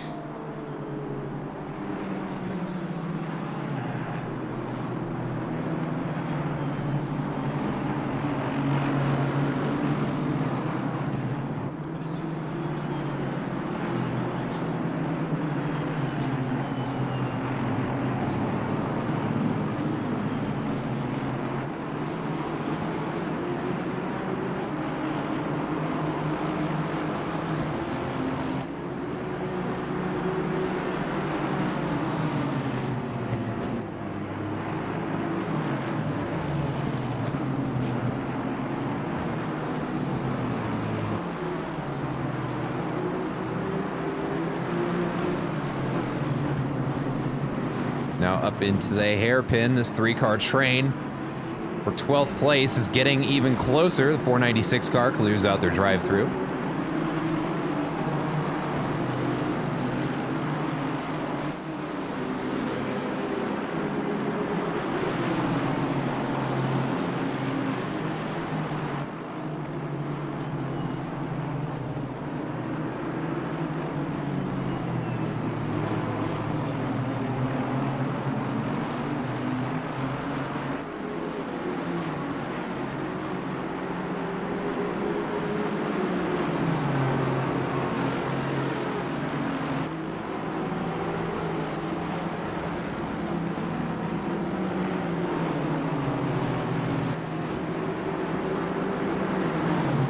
Side by side going into the chicane. Maxim makes a pass.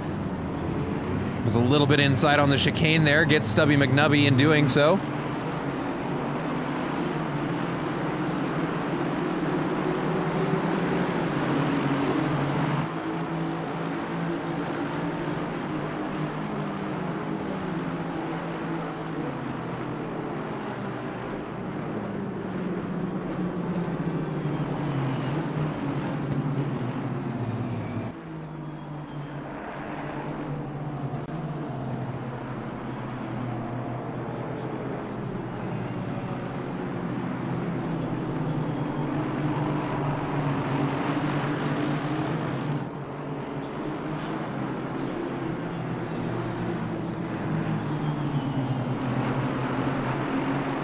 And there is Jonathan Seville here catching up to this pack.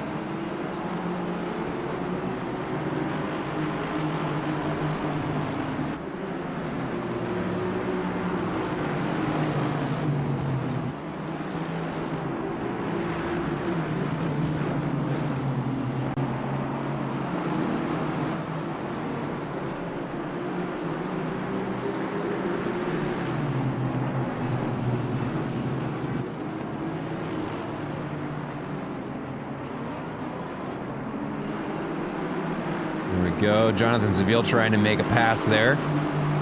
Stubby McNubby not willing to necessarily give it up so easily. Finds a ton of speed and is now wheel to wheel with Jonathan Seville coming down into Spoon. That's the second time I've rhymed his name like that. Not on purpose, but it works. What is the weather forecast looking like? You know, I was already working on it because I was wondering the same thing. I know that we're into the lighter rain at this point. Let's see what it's going to do in 10 minutes. Looks like lighter, even still rain in 10 minutes. And we're looking at, well, cloudy, but not raining skies in 30.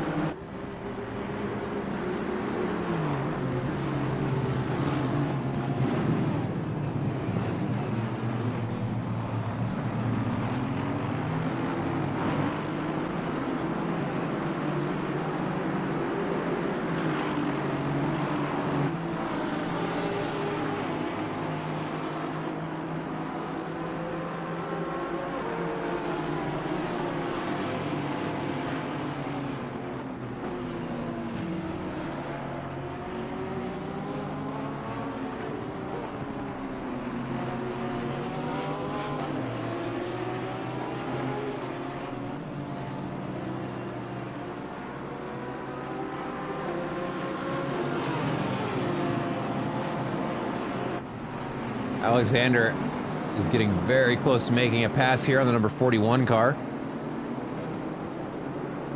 And makes a pass on the number 41 car.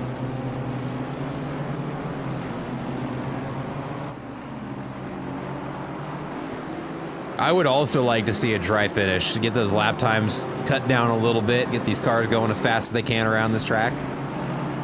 Yeah, it'd be interesting to see that.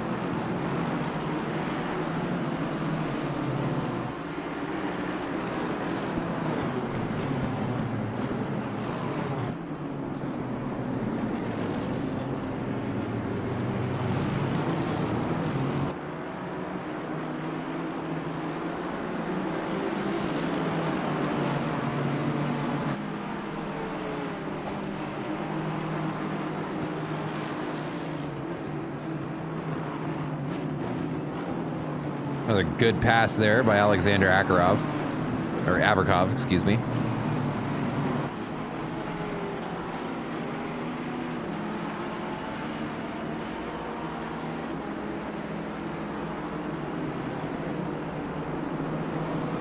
Let's see what else we got going on the track.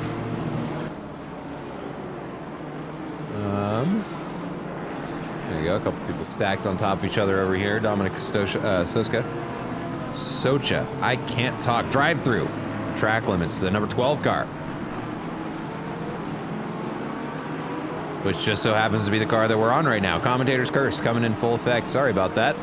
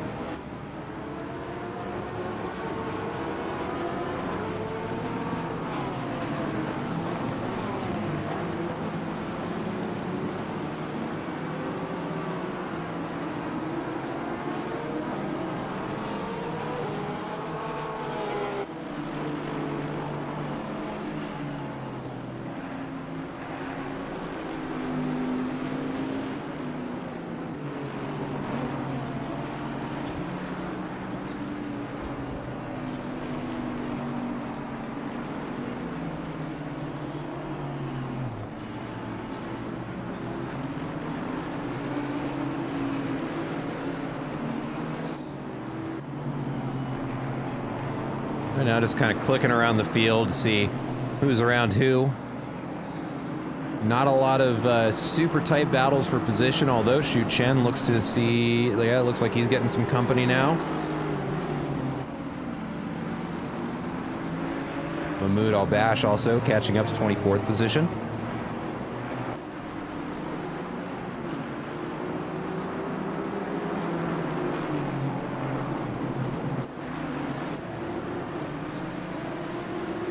Jeremy Mercer in third place, kind of working his way through the field right now. Got some traffic in front of him.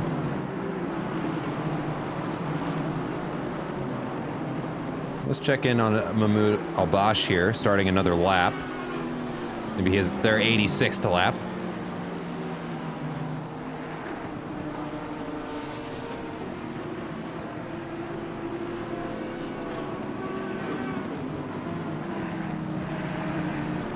Number 12 car clears their drive-through.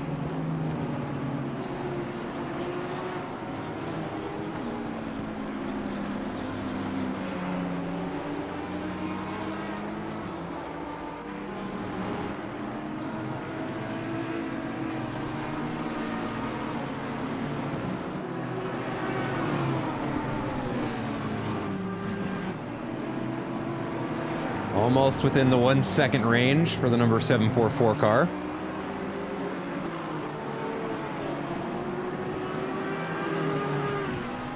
And an update on the weather. It's currently medium rain, light rain in 10 minutes. And then it is going to stop raining in 30. It's been saying that for about 15 minutes now, though, so not really sure. Temperature is rising a little bit up to 20 degrees science. And only a 4-mile-an-hour crosswind at the moment.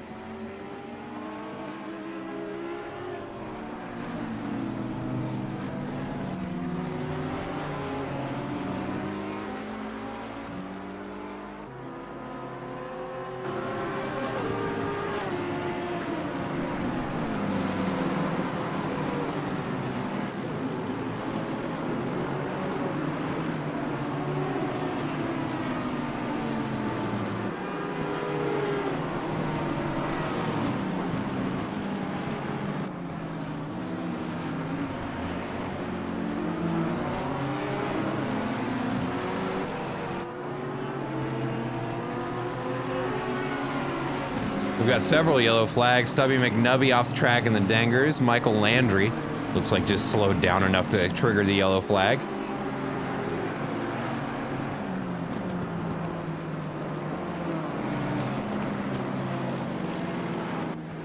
Mahmoud Al-Bash getting very close now to the number 32 car.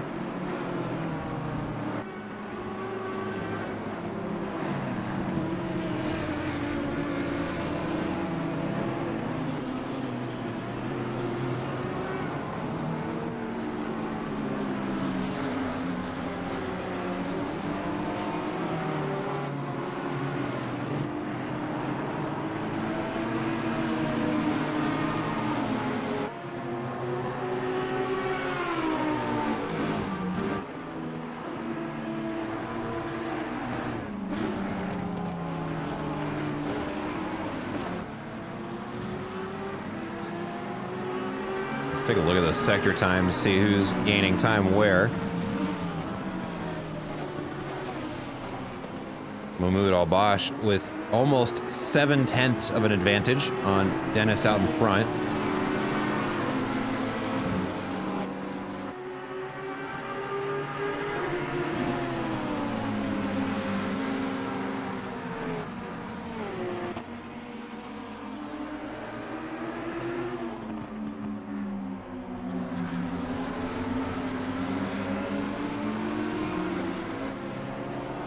I think now's about the time where it's a good time to hop on board here.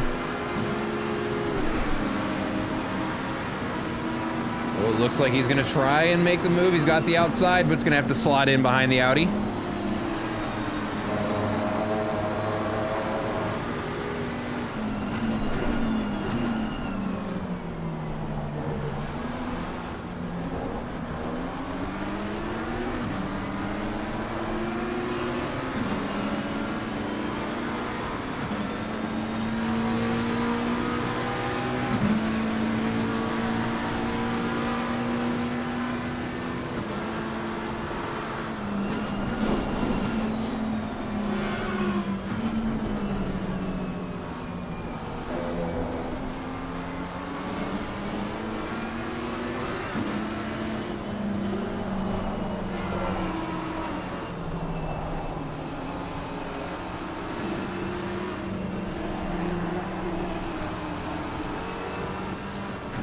Keeping it nice and tidy through the S's. Now into Dunlop.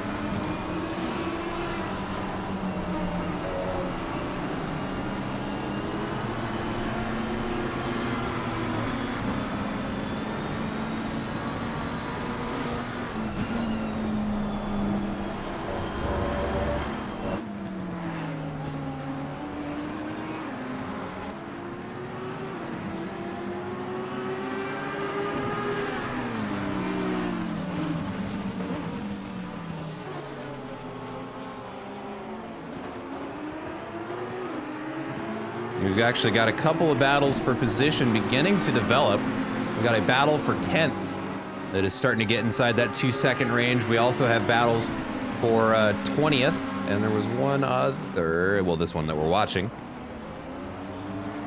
And also for 28th behind Trevor Stade. And Matthias Becker getting pretty close to making a pass here.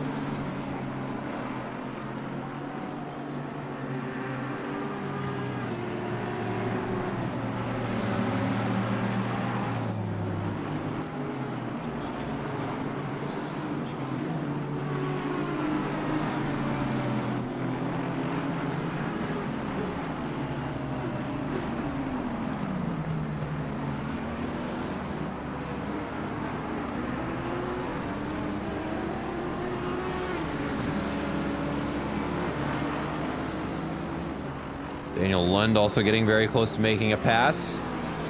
Behind Justin Peters. Let's go ahead and take a look at that. Mahmoud Al-Bash also getting very close here.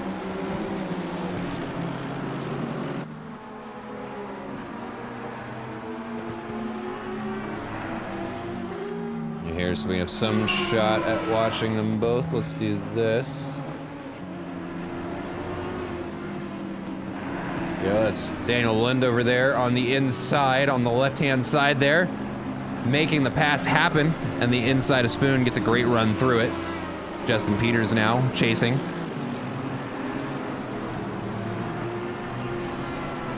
Mahmoud Al-Bash unable to make the pass happen this time around. Tyler Farmer also getting pretty close. The cameras would like to show that. There we go.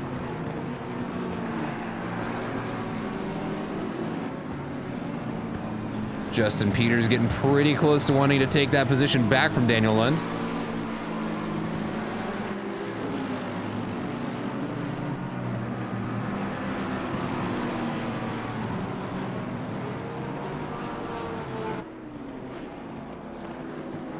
And that is going to be Andrew Jaski on the defense there.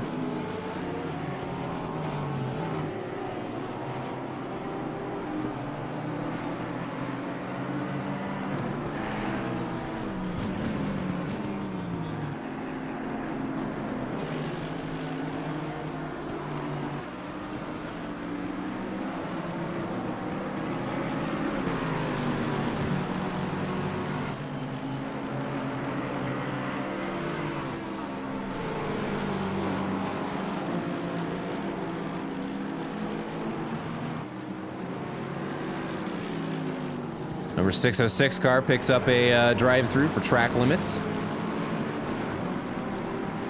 It's going to be Anthony Jones at the wheel.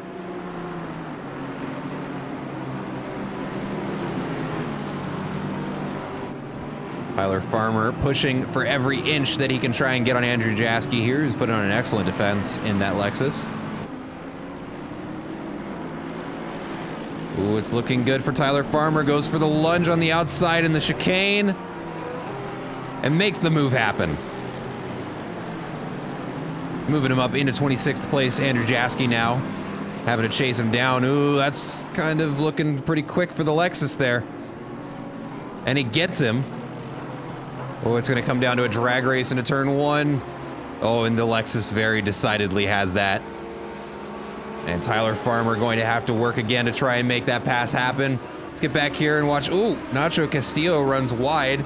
Thought we were going to try and catch a pass there by Andrew Sear, and we kind of did.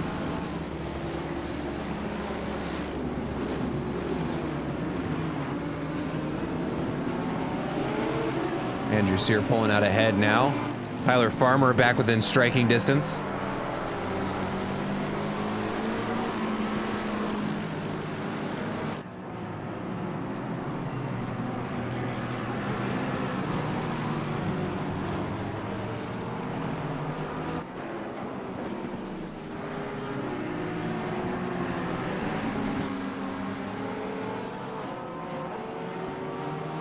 606 drives their, or clears their drive-through.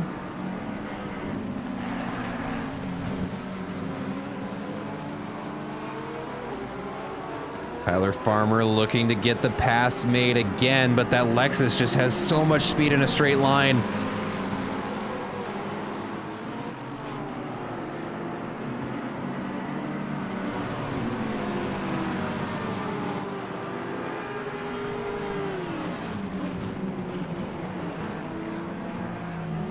All right, we will check back in with these two, but we've got a battle for 23rd that is heating up as Mahmoud Albash makes a pass there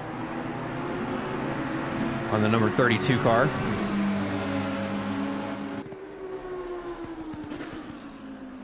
Skylar Loverink makes a pass, moving up into 17th place on Michael Norup in the 24 car.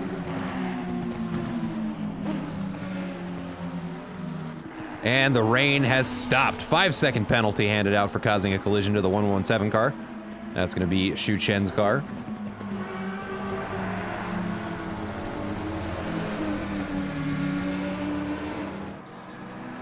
Tyler Farmer back in striking distance. Let's check in on that. Getting the draft down the straight. He's not going to be able to keep up with that Lexus, though. We've seen that unfold before. Stubby McNubby also within striking distance of Michael Landry. Let's check in on that. Looks like they're up, coming around Spoon, now down the straight up into 130R.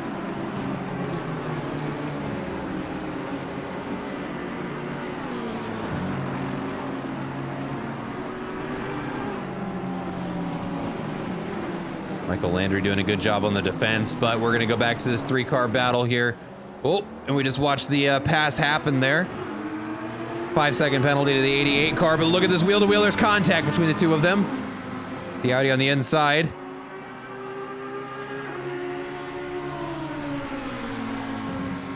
And Tyler Farmer does make the pass happen on Andrew Jaski.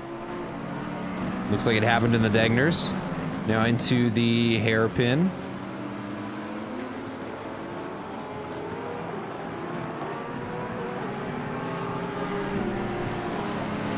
Now let's see how much of a gap Tyler Farmer is able to grow here. Currently 1 second. That Lexus is going to be quick. We'll see how long he's able to stay out in front of it, or excuse me, how far he's able to stay out in front of it. Because once we get to a straight, that Lexus is going to start pulling him in.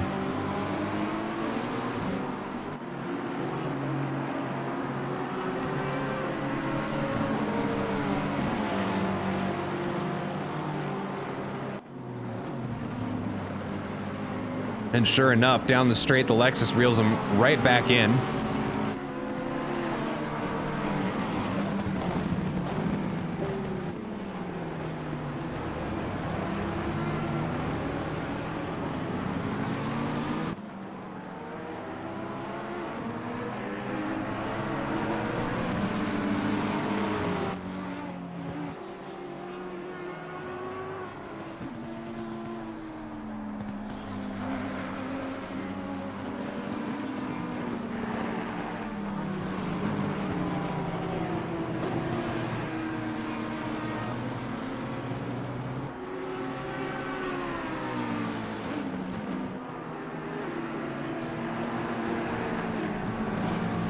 All right, let's hop a little farther up in the field here. Take a look at number 32 and number 744, side by side, wheel to wheel, going around the corner up into the hairpin. The Audi on the inside line, able to prevent that McLaren from turning in just a little bit sooner.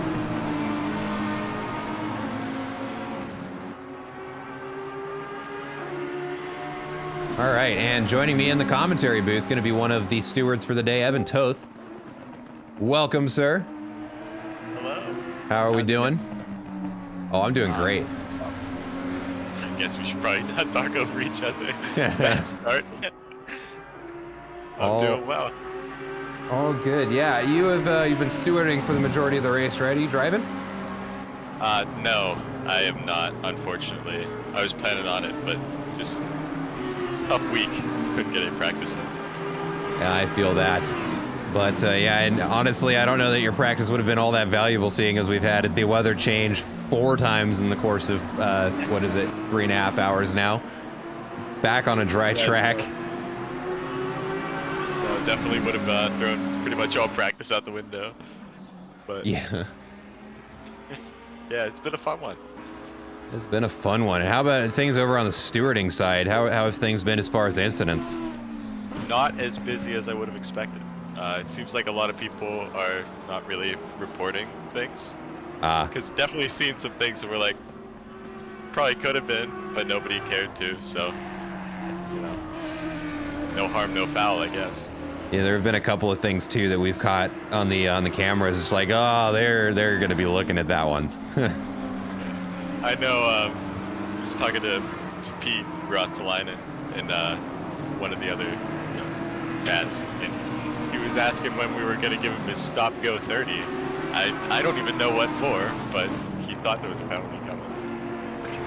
Couldn't tell you, at least not off of memory. It's there have been so many little close calls or things that might warrant, a 5-second penalty or anything like that. I can't possibly keep up. So you guys are doing God's work over there. Yeah, we're trying our best. Jeff got himself with a penalty earlier. I don't know if he was thinking it was the other guy's fault, but they got 5 seconds out of it on their own report. How many any drive-throughs or stop and go 30s for penalties yet? We got 1 drive-through for the 911 Porsche. Everything else has been the game for track limits or speeding. Got it. But 1 drive-through for the 911, who hit the 410, who have had a miserable race, and I'm impressed that they're still going. Yeah, it's been rough for a couple of drivers. We also had the Relentless Motorsport team, Dylan Kaiser and Spencer Brown on earlier with some mechanical failure in their equipment. One of them, their shifting lever was stuck in 3rd gear. Yeah, man, they were also having trouble before the race. They couldn't drive or swap.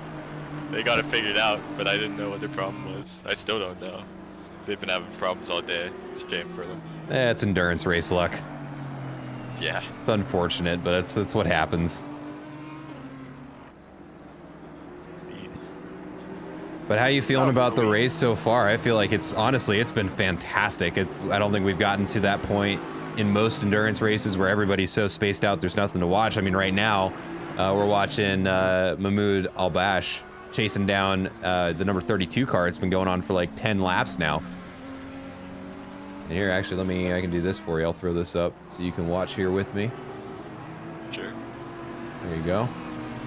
Oh, and then Discord crashed. Well, we'll have Evan back on here in just a second. How about that? I try to make things better and they break. Ain't that life? Okay, let's try that again. As soon as I hit my webcam, it died. So there we go. There's the race for you. I'm gonna split screen of the race and the race. Oh, that's right. You're spectating. Yeah. I do have both, but I'll keep an eye on what you're watching as well. Yeah. Right now, actually, we're gonna go for the battle for first. That is apparently sprung up out of nowhere. Seville, I assume is how you say it. Yeah. Has been cashing for a long time now. Finally brought him down. I've been keeping an eye on it. Yeah, their team is quick. That is for sure. Let's take a look at what their last several laps looked like. Let's go last 3 laps here. 207, 208, 208. Yeah, he's a second ahead of Cody Blanton and first for every single lap so far. Yeah, I don't really know what's doing that. I know they ran a strategy call earlier that just did not pan out for the 23. I think they were trying to get a pit stop ahead, but they burnt those wet tires running on the dry track. Didn't work out for them. They've cut a huge lead back now. It was essentially half a pit stop's worth that they pulled back in, and he's just rolling. I mean, I don't know if it's a tire advantage or if it's just an overall pace advantage, but so he's when, really... Yeah, so I know when they had Marquez at the wheel, they had him on wets on the dry track, like you were saying. But with it starting to rain at the tail end of his split, I was watching the split timer. He was reeling people in. I mean, just not having to go in to switch in for dries turned out. I mean, and now you get Jonathan Seville at the wheel. It's pretty impressive how quickly they've reeled in first place, and now Cody Blanton on the defense here, crossing the line to start the 99th lap of his race. Has Jonathan Seville in his rearview mirror to deal with. Yeah, I thought these guys were so close earlier in the race, where they just kept lapping within seconds of each other the whole time. So I thought once the 23 pulled out that big lead earlier, it was probably just going to be it. And then when they switched over, they had the huge deficit. I thought that was probably it. And now they've run each other back down, take it away. So I'm really impressed by how well the 23's done to recover from being down a pit stop, essentially. Yeah, no kidding. And depending on the driving from the number 27 team, I mean, it might be close for the rest of the race. Let's see, we got 2 hours and 18 minutes remaining here. Who else is on the number? So let's see, we got Eric DeBon is very quick. We've also got Blaine Hall very quick, but the number 23 has got Geert Fischer on deck for the next stint, I believe. I would think so. They're also very quick. Yeah, I think, not to say that any of these guys are slow, I mean, they're killing it, but I think Blanton is seemingly, so far, their weak link, which is to say, still a very strong link. Well, yeah, I mean... So I think once they switch out, I think it'll be just as good of a race as it's been to this point. Yeah, I don't disagree whatsoever. You know, we call him the weak, the slower driver of the team, but still lapping a second faster than the rest of the field. Yeah, I mean, there's crazy. I think he's got a bit of a tire disadvantage just from being out a couple laps longer, but yeah, I mean, he's still doing a great job to hold the 23 back. It has been impressive to watch. I mean, and honestly, they've been having a great race all day, so that 23 is able to catch up and then put them under some pressure. And here we can see them diving to the inside of the track, trying to cool down their tires, I'm sure. Oh, we got rain coming back into the Yeah, race. in 30 minutes. So we got a couple, maybe 20 minutes left of some dry racing, and then it's going to start raining again, and not much. Yeah, it's going to be, I think, probably going to be advantage 23 here, depending on how the stint timers work out. Because they're going to get to burn up these tires a bit more and then pit when the rain comes back in. Yep. Keep a bit fresher, so that'll definitely help them if they do have enough time on the stint to stay out. Let's see when their last pit stop was. So number 27 pit with 2 hours and 48 minutes remaining. Number 2 pit with 2 hours and 52 minutes remaining. So depending on how they want to play it, number 27 will have to pit first. God, and look at Jonathan literally right on his heels. Oh, yeah, he's definitely got to hold him back here. I mean, I think if they lose this lead before the pit stop, it's going to be real hard to get it back. Agreed. But if they can hold on until that pit stop, they'll at least be able to build the gap with the fresh rubber. Yep. Either way, it's going to be an exciting one. It is going to be an exciting one, and it's probably about another 25 minutes to a half hour before either of them pit. So he's got some defense to play here. We've got some work to do, for sure.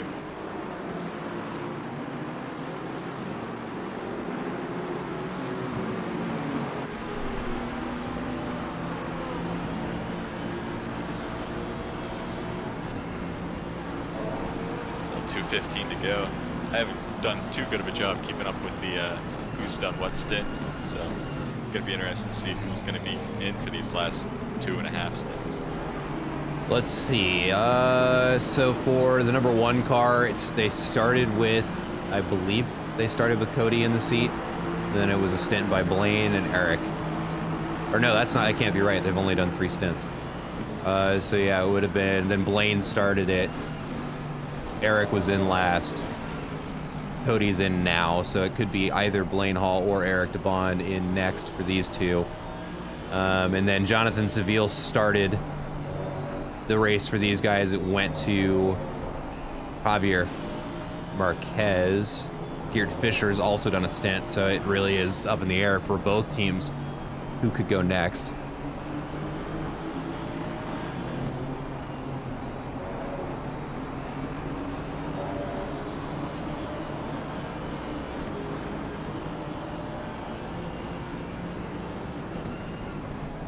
But man, he is just hanging on to that half-second gap. Excellent job by Cody Blanton managing to keep that distance as much as he can right now. And coming up into some traffic here, it'll be interesting to see if he's able to get an easy pass here. Yeah, it's definitely been very fortunate not to come across much traffic so far. Got the 19 on his own, so shouldn't put up too much of a fight. Nobody around him for position. Pretty lucky right now for him. That can hang on for another 20 minutes if he could for him. Yeah. Ooh, right on the rear bumper of that BMW now. Oh my goodness. That was unfortunate timing. I thought he might let him by easier than that. Didn't get quite as much luck as you'd hope. No, but because of the positioning. Yeah. There's the lunge. Let's see who breaks later. That inside line, though, as long as he doesn't overcook it, he hangs on to it into the chicane. He's got to run back on him, though.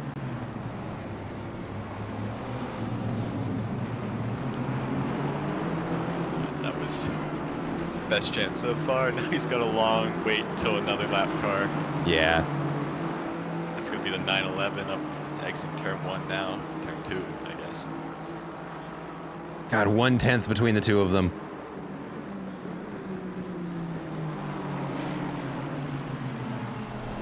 Putting that car perfect though, not slipping at all, letting him make his attack, but not letting it be a success. Great job. Yeah.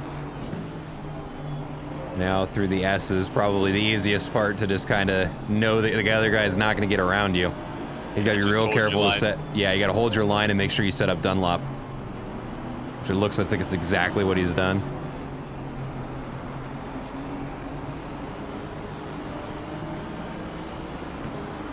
It's impressive. These two already building half a second gap to that 19.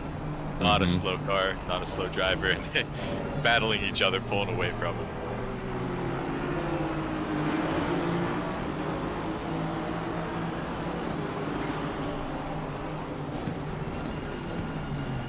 That was a late look.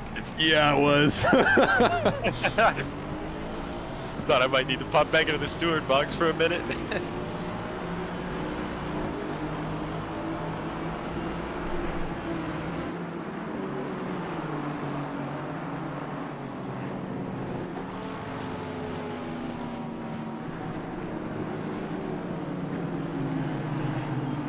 Also throwing up the battle between Shu Chen and Stubby McNubby now within a half second of each other for 13th place.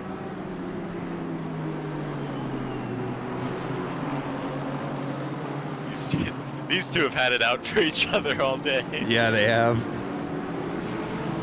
Stubby's doing a great job, though. He's hanging with guys who, in any other circumstance, he probably wouldn't be racing around. So he's doing a great job keeping that car where it needs to be. And Pete's doing a great job wheeling that thing, keeping their positions up there. Yep. Stubby's holding positions. They're doing a great job as a team. Well, that's what's so cool about endurance racing is when you've got two drivers. I mean, I'll be the first to admit I'm not the fast driver on any team I'm on. Being able to just hold your position and count on your faster driver to be able to gain those positions for you, and then having that synergy and the way they're executing it so consistently too, really is remarkable how well they're working together. Yeah, they're doing an excellent job, especially given the conditions. I mean, if I were doing my first big endurance race and I were doing it with a much faster teammate, I wouldn't want to be doing it in the mixed wet, mixed dry condition. No. Well, at least they can see now.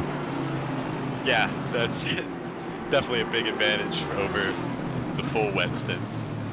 Tires may be worse, but the visibility way better. Yeah. Oh, he set him up pretty well there. Oh, man. Oh, yeah, we got a spin around there at the pit entrance. Does Stubby have to hit the pits there? I think he did. I wonder if he meant to, or if he just had to miss him. I'll pull up the replay here. Let's get that back over here.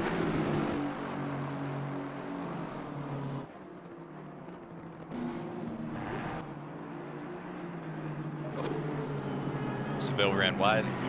Yep. I'd set up a good exit. Nope, slipped too much.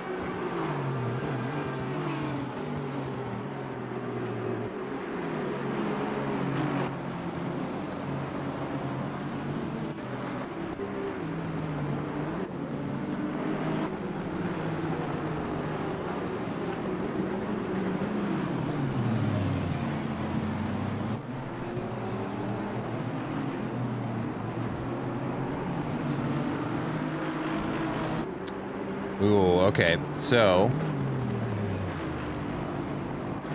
let's see if I can get a better angle. Land the pit road, by the way. Yep.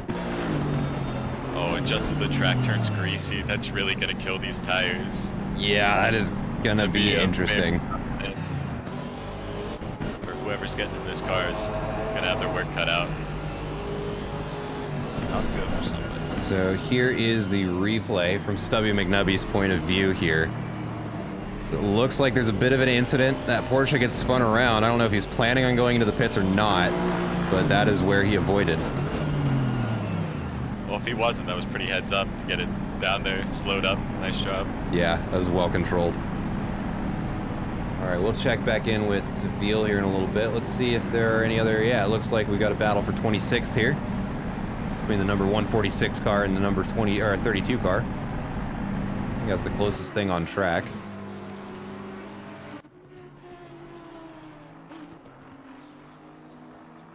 Also got a little pack of cars over here.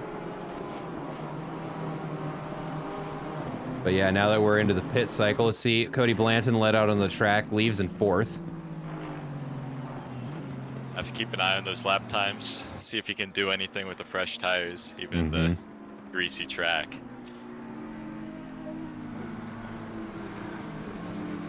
Let's see here.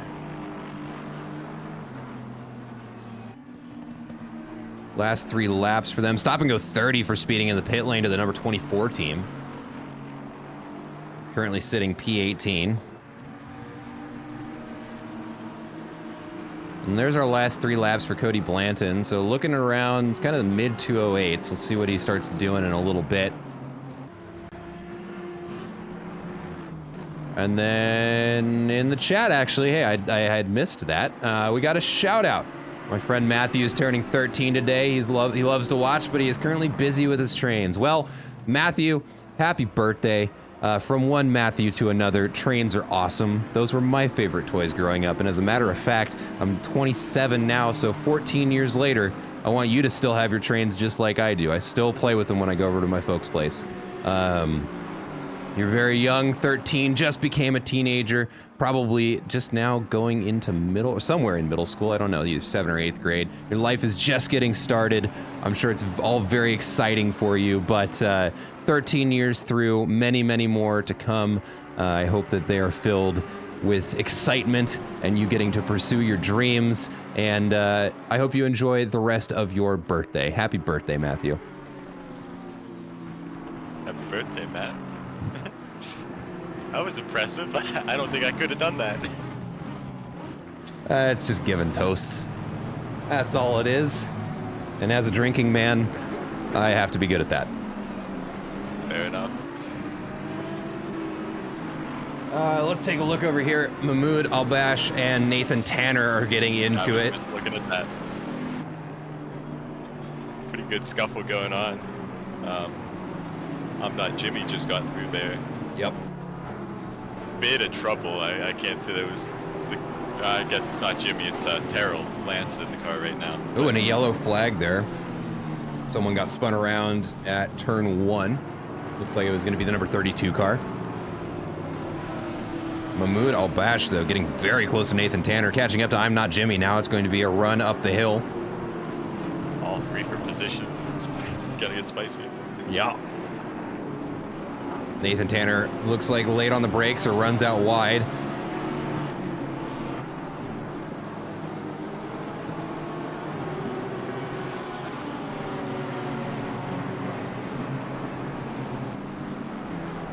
Let's take a look here. It's been enough time. Actually, we've got a 3-car battle for 8th place now.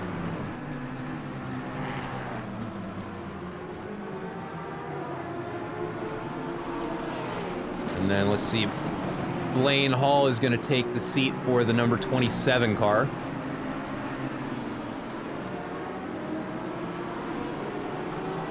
Last lap was 2:57 or 2:51. Let's wait till they get an actual lap in. Jonathan Seville into the pits now. I thought they would have been able to stay out a little longer. Yeah, well, they've been in there for 31 seconds.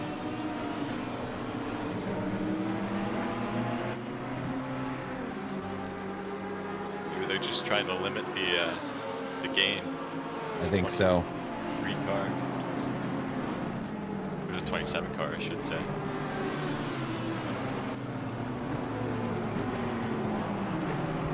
Here's a question from chat. Are all entries pro? I think that's coincidental. I do see the 1AM entry in there, but...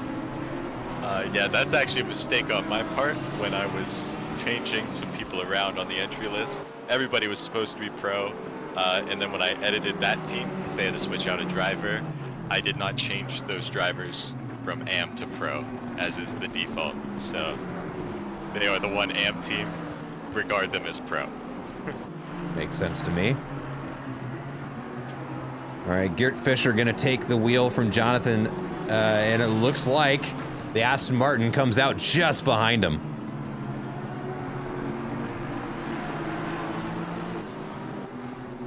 And so the battle for P1, even though it's been 4 hours, is down to 1 second.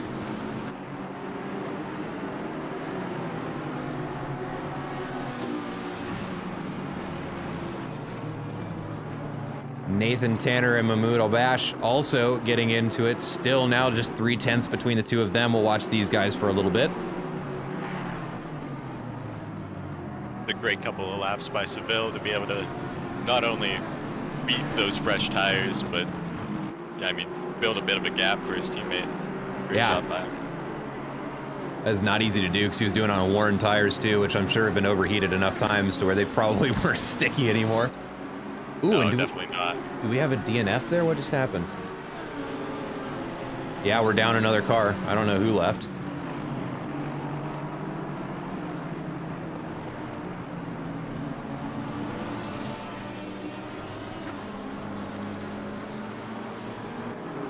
I cannot remember who it was. Nor can I. I just saw the whole grid move up a position. Seems like we're down the team that had quit many, many laps ago as well. I don't remember seeing them leave. Oh, that might have been it. We are down 3 since the start of the race. Maybe 4, I can't remember. 38 or 39. We started with 38. Yeah, 38. Yeah, sounds about right. Honestly, what is that? That leaves us, what, 3 DNFs? That's not bad.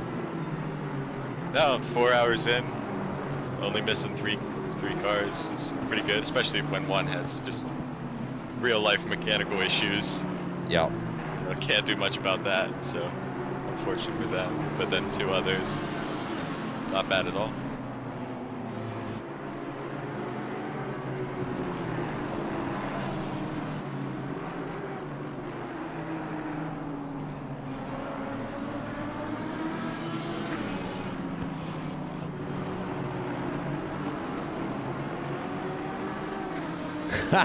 Can I get a sweet for my farmers up in Houghton Lake? Absolutely you can.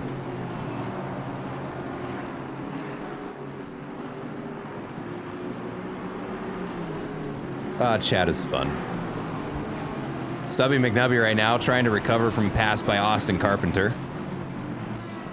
And actually, just as I say that, Nathan Tanner or actually, where did Nathan Tanner go? I think that whole group got split up by a pit strategy now. Okay. I saw the, who is that? Mahmoud Albash. Yep. Just exited pit road about half a lap ago. Yep, right on the heels of Andrew Jaski. It looks like almost causes a collision.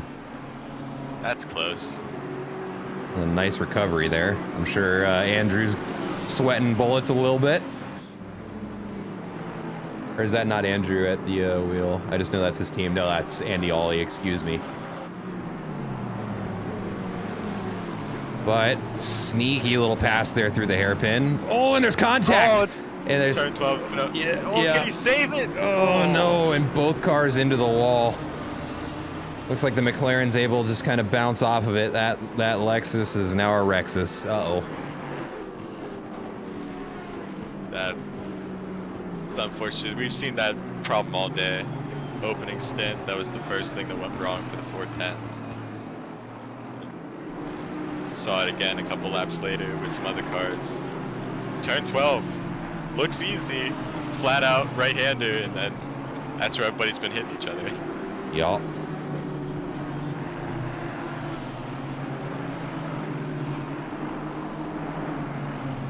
I called that a left-hander. I meant to say right-hander. It's all relative. Yeah, you know, whichever way you're looking at it. All right, let's see here. Not a lot of close battles for position at the moment. Let's look over here. Got a little bit of a pileup going on.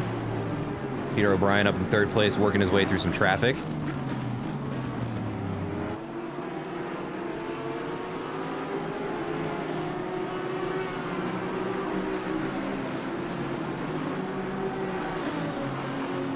Lane Hall falling back from first place a little bit. Gap's now at 2.8 seconds.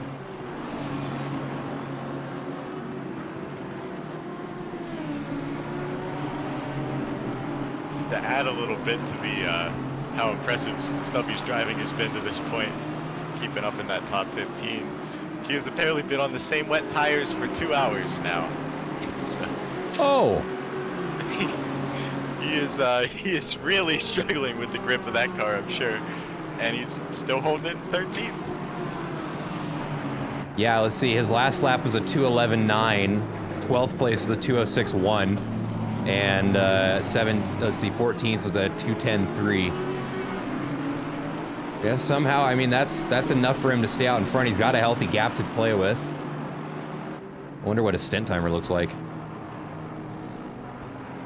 Well, let's see. I believe a drive-through resets it. He at least got that drive-through when he had to avoid that wreck, so. Gotcha, yeah, that makes sense. Maybe it doesn't reset it, might just pause it. I can't remember. It's been a while since I've done the endurance strategy game. Driving through the pits will reset the timer. I thought so.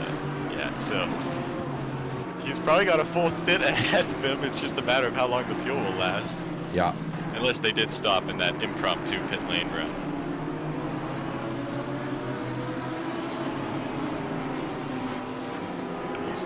He's doing a great job, especially on ancient tires. Yeah, no kidding. And those wets are not made to go that long. They just aren't.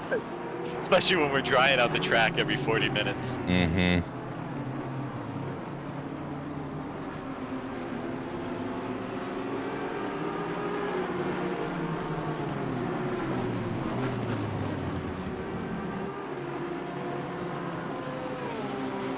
Let's check on the weather. Let's see what it's doing right now. It's a green track, so we've washed all of the rubber off. In 10 minutes, we got light rain, and 30, we got medium rain. And it is continuing to warm up. That's going to be fun to deal with. Yeah, we've got at least, I would assume, one more dry shift coming in after this rain. Maybe that'll make it to the finish, or maybe we'll have a splash of rain at the end. Either way, it'll be exciting. Yeah. As this entire race has been, just crossed the 4 hour mark. 109 laps in here at Suzuka, minute 55 left. This race is anything but over. We got 2 regular races left. Yeah, we do.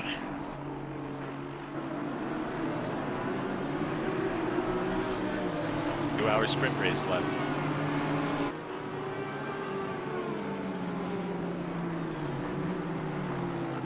Go ahead and we're gonna throw on the autopilot here and see what they've got for us, because they're not really any battles for position at the moment.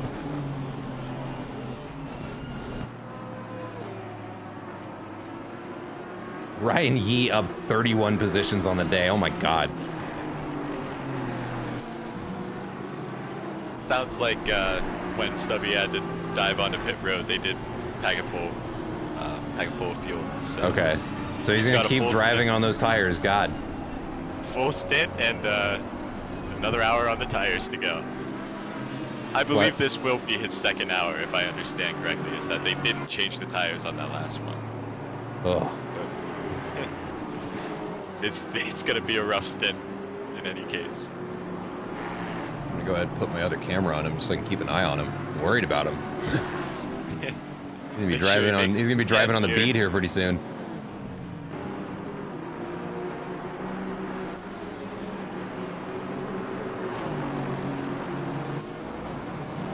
But I mean, yeah, he's got, what is that, a 17-second gap to the next car. I mean, he's got time to play with.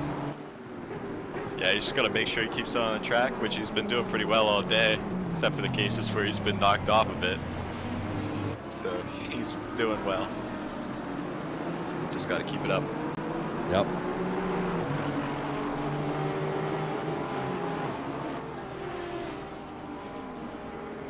Let's go ahead and we're gonna hide those gaps there just for a second. Take a look at the race or the position delta for the day. See how everybody's doing.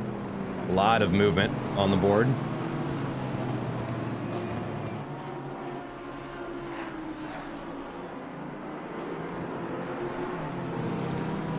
You have a battle for 27th right now. Yes, we do.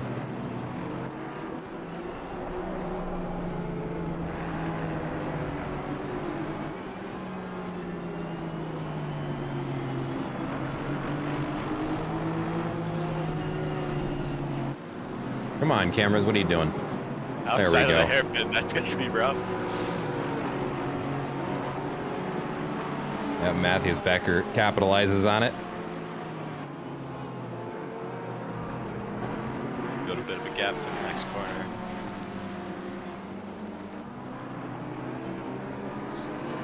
12th place Carpenter's going to throw a wrench into this battle here. See how they negotiate that.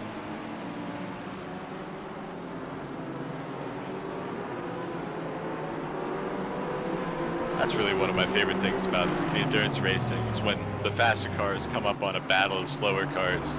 Mm-hmm. Whatever they're going to decide to do, you know, they don't have to let them through, but I always try to, you know, let the faster car through. Maybe you can follow him when the guy in front of you lets him go.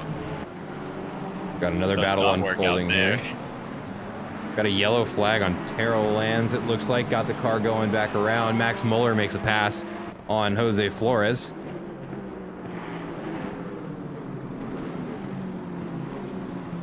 Matthias Becker still under fire there by Andy Box.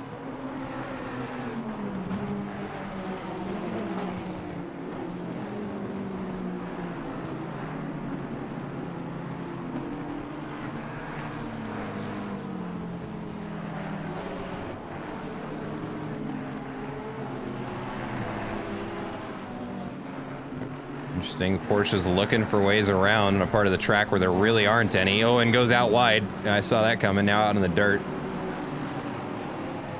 And he's going to have to fight to catch back up. Let's go ahead and look at the battle for 21st as well. Number 146 and the number 24 car. Which actually, they've slowly been getting closer to each other for the last couple of laps.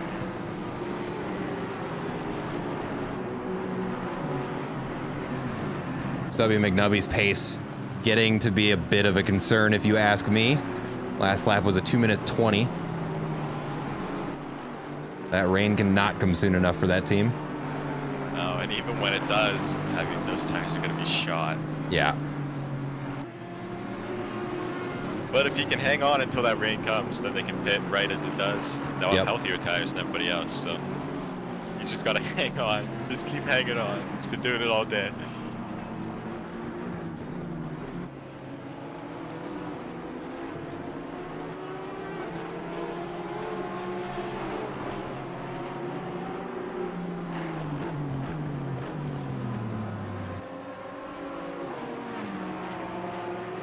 God, I can only imagine what his HUD looks like. Those things are probably bright red.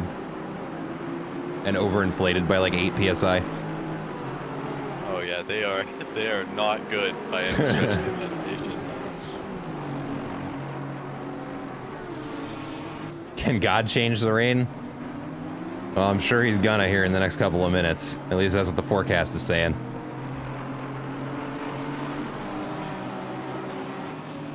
And I'll be willing to bet that Stubby's saying some prayers right about now.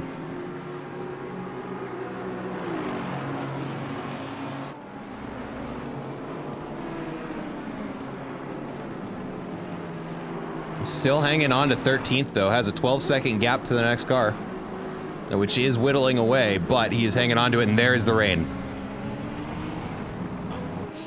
And Stubby just got a second wind, I am sure.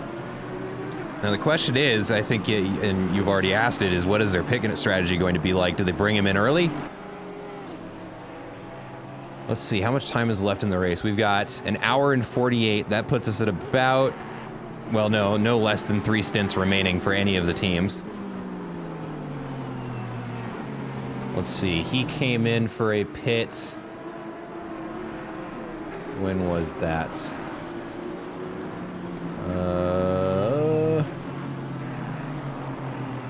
Help me out here. Okay, there we go. They're in 13th. Stubby McNubby. He came in for a pit at the 3 hour and 51 minute mark. Not very long ago. So I mean, he could serve another hour stint if he's got the fuel, and that would leave his team with only 2 more pit stops. I think if I were one of them, I would probably be pitting here.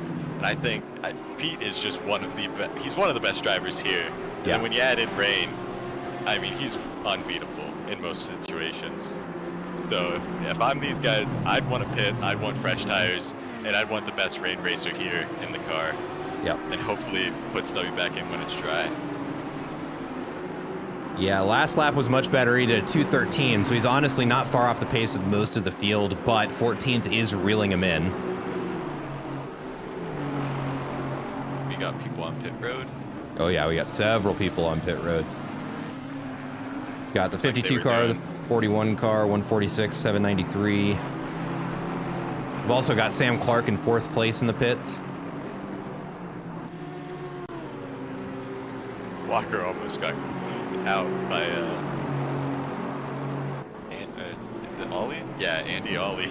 Yeah. He was close into turn 1.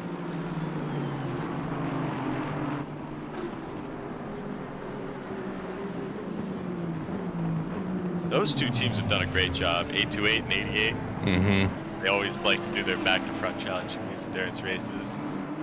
Walker was blistering first stint. I believe he was in the car. Yeah, he was in the car and then handed over Dan Good.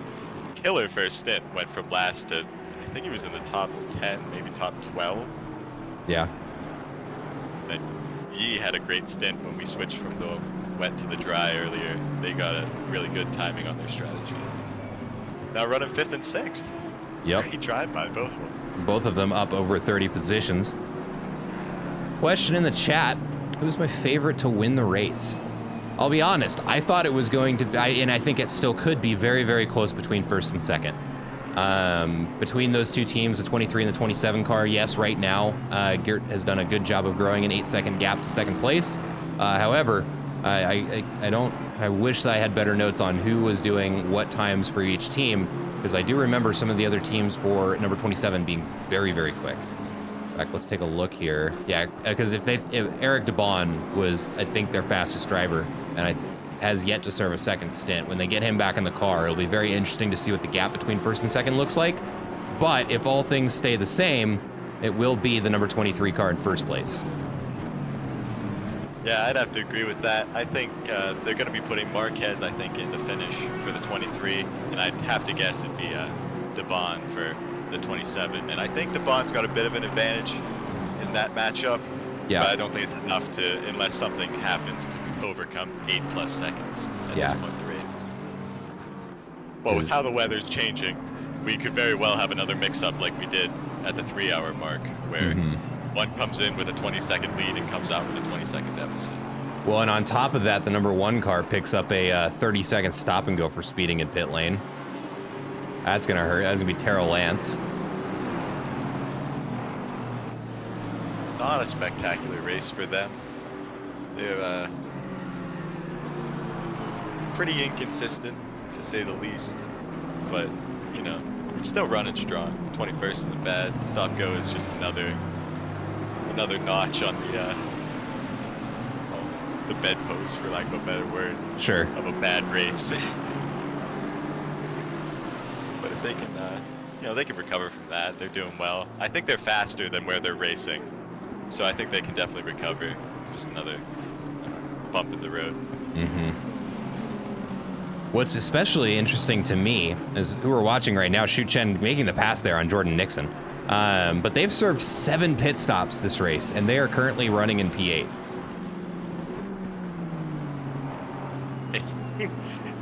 He is doing this race by himself. Yeah, he's got a teammate. I don't think I've seen them in the car yet.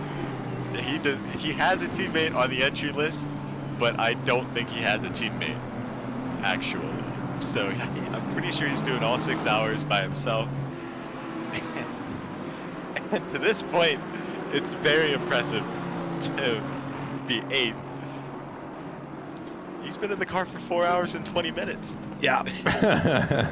He's been all the way down. I think the lowest I've seen him, he was outside the top 20. Yeah. So he's It'll be been really all over the place.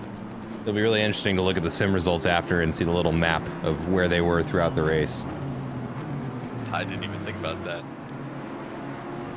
Assuming it's set up. I have no idea. But yeah, no, and it's certainly not surprising to see Shu Chen driving this well. He's regular here at Delta Racing League and consistently performs well. But this is something else. Yeah, no, I mean, everybody in the front is so talented to be up there, and he's been doing it for over 4 hours. I remember he did that in our Imola race. He did the 6 hours, well, Yep. it ended up being 5 hours. But he did 5 hours, made it up to a podium. Somehow made it to the podium. So it's definitely possible. I wouldn't want to try it. Insanity. I've seen people solo the 3 hours. I don't even want to try that. Double stint is enough for me. Yeah, I've done a triple stint one time. It was a mistake.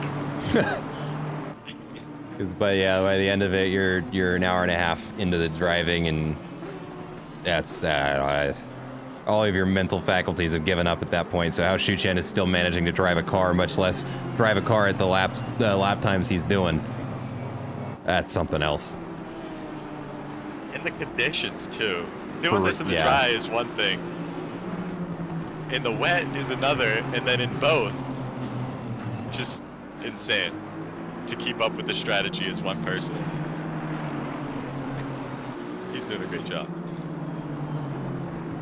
Doing a little bit of math now. I just realized every team has driven more than 100 laps here. I'm very curious to see how much distance has been driven up to this point. Let's see, it's a 3.6 mile long lap. So let's do 3.6 times. We've got 34 cars in here, at least of which has done 105 laps. So let's average that out. Let's say 108 laps on average. And we're gonna do that times 34. Yeah, that's a big number. So far, roughly 13,200 miles have been driven in the last 5 hours and 20 minutes, 4 hours and 20 minutes. That is quite the number. That is ridiculous. I mean, it's not as absurd when you look at literally each team having driven just over 400 miles now, or just under.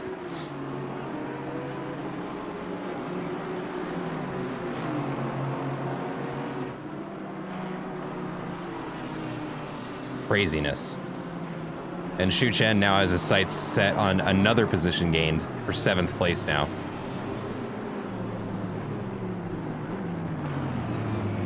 It's really catching people now. Stubby's still out on the track. I think, honestly, I think the rain came too late. His tires must still be shot because he's doing 219s. Yeah, I mean, tire model's come a long way since I won my first race off of running dry tires on a wet track because the wets would just burn up so quick. And even now, runs wide there. Yeah, and he was catching the car in front of him too. Even now, you can't run them for 20 minutes on dry track, and they won't last in that. So unfortunate for him, but some things you just gotta fight through.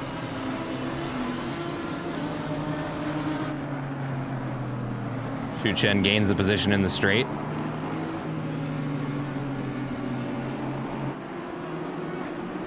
Now up into P7, up 4 from his starting position. We know for a fact that he's gained more than that. Oh yeah, for sure.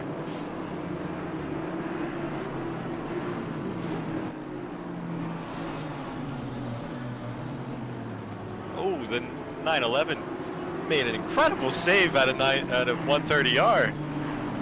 I just flipped to him to see what was up with the top 10, and he was dead sideways. Let me pull up a replay of that then. I just missed it. Andy Meyer at the wheel.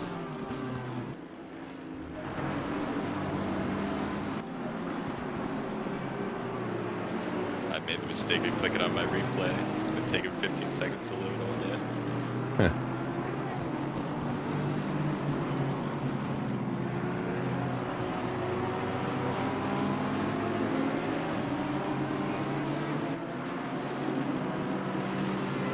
So here we go. 911 Porsche there. Coming down the straight into 130R. Ooh, gets a little inside. Oh, look at that catch. Woo. That could have gone way worse. I've done that exact thing in a Lexus in a 6-hour here, and it did not go that well. I turned a top 20 into like a top 25 doing that exact move. And the Porsche is not easy to catch today. once it starts to do that too. No, that was fantastic. Incredible timing on the switch to him. Would have never seen that otherwise, I don't think. I just would have seen the yellow flag and looked away. Got a battle for 20th starting to develop here behind Andy Ollie.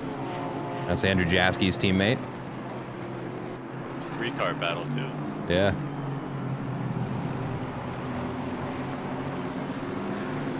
With several faster cars coming through within a couple seconds of them.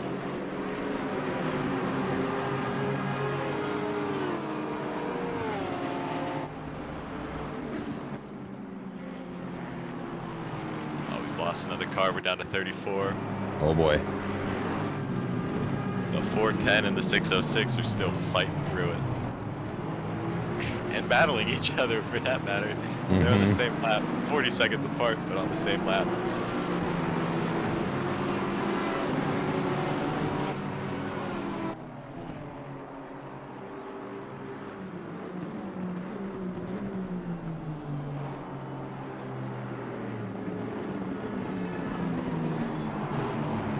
Oh, we got a car off way there. off. Oh, 2 cars off there.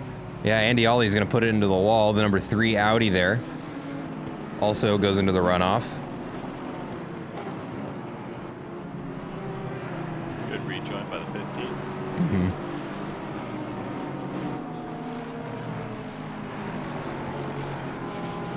Now it's 2-car battle for 20. And a very close one at that. McLaren versus Aston Martin, 2 completely opposite cars. Big wheel. Yeah. Oh, He's the bigger still one. Still driving it. Wow. That was uncomfortable. Yeah, he's gonna come right back at him. No rest for. I shouldn't be trying to say names before I know how to read them. Welcome to my world. Oh, Oh no! they. Oh, that's gonna be bad. Oh god, no, no, no, no, no, no, no, no, no. Oh no! Yeah, there he goes. I think he kept that out of the wall. Yeah, he did. Good job. Wow. Oh, that made me nervous. That was. Wow. Almost had 3 cars wreck out of 20 in 1 lap. That thing looks evil right now. I mean, he's sliding everywhere. Yeah. Makes me wonder what his onboard is like. Let's take a look. Just so we can see his steering wheel.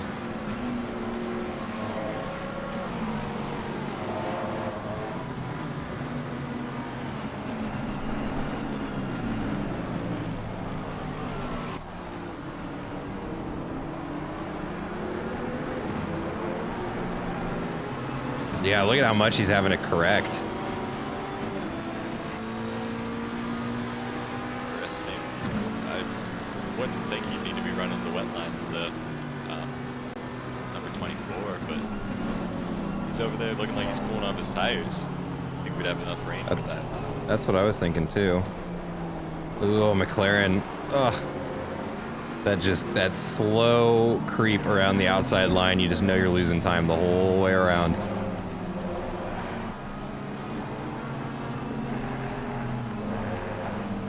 Looks like he hit pit road. He was coming up on this group for 20th.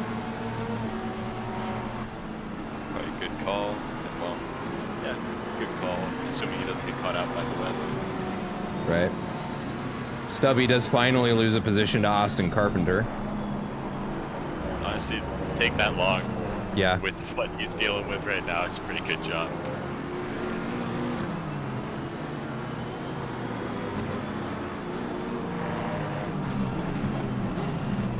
Actually, let's hop back in here and see what his steering wheel has to do when he gets the power down. Well, that's looking like a clean pass. Oh, you know, the ass is still on the inside there. Woo.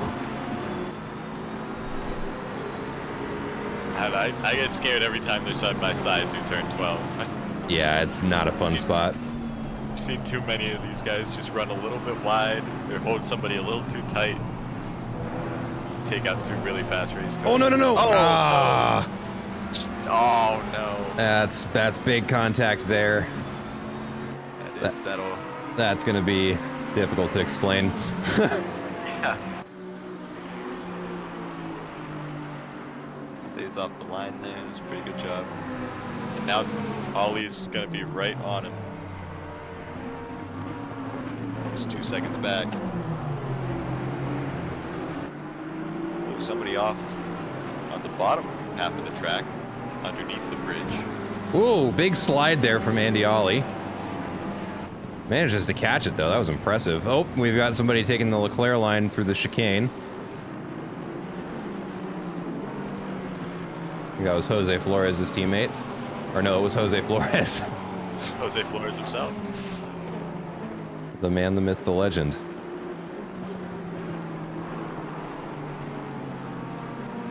I wonder if that is the same one from back in season 1 of the NA series. The same Jose Flores. I'm not sure. I wonder if I've even got that name right. It sounds familiar. They race in ARC a lot. They're an ARC Do they? regular, yeah. Might not be the same one then.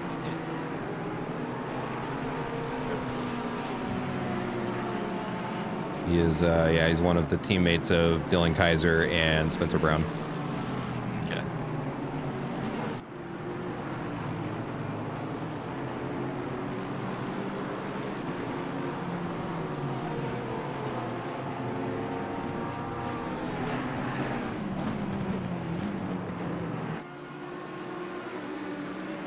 Got a pretty crowded hairpin going on in there.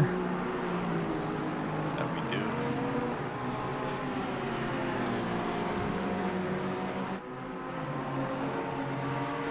That's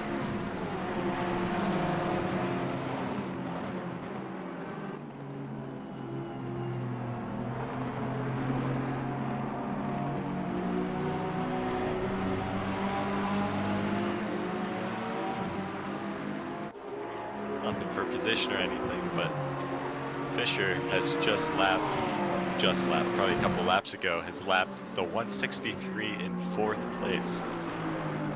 Oh, wow. So that's that top 2 and even the top 3 are just on another level today. Yeah, that is something else because, yeah, P4 is only about halfway through their lap right now.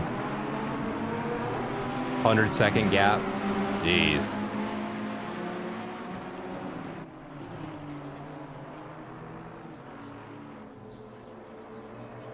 Fisher has also pulled out a big gap to Hall. Yeah. Up to 21 seconds. Oh, both cars are going to spin there. And I just missed it. Here, let's go back 10 seconds here, and we'll see what happened between these two. Oh, they both just happened to do the same pirouette. There is no contact there. The way they spun like that, I figured one took out the inner corner of the other.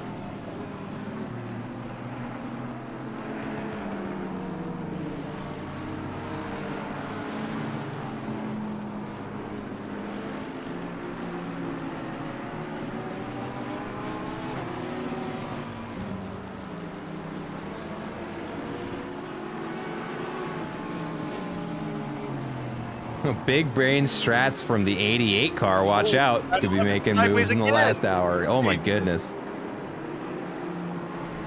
Wow. Yellow flag for Tanner as well. He is spun around. I'm trying to get the cameras over there. They don't want to listen to me. Oh, it's because he disconnected. There's another DNF.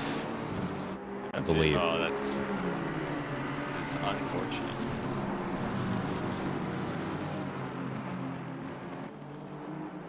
Oh, and it does not seem intentional. It crashed.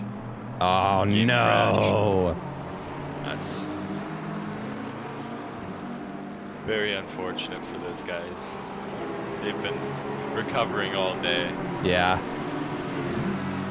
That is unfortunate. That is also racing, though.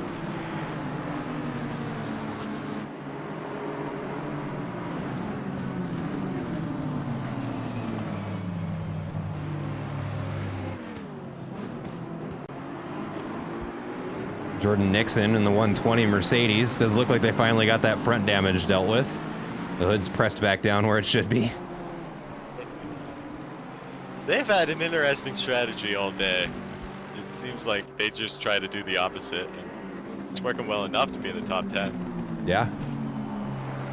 But I was just confused as anybody when they refused. Oh, he almost knocked the bumper off of it again. Yep. I was very confused when they did not repair that for, I think, 1 or 2 pit stops. They let it go. Yeah, I was there for almost 2 hours.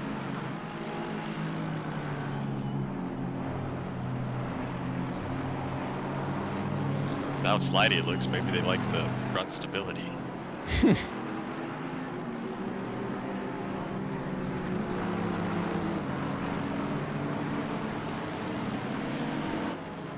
If you don't mind, I am going to take another real quick 5-minute break. So I will be right back. Any battle before I walk away you'd like to have on camera? You know, 9th, 10th, and 11th seems the closest, and they're all 3 seconds apart. Cool, I got Jordan Nixon on camera. We'll leave him there for a sec. I'll be right back. Alright, sounds good.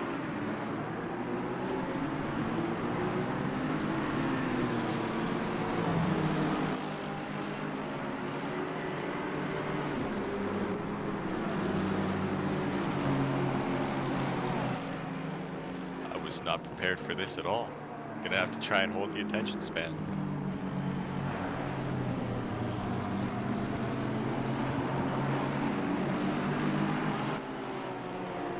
'52 cars had an up and down day, but it seems like they've settled out to this top 16th place.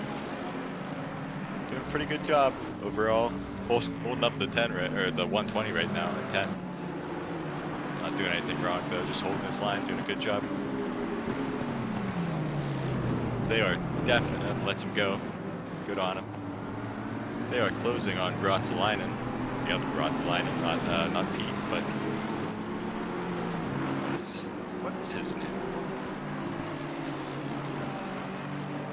Ilpo. Closing on Ilpo Ruotsalainen for 9th place. Closing a lot that lap, 6 seconds, the difference between them. I just have a second, wonder what's going on with the 404 to be losing that much time. Looks like the tires have just fallen off the car though. He is really struggling out there. Gonna get passed through the S's. Pretty impossible place to pass under normal circumstances, so he must be having pretty significant trouble with that car. Unfortunately, we're not gonna be able to see the mayor pass because we're focused on Nixon, but I can do my best to call it out when it happens.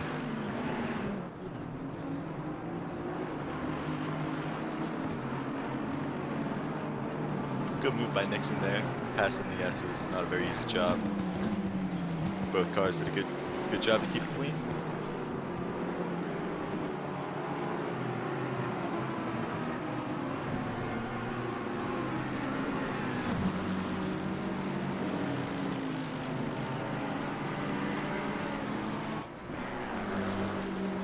Mayer, who has had a very difficult stint, almost spun several times, has done a great job to keep that car out of the wall.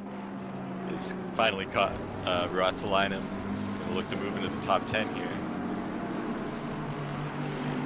Bumper to bumper through Spoon. And the 404 runs a little wide on exit, and the 911 is going to be able to make a pretty easy pass. May not be clear coming into 130R. He could try and contest this. I don't know if that's a good idea with the tires he's got. Yeah, he does back out, and that's that for the battle for the top 10. Ruotsalainen continuing to drop down spots, losing several seconds a lap. I think again he's going to lose 6 seconds to Nixon, and we'll see as he crosses the line. Nixon does a crosses the line. Now does a 2:13.3. Ruotsalainen is going to come across and do a 2:23, so several seconds down again.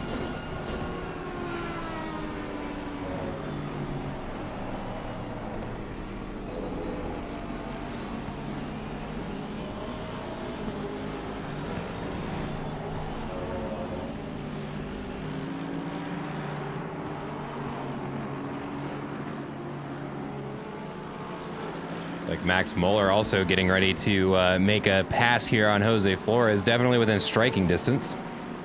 Although it looked like that BMW may have had some damage to the front. It certainly does. Yeah, that thing is beat up. But not stopping him from pushing. Number 100 car is going to try and apply some pressure here in the S's. That really doesn't take much to get your opponent to make a mistake here. Bobbing to the outside. Now you just got to set up Dunlop and hope the other car doesn't get it as well. Oh, he's got it. And he slipped. Good job to pressure him. Good job by Flores to hang on to it. Difficult task on the outside there. Yeah.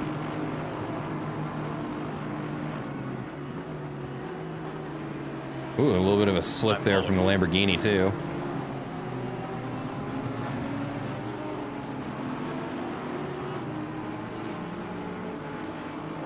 Lamborghini's been impressive today, running 4th and 7th. Mm-hmm. Not something you usually see anymore.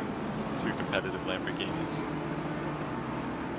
It's kind of nice to see all the diversity in this this grid. Yeah, I was thinking the same thing earlier in the stream. I think we've got just about every manufacturer represented here. We've even got a Bentley that has gone missing everywhere, even in real life. Yeah, Anthony Jones and Mellon Pitch in the Bentley today.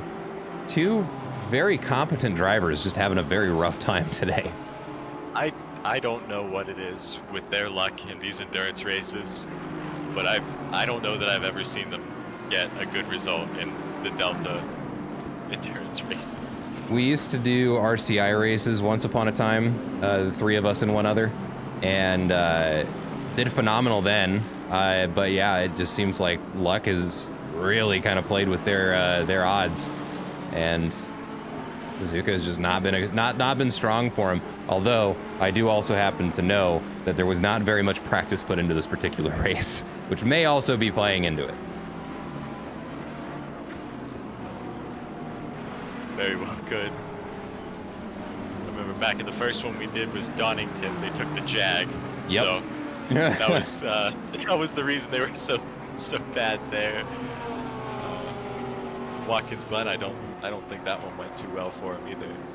No, Watkins Glen, they took the GTR. That's and, right. Yeah.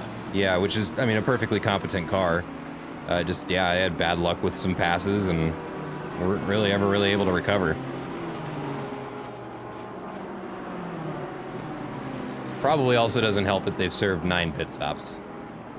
Most of the field is either served, 4 to 6. I think they've served more pit stops than one other driver. Aiden Hasselbrock in second place with 8.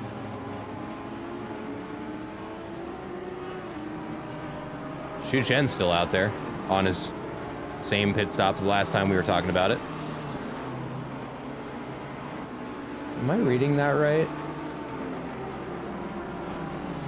No, that can't be. That can't be. He's served 5 drive-throughs. That can't be right. Starting to get our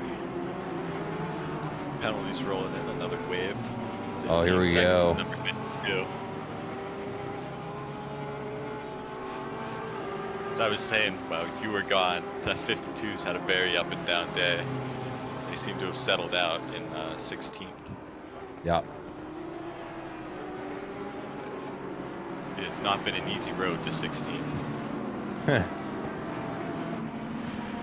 That's, of course, going to be the Bricks Racing Ferrari here. Up 9 positions on the day. Certainly a race to be proud of.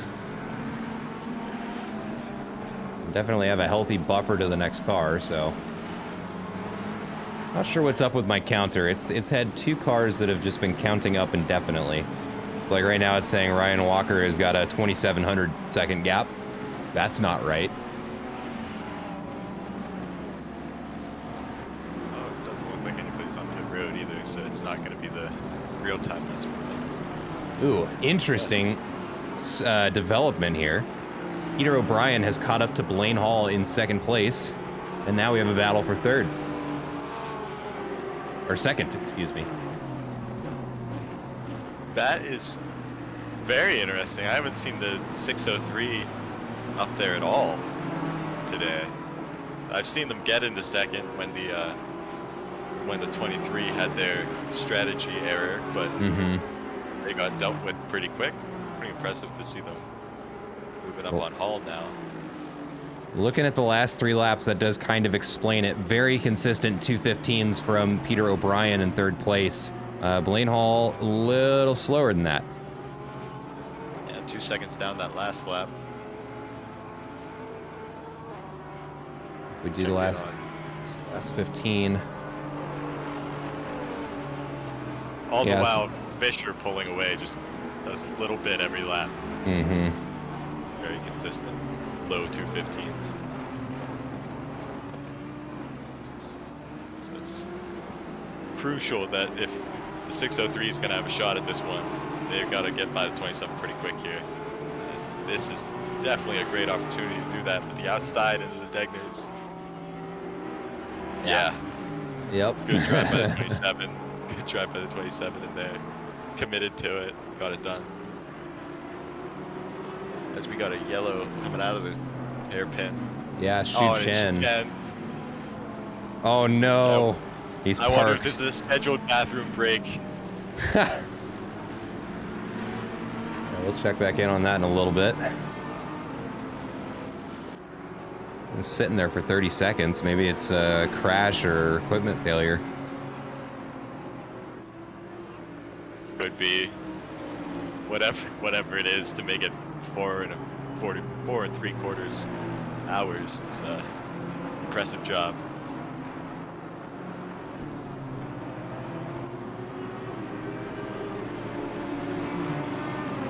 And in case you're wondering, he is still sitting there at the moment. Oh, he's moving. Shu Chen is alive. Yeah, it must have been a bathroom break. Only lost a position, too. He's probably gonna go and get it back. Yeah.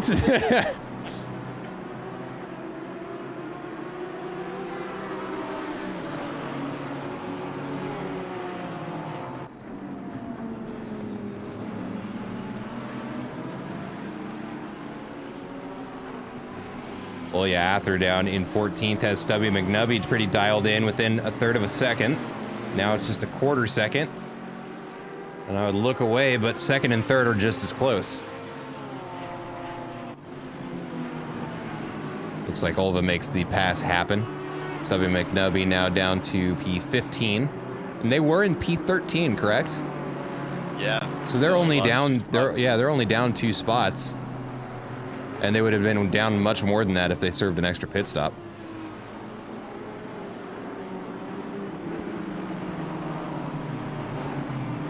It's just got at most 30 minutes till the rain stops. Yep. Then a little extra time for it to dry up. They're gonna have to box for wets anyway, I think. I don't know that you can put Pete out there on dries for that long in the damp condition. The wet or damp condition could be either or. No, he'll just roast those tires. Yeah, they're gonna be either in the middle of wets or like the worst way to be out there on dries. And it's gonna be a tough spot for everybody to make a decision here. And I mean, this is the money stop. You kind of got to hit this one. Right or wrong, you don't have the time to make up for it anymore.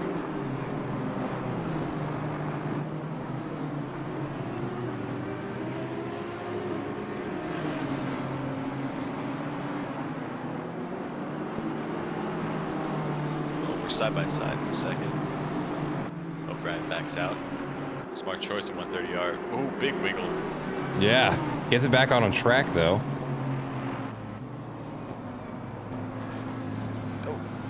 Almost lost it on the curves too. These guys are really giving everything they've got. It seems like Hall has found whatever he was losing earlier. He's now doing the 15s, low 16s. Maybe you just need a little bit of a fire lit under his butt. Yeah, Oh, that's right. There's my motivated. pace. Stop slacking.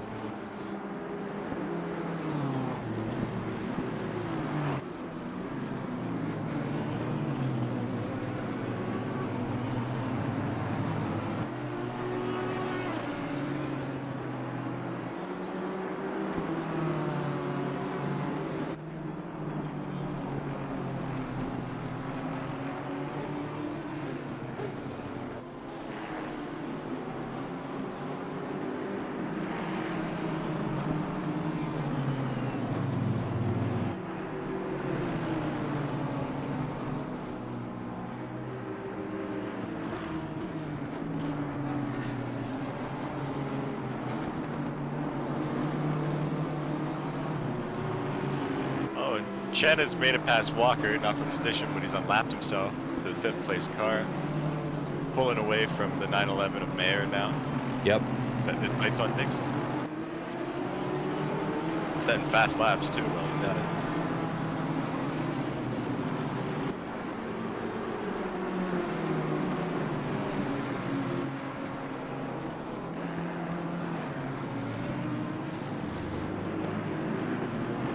For anybody who's watching this in the chat, threw up a little poll there because we got a question. How big a number will the HUD hit for Walker's Delta's pace? Let's see what the chat thinks.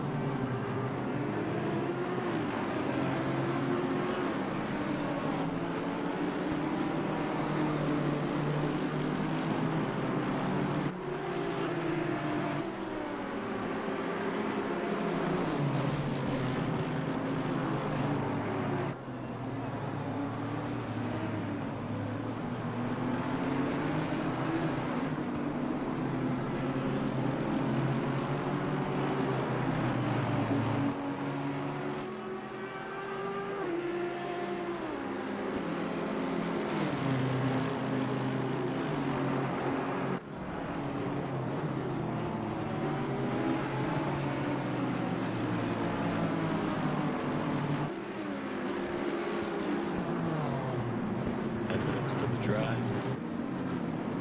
And I've been told I'm wrong about the 333 strategy and their strategy options. Pete is not concerned about being out there in the damp with whatever tires they're going to be on. I'm not really sure which one they're going to.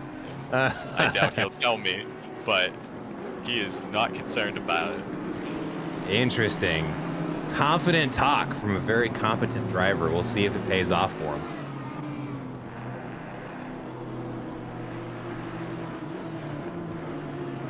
I mean, I wonder if I'm even wrong about whether he's putting him in the car. Maybe they'll just have Stubby finish it off, get him that extra experience.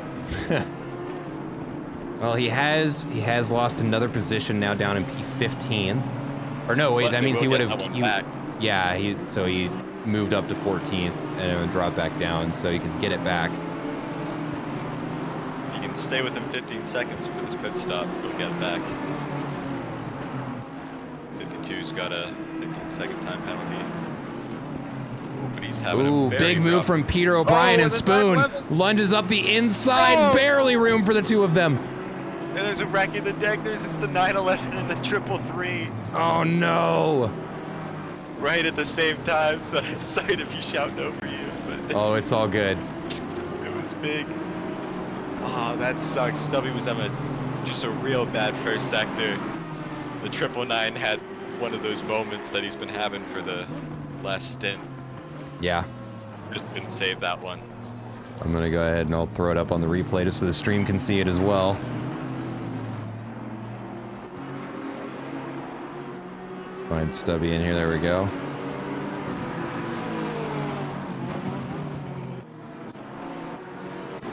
Alright. Let's get that out of the way. Why is the HUD open? Stop it. There we go. Alright, here's that replay for you folks. Stubby in the blue and white, the 333 in the green. Oh, and yeah, oh, no. Oh, yeah, that's not pretty. It just got worse. Yeah, that's too bad.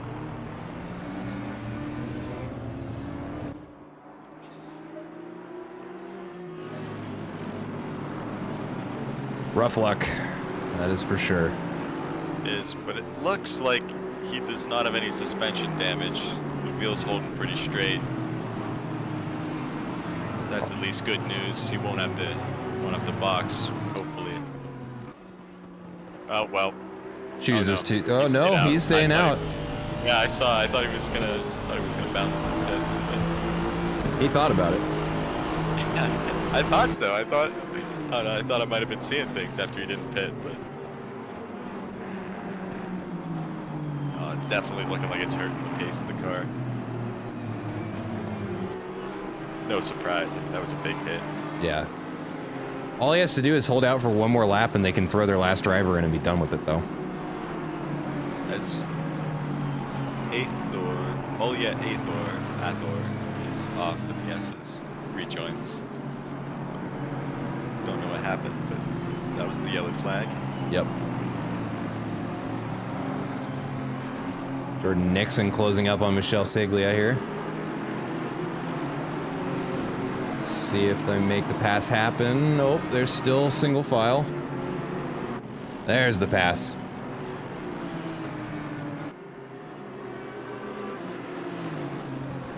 Ooh, gets a little loose there coming around Spoon, but manages to hang on to the position. Don't look now, but 10 seconds behind him is Chu Chen. Yep. Already looking to get back into that top 7 spot. Ooh, and we've got an accident there. Looks like the number 33 car puts it into the wall. Or excuse me, the number 12 car, Dominic Socha.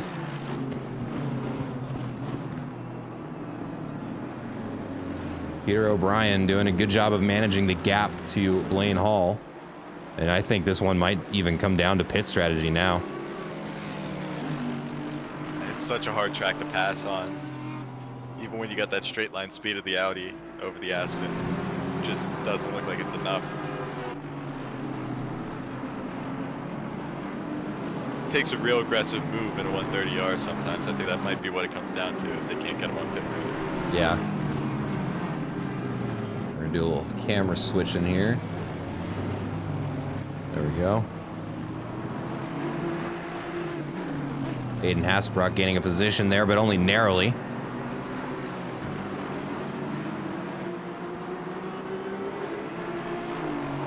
Aston Martin looks to the outside.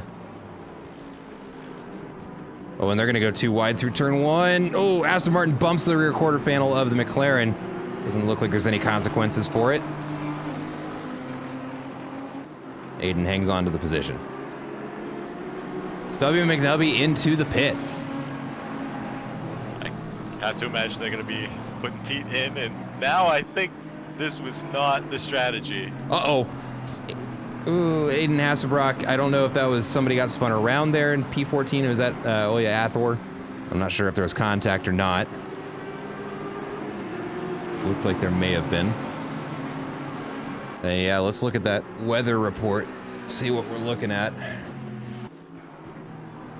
Oh, it's about to dry out.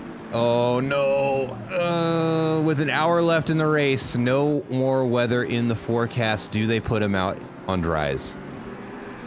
That's the question. I think Pete really wanted to make it to that mark where it's second place is going into the pits now.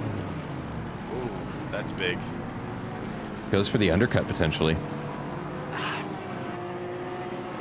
I think the best bet here is throw on wets and run them until they will not run anymore. I don't know that. Yeah, I don't know that I disagree. But if I had any time on my stint timer, I'd run another lap. I'd run as many as I could before I hit the pits here. Yeah. Yep, and sure enough, they put Pete in the car. Number 17, Nikita Frakov, picks up a drive-through for track warnings. And let's look and see, is he on... I can't tell. He's on dries. Yeah, he's on dries, that's what I thought. They put him out on slicks. Let's see how he does. That's a Pete decision. I mean, go big or go home. He's racing for 17th, and I know he'd like to be racing for a top 10, so this is the best bet, is do what everybody else won't. Well, and that is kind of what the strategy for this team has been so far. Devon's out, he's also on slicks. I think that might be the call. I mean, if these guys think so, they are better than me at this, so I'm gonna trust them.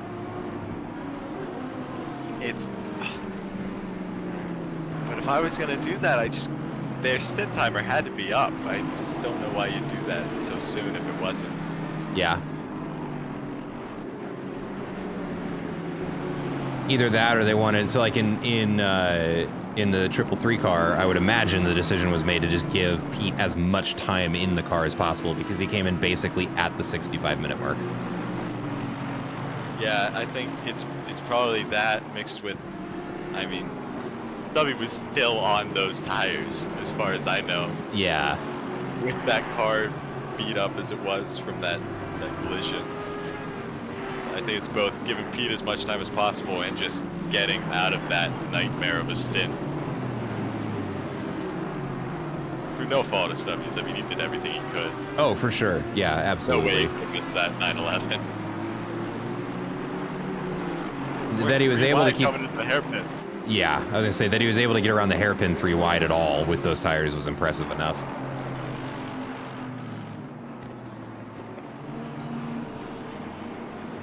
All right, first that went out pretty well.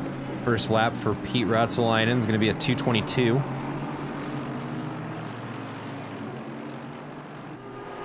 And I'm sure now, yeah, the rain has stopped completely and that track dries up. I'm sure he'll be speeding that up. Yeah, that's good for him.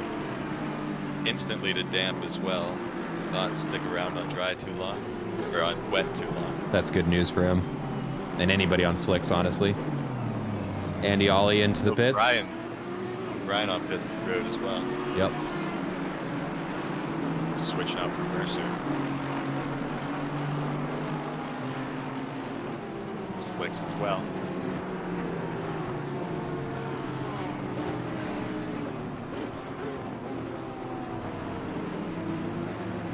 Grant Fisher is in as well.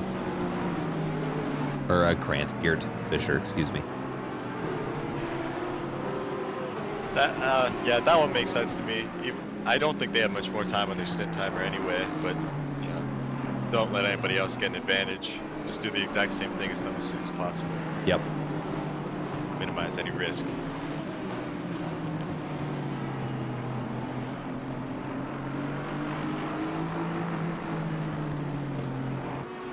Good stop in the box.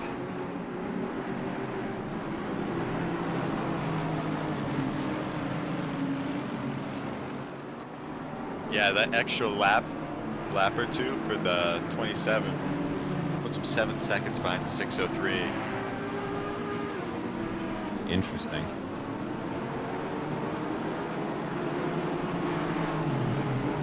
Now the 163 is doing exactly what I'd want to do. They've got time on their stint timer. They're still on wet tires. They're gonna have the fastest car once we switch over to the drag condition.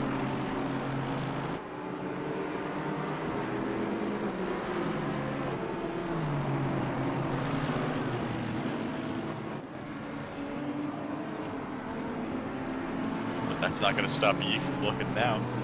No, it is not.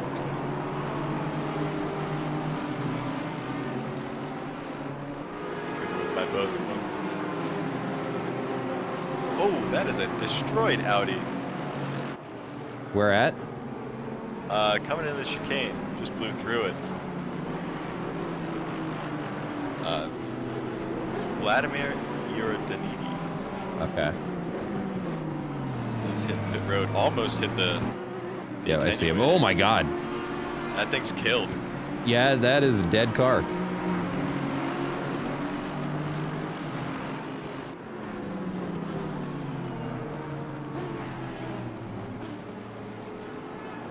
No idea what happened, just saw him rejoining, well, not rejoining the track, but on the track ahead of Yi and the 163 of Clark.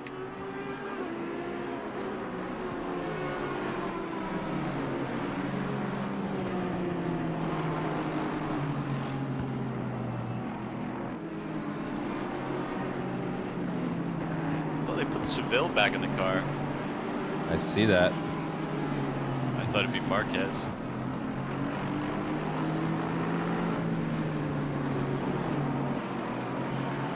I also would have thought that. Interesting to be sure. Maybe he got another stint that I didn't see. Or maybe he's just not available. Could be both.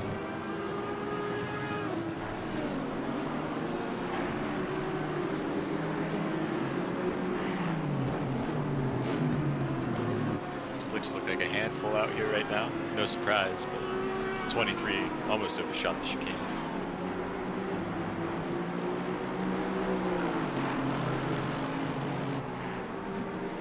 So here's something interesting that was pointed out by chat. The battle for second to last.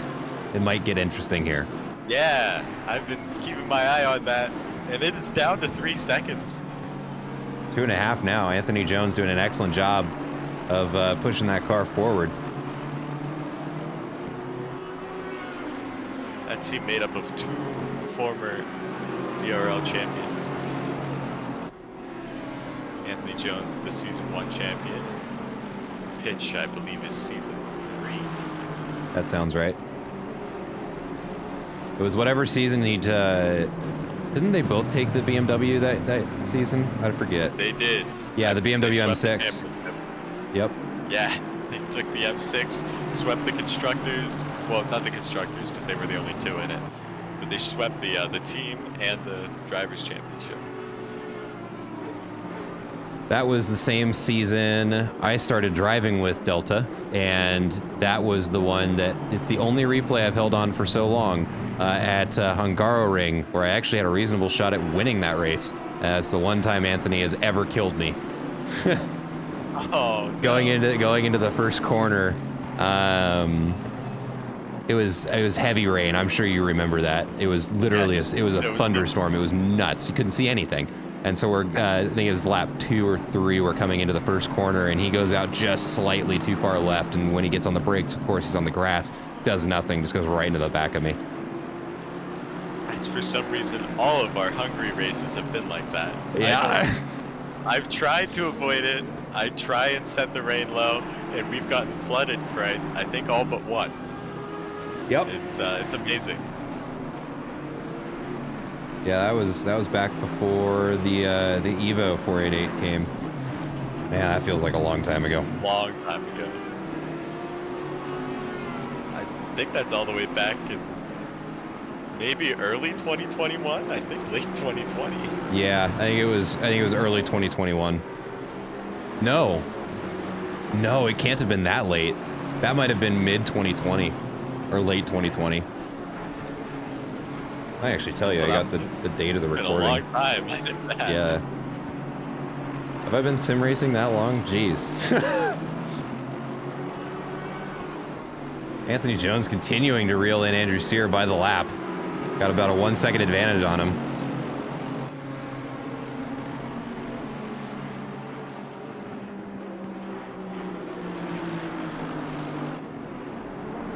This is going to be one of the best battles on track. I'm sure neither of these two want to finish last. It was January 31st, 2021 was the date of that race. Wow. Been doing this for a long time. Yeah, we have.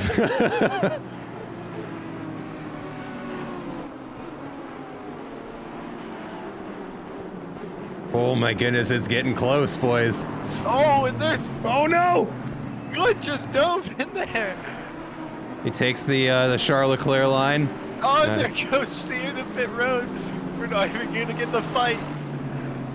It could be a fight when they come out of the pits. You never know. I hope so. I'm sure it will be. I really, really do. Wow. That's a fast lap by Good. He's still on wet tires. Makes sense. Yeah, that reminds me. How's our boy Pete doing? Currently P16. Puts him up a spot from pit stop. Evan to the stewarding box. You have been summoned. Oh no. Well, Mr. Toth, it has been an absolute pleasure. You're welcome back anytime, but it sounds like you got work to do. Sounds like I do. Thanks for having me. It's a lot Absolutely. Thanks for joining us. We'll talk to you later. of fun. Yeah, talk to you guys later.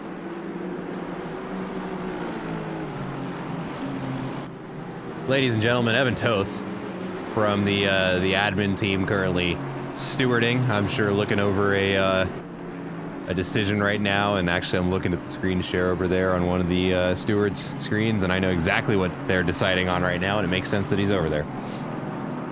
But yeah, Evan Toth, league organizer here at Delta Racing League, known him for, well, years now. That's crazy.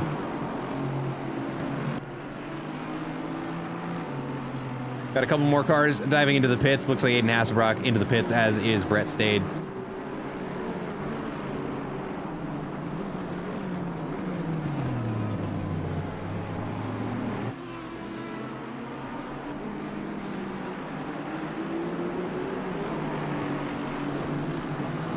Let's see here. Andrew Sears out of the pits now. And coming up around Dunlop. Let's see where Jones is at on track. Looks like he's coming around. Where is that? Camera angle is not helping me. Okay, there's the Yokohama side. Yeah, so he's coming into the chicane. Now let's see if he goes into the pits or not. This will be interesting. He does not. He stays out. When was his last pit stop? Let's see here. Last pit for their team was at the 4 hour and 9 minute elapsed point. So there was a minute and 51 seconds, or an hour and 51 seconds remaining. So they will have to serve another pit stop. The question is, does he have the pace to stay out in front and gain enough time to give the teammate a safe pit window?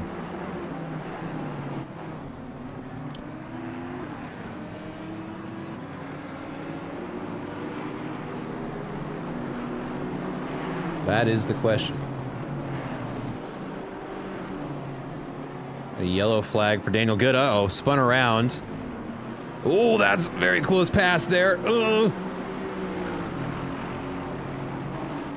Manages to kind of smear his car against the wall until it's facing the right direction there at the top of Dunlop.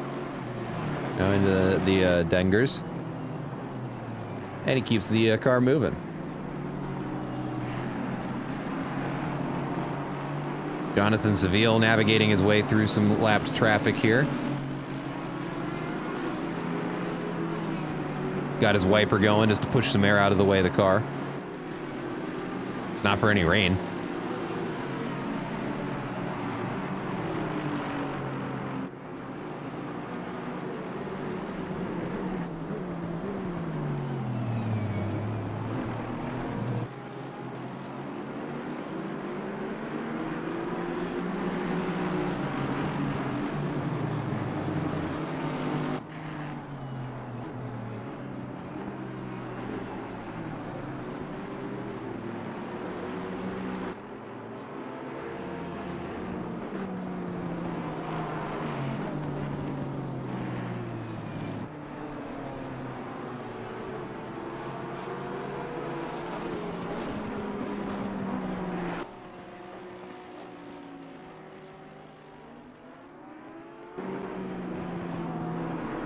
Anthony Jones into the pits now.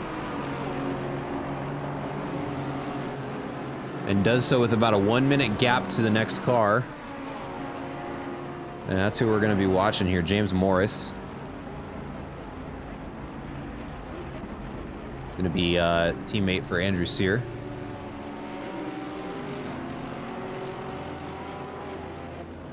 Right now coming down 130R. I think Jones may have done it. Just throw that up right there just so you can keep track of where he's at. He's still in the pits.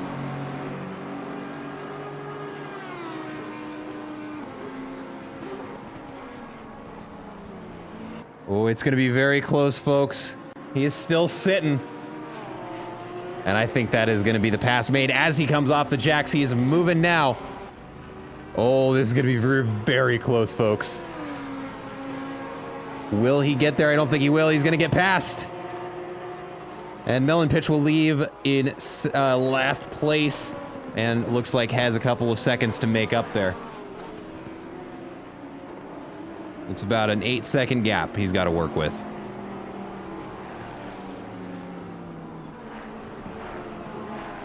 Has 46 minutes to do it. We'll keep keeping an eye on that battle. But now let's take a look here at Chris Frizza. Under pressure from Pete Routsleinen.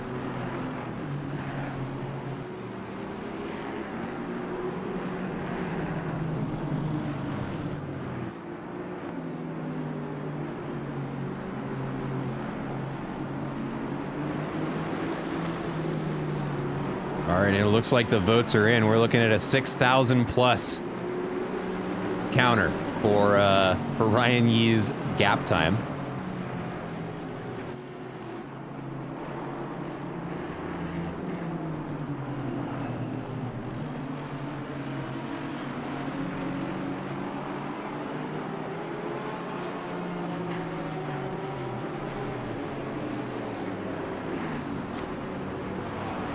Routsleinen really putting the pressure on him now.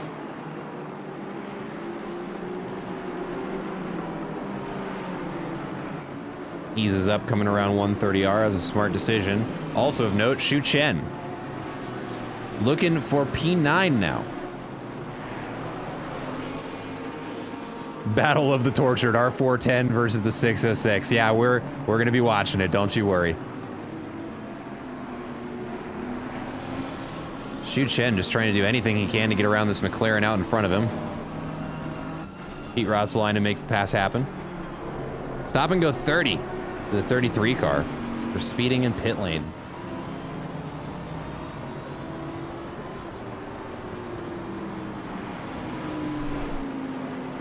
Shu Chen does make that pass happen while I'm looking at the leaderboard. Austin Carpenter now trying to chase him down. Yellow flag. Ooh, and it looks like a DNF, maybe? The leaderboard just got confused a little bit.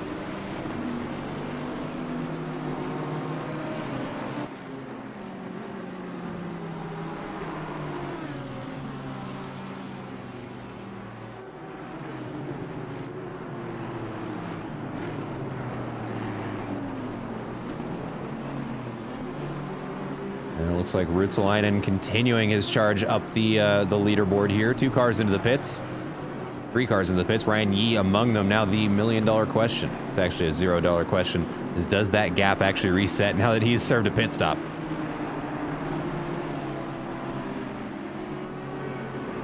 Is most of the chat about to be wrong? Am I about to be the only one that was right?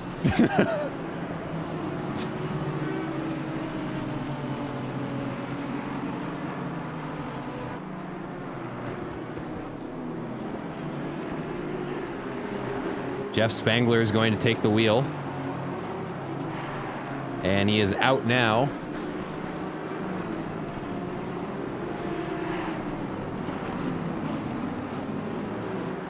Does not look like the gap timer has reset. All right. Well, as always, Chad is always right.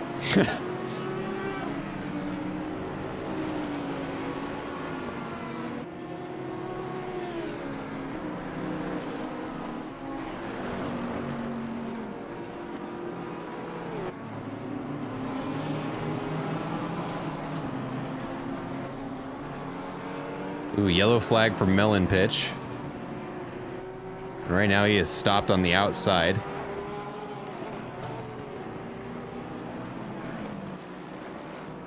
May have just been letting some traffic by. I'm not sure what happened there.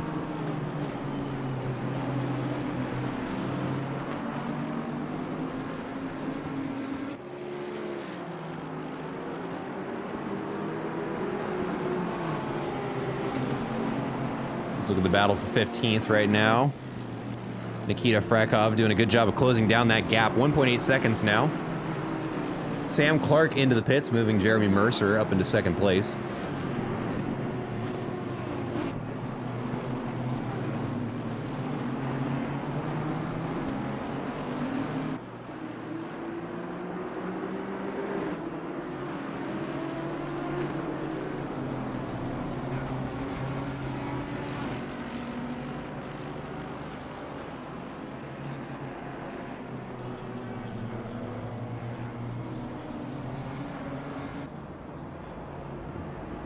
The passing BMW putting a lot of pressure on him now, coming up the hill.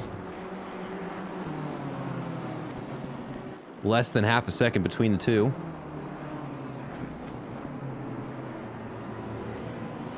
And Millen pitched back into the pits.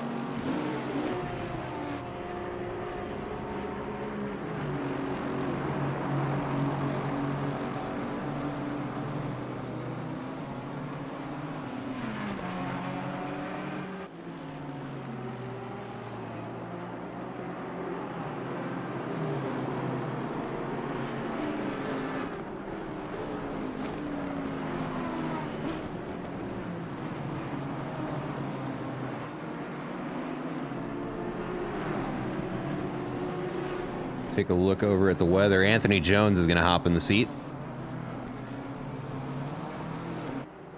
And it's looking like we are going to see sunshine for the remainder of the race, at least for the next 30 minutes. We're looking at overcast and raising temperatures. Right now, the track is currently greasy.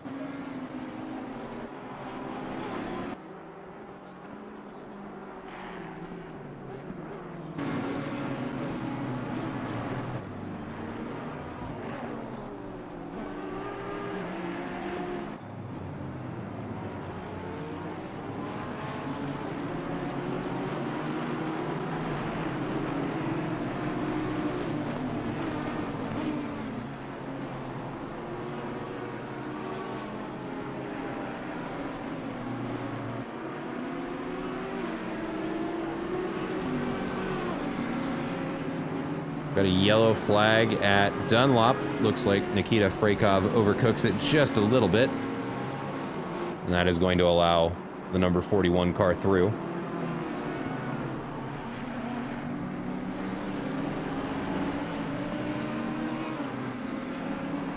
Daniel Lund's going to capitalize on that, starts catching up.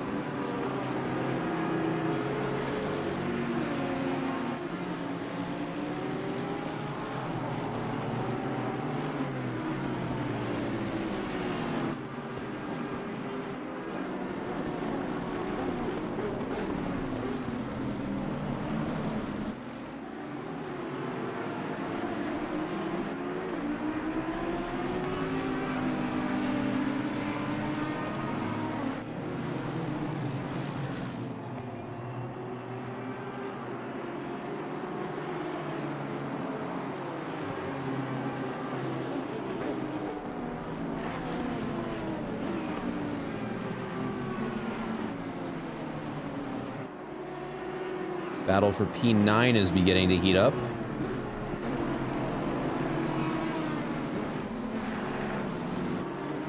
Within 1 second of the 911 car.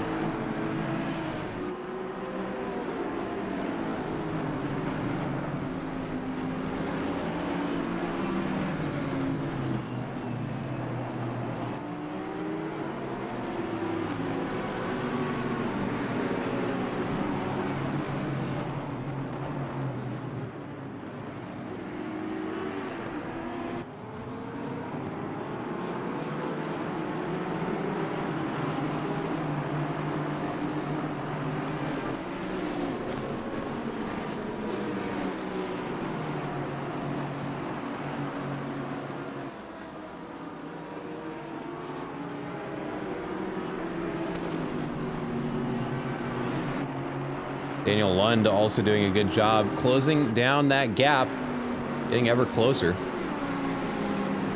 Now within the same 7/10 gap as the battle we're watching at the moment.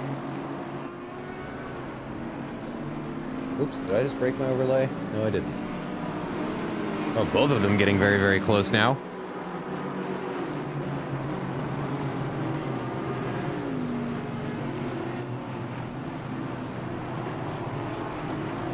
Try and get this open both screens here. There we go.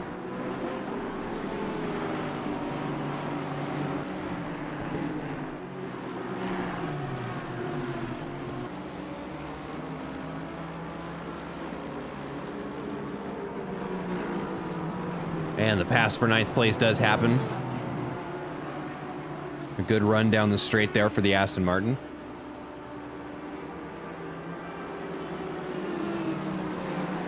Check in on these two over here now.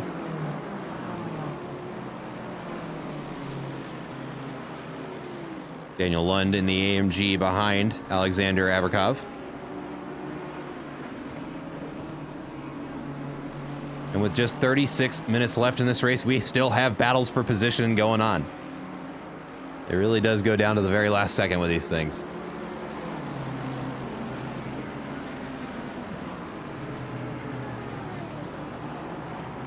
Ooh, and that BMW is damaged. Daniel Lund's going to capitalize on that, has an easier way through 130R, and there's huge contact. The BMW looks like the only one affected by it, turns into the AMG a little bit. Not sure if that was just a problem of visibility or what happened there. But it looks like the AMG unaffected by it.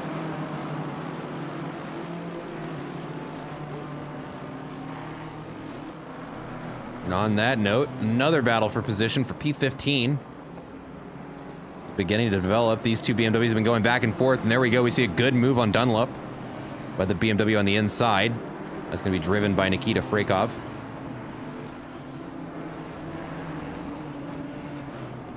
And I want you to know it took everything in me not to say Nikita Mazepin. I know that's not your name, but that's the only other Nikita I know. I need to talk to more people.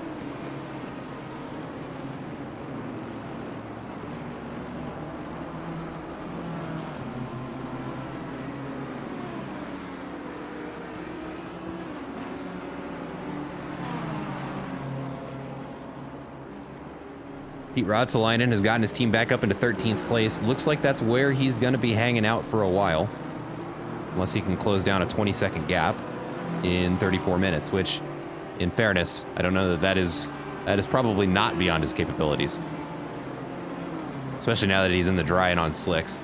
Let's see what his lap times are looking like. He's doing 205s. The car in front of him is doing 209s.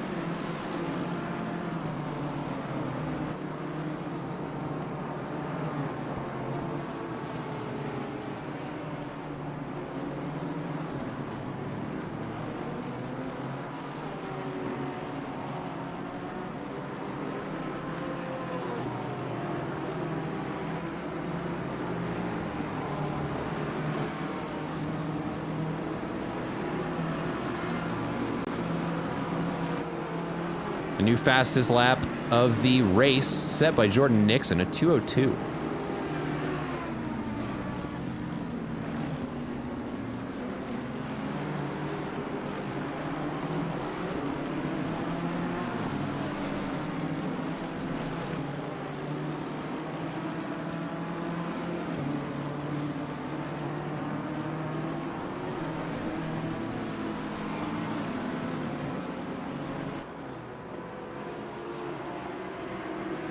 Michael Landry is looking to try and get around Jones here.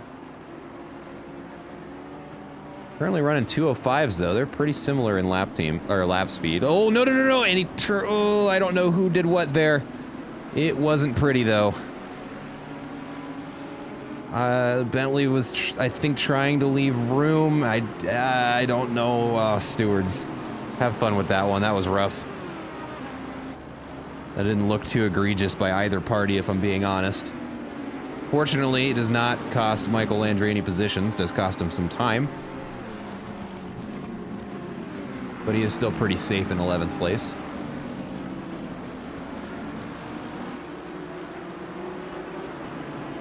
Nate Roger and Ian Paskin getting very close to one another for 29th.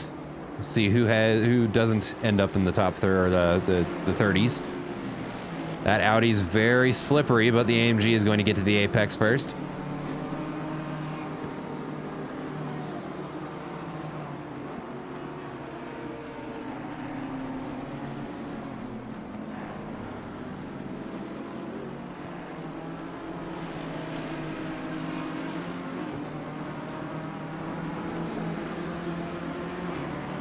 Ian Paskin makes the pass happen on the inside there.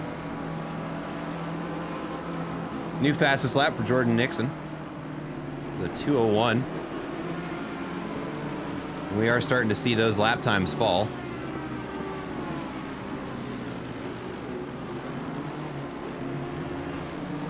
Just to give you an idea of the personal bests here, there are the current lap times. Starting to see some more 2:02s in there.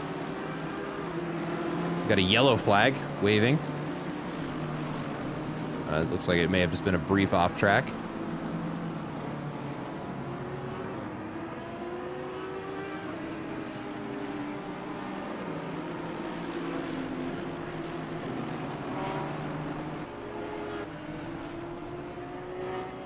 Number 163 is going to pick up a drive-through for track limits.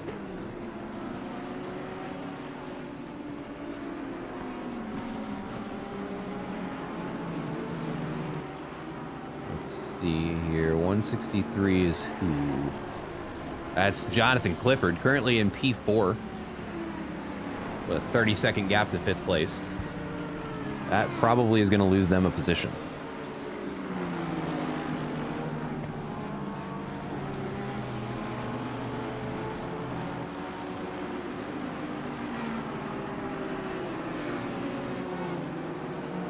Checking on Pete Routsalainen, doing 2:04s at the moment.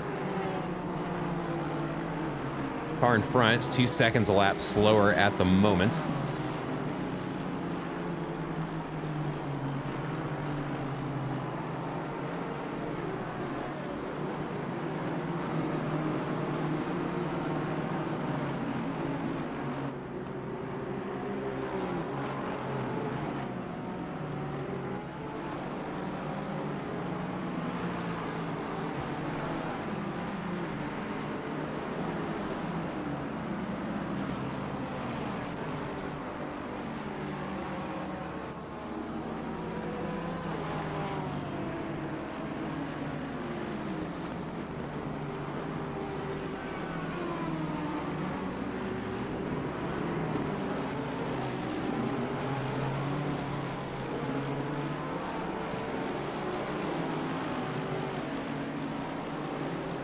Nikita Frakov beginning to push up into the next position, looking for a P14 finish if he can handle it.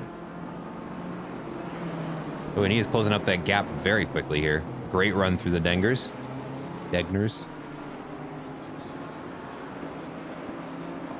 Oh, and they're wheel to wheel. They almost touched there coming around the corner. Both cars nearly run out of room, but Nikita keeps his foot in it and stays out. Oh, and the Ferrari has a bad spin there on the apex. And that is going to secure P14 for Nikita Frakov. Amir Ademir is also closing up, looking to capitalize on the mistake from that Ferrari. That Ferrari, ooh, closes down the track. That, I don't think that was okay. Trying to squeeze the BMW out of a pass is what it looked like. We'll let the stewards decide. BMW had the run and makes the pass happen. Up 16 positions on the day.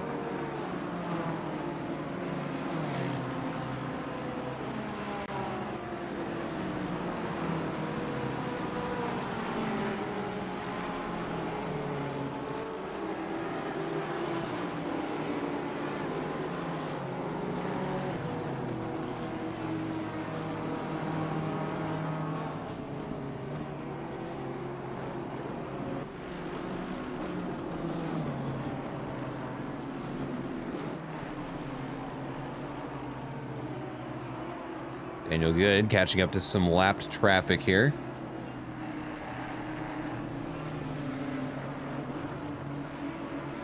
Or actually, excuse me, no, that is second place Jeremy Mercer that he's actually keeping pace with.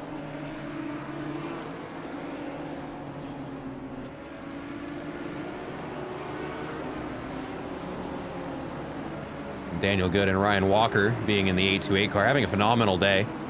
Up 32 positions, so essentially started from last place. Literally last place.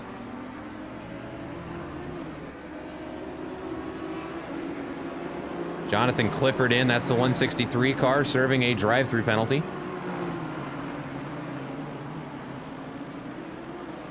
Which does make me wonder. If Jeff Spangler will be able to pass.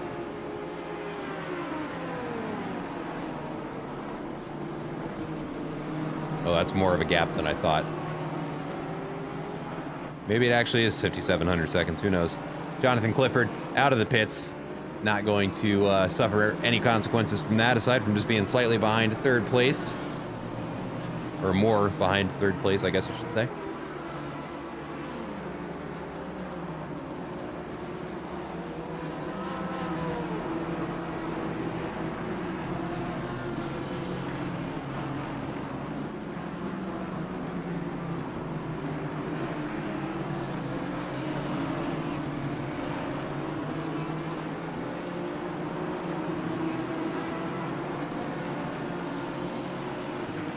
Nikita Frakov is into the pits.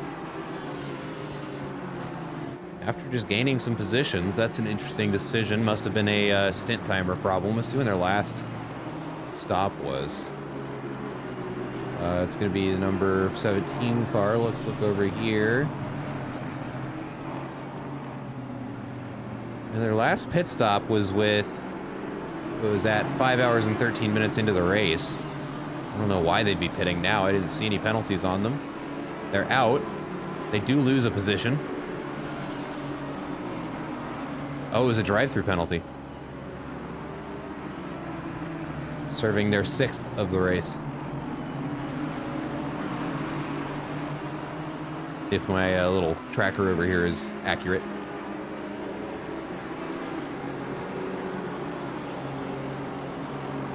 Got another car. Actually serving a pit stop, Chris Frizza.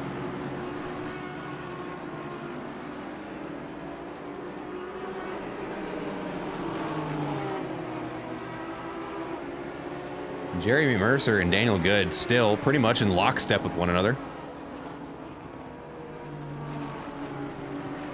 Jeremy Mercer having a phenomenal drive, him and his team. Number 603 car, up 6 positions on the day.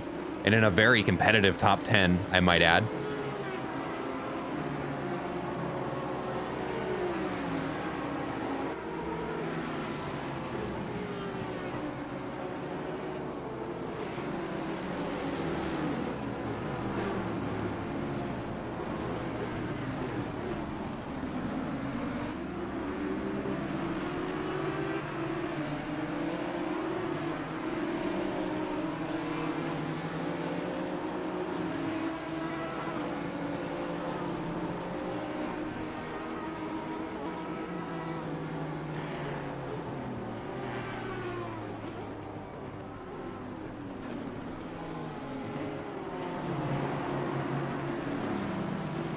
Jonathan Seville working his way through the field now. Seville? Not sure. Yellow flag. The number 32 car. Take a look. It looks like they must have had a bad run around 130R. And Alexander Averkov also under some pressure.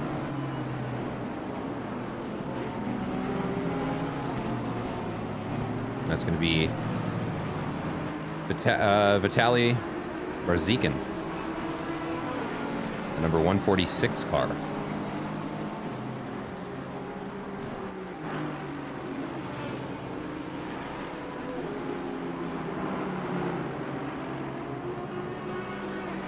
It's going to be a drag race. It does look like the BMW stays out in front, even with all of that damage to the hood. I'm sure they're grateful for the track conditions, because that would be messing them up in the wet right about now.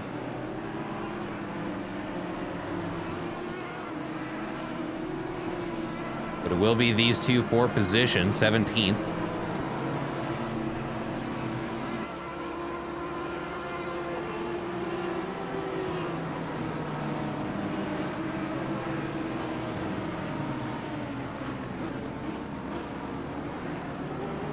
Doing a good job of managing that gap. He's staying right on top of him, just waiting for a mistake.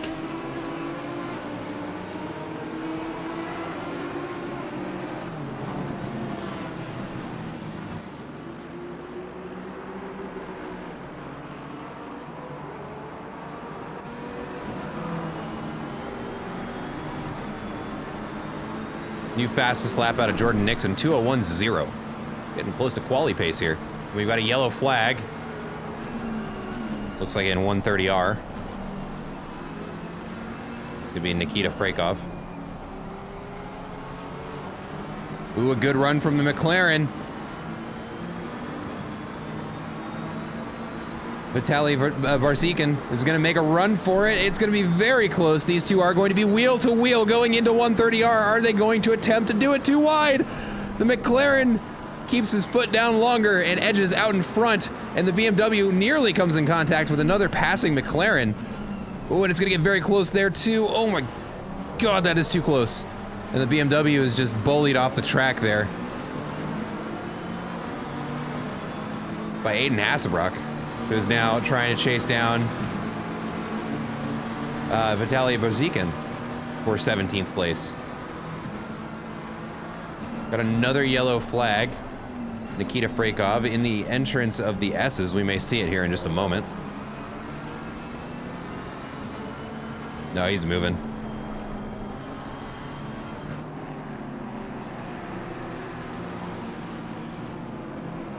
Aiden Hasselbrock now trying to chase down the 146 car.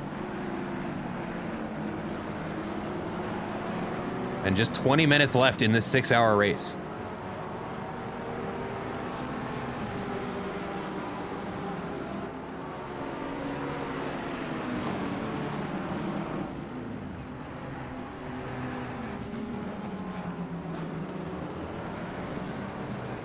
Another yellow flag. Oh yeah, we see there Nikita Frakov, who's got a lot of damage to the front of the car.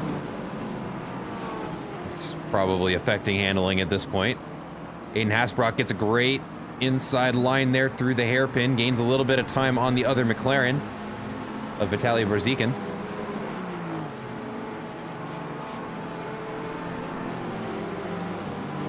And now into Spoon. Aiden's gonna slot in behind him. Oh, that's a dangerous spot to be. Aiden, no. Oh, a lot of contact between the two of them, but it doesn't look like it's too bad. Both of them gonna keep running.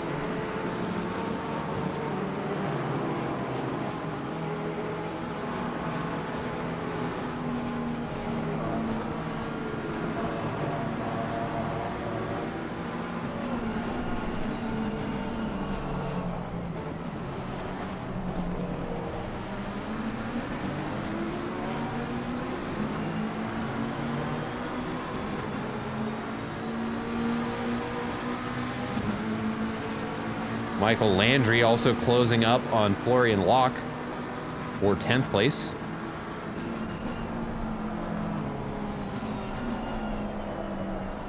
Ooh, you can see Aiden starting to understeer a little bit. Struggling for grip in the final hour of this race. And it looks like the S's are not being super kind to him.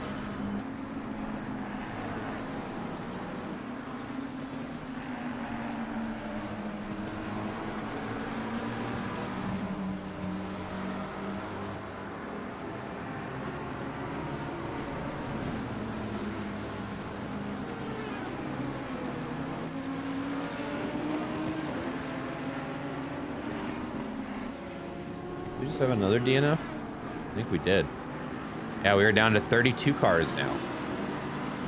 188 picks up a drive-through for track limits.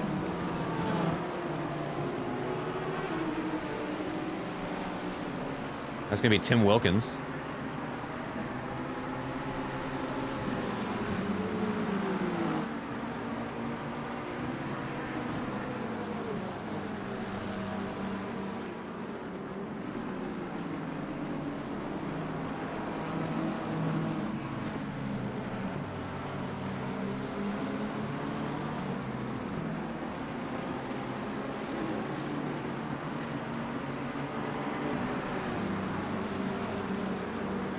Ooh, now we're going to go ahead and take a look at the battle for 10th. Michael Landry closing down that gap to a second behind the 911 car.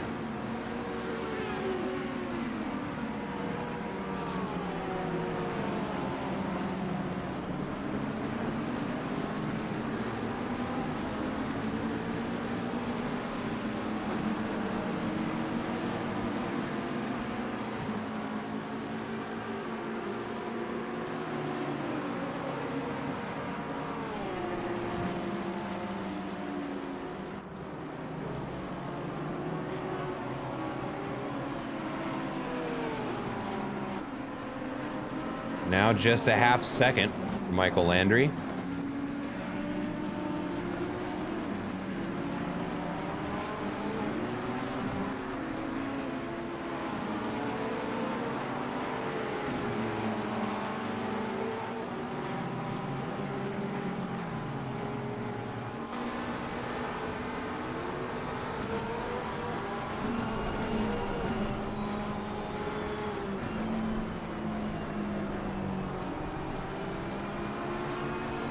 Michael Landry fighting for every bit of grip that he can try and find here, going through the S's, one of the hardest spots on the track to pass, if not the hardest part. Coming up to some traffic, though, may be able to save some inches there. Ooh! A little faster around that final bend. Is going to have to take a compromise line through Dunlop, and we can see the Porsche is pulling away. Let's check back in with Aiden Hasbrock chasing down Vitaly Barzikin.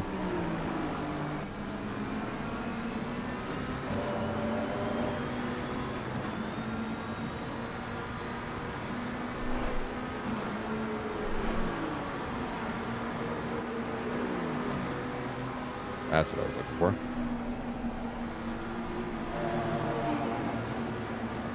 Gap is opening up just a little bit again. See if Aiden can close it back up. Find some tenths through the corner.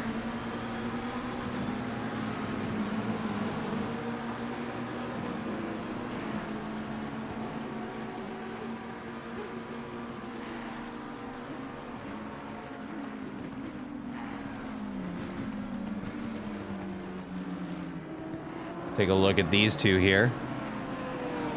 Michael Landry and Florian Locke.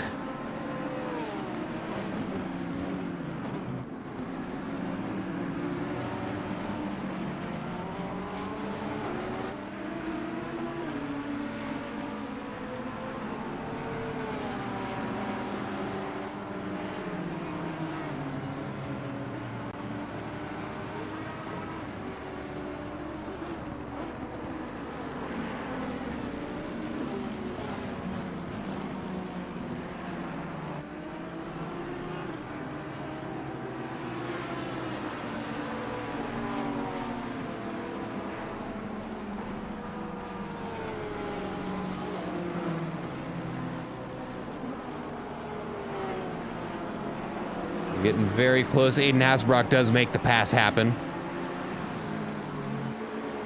Oh, and I just realized I didn't have that open. But there they are. Now still going too wide around the bend. Coming up into Spoon.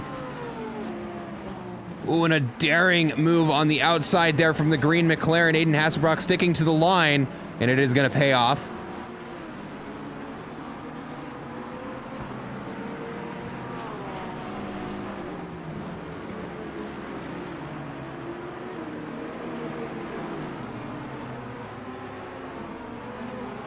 Let's go ahead and do a little camera swap here.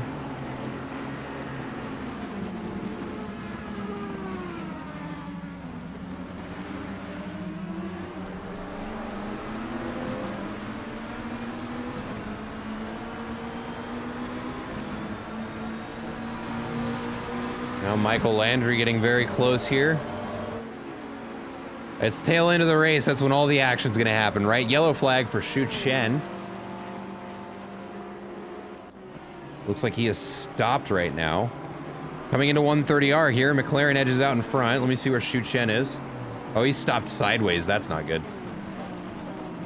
Michael Landry making the pass happen, though. Ooh, and Shu Chen is going to have it towed back to the pits.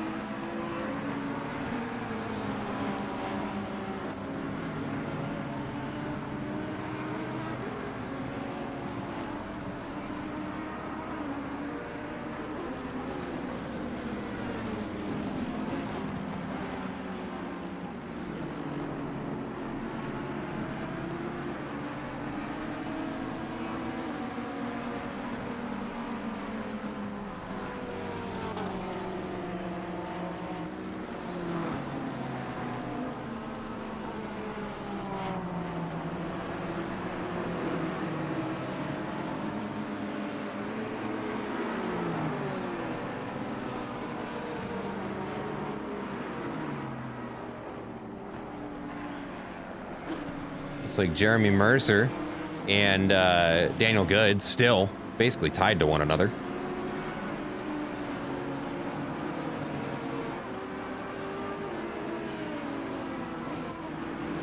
We also got Pete Rotsalainen here. Chasing down another car, not for position. Still in a very healthy 13th place, though. Maybe in 12th, depending on when Shu Chen leaves the pits.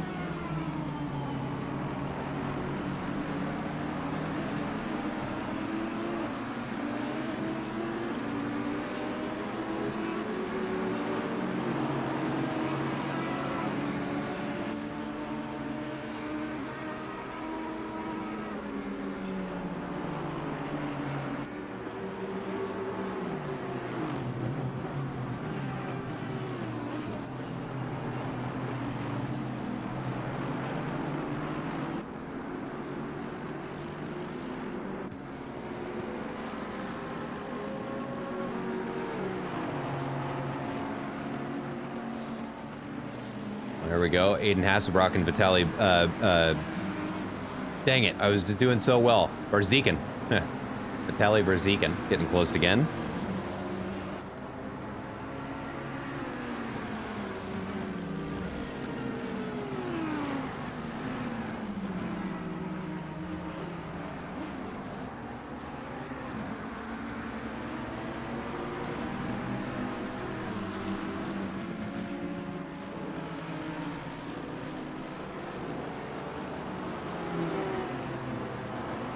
We are now less than 10 minutes away from the final lap of this 6-hour race. Our race leaders currently completed 158 laps here.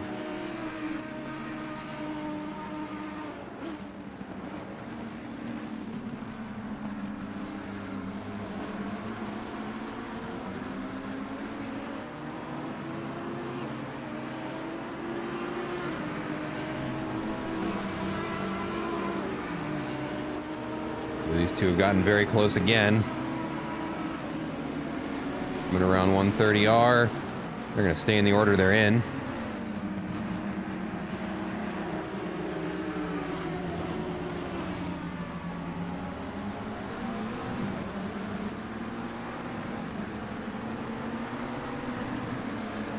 A rough lap for Aiden Hasbrock, about a second off his pace.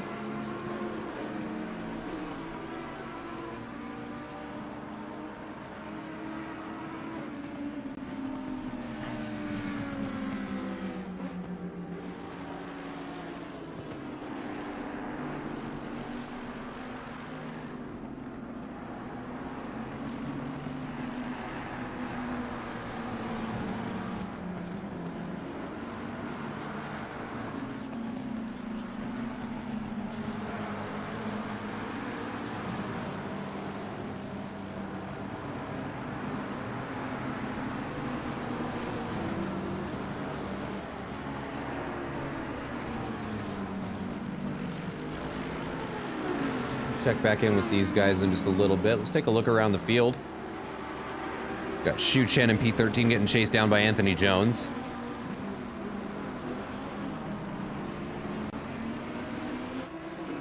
Oh, that's the battle we were just watching.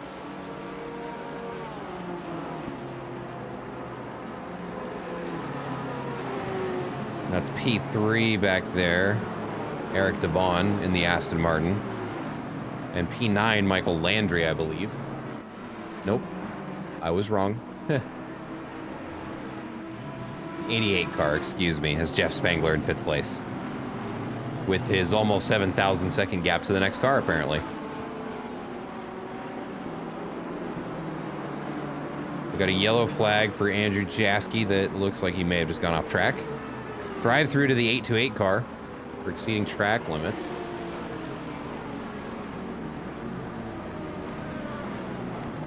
That's going to be Daniel Good in 6th. He's got a 74-second gap to the next car, though, so he should be okay. Eric Neville, on the other hand, a 2-second gap to the next car. It's Jeremy Mercer right behind him in 2nd place.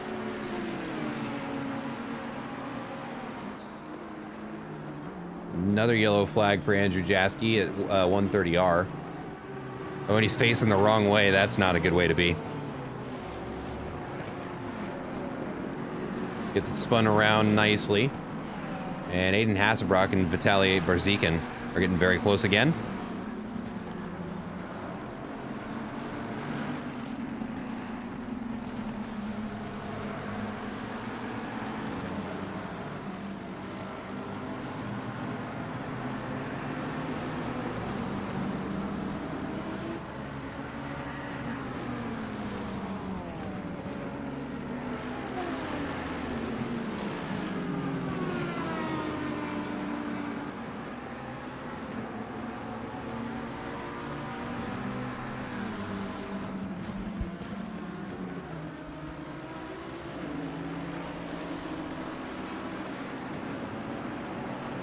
And these two have basically been locked to one another for the last 20 minutes. They are still duking it out. Vitaly Barzikin trying to gain another position for his team. Aiden Hasbrock trying to hang on to the position he just got. Yellow flag for the number 12 car, Andy Box. Looks like a rough exit of Spoon. That car is beat up.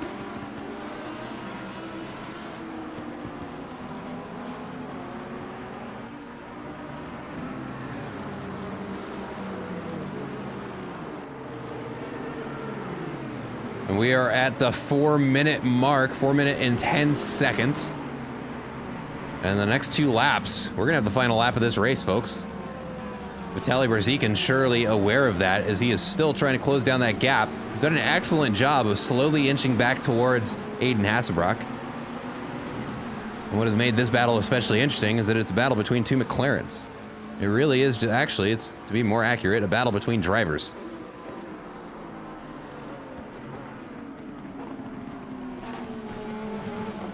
Oh, no, no, no, no, no, no, no. What happened there? Oh, and a huge collision between Andy Box and Vitaly Barzikin there in turn 1. And that is essentially going to just give 16th place to Aiden Hasselbrock. I'm not sure what happened there, if the Porsche didn't expect another car to come around or what happened. But Vitaly Barzikin, very unfortunate incident for him. Let's take a look at Daniel Good heading in to serve a drive-through, I believe. That's going to yield sixth place to Eric Neville. And the AMG we've been seeing a lot of today, up 4 positions on the day.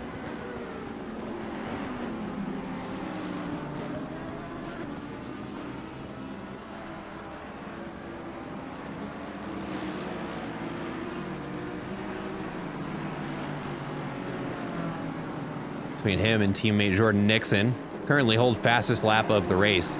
And on this field, that is quite the flex.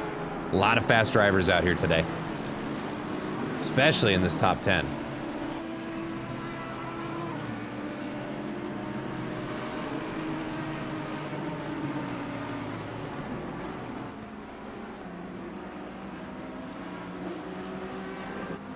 Jonathan Seville is going to cross the start-finish line. Let's see if the white flag waves. It does not.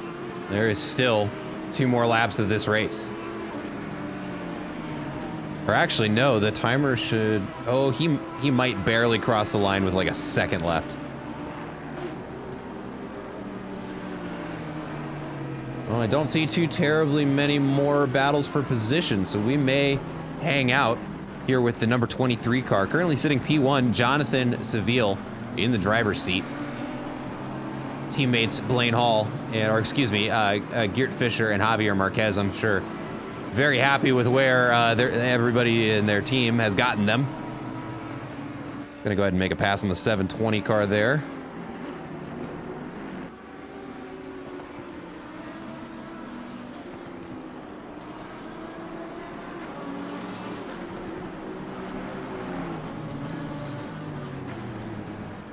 Yellow flag for Andrew Jaski in 130R.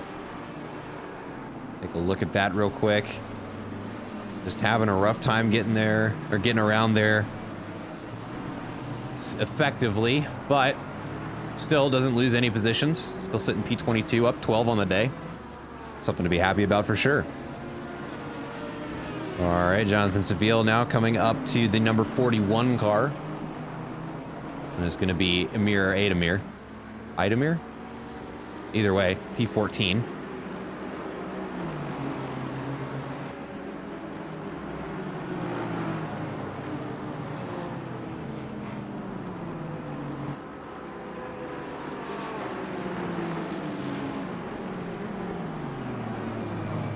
It's a yellow flag for Averkov. But as Jonathan Seville comes across the line, now just going to be maybe 5 seconds left on the clock, we will begin the final lap of this race. And there is the call-out leader is on the final lap. It is going to be Jonathan Seville driving it. Comfortably in P1, about a 75-second gap to Jeremy Mercer in second.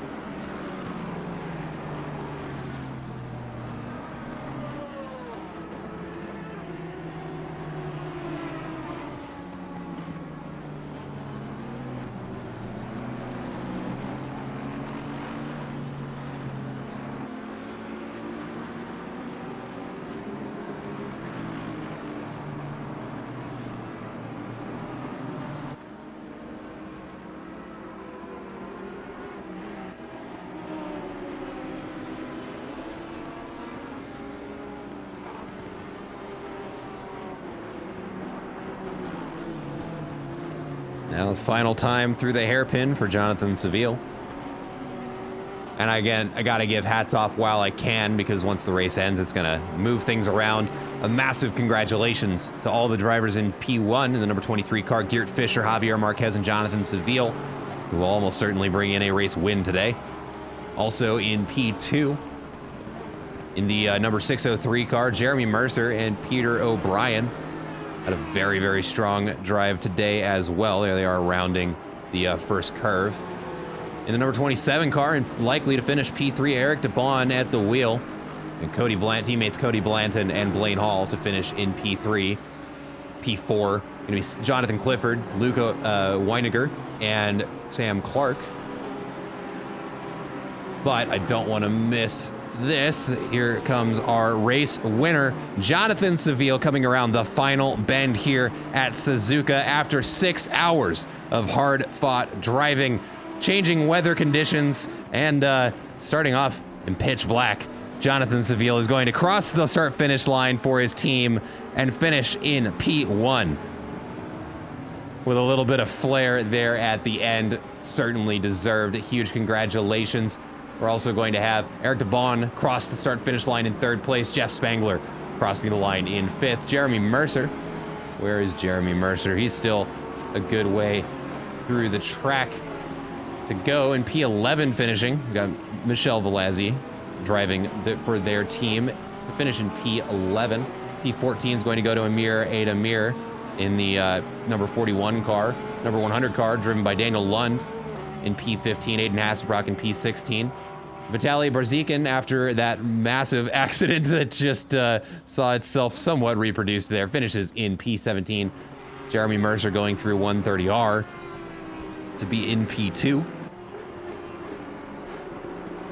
See, Jonathan Clifford has crossed the line. It's not going to show us where everybody is as they all teleport back, but P4.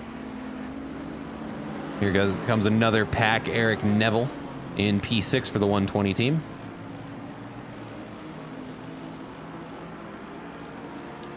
Not far behind him is Pete Rautzelainen, who, as we saw, had an interesting strategy with their team running wets on the drives for almost an hour and still manages to finish up a position from where they started in P12.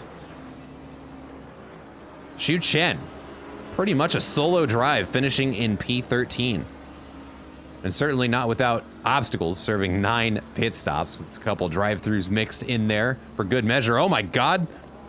And I'm Not Jimmy decides to go for a quick little flight there, right at the final couple seconds of the stream. That was something. Not every day you see a car upside down in midair in the GT3 series.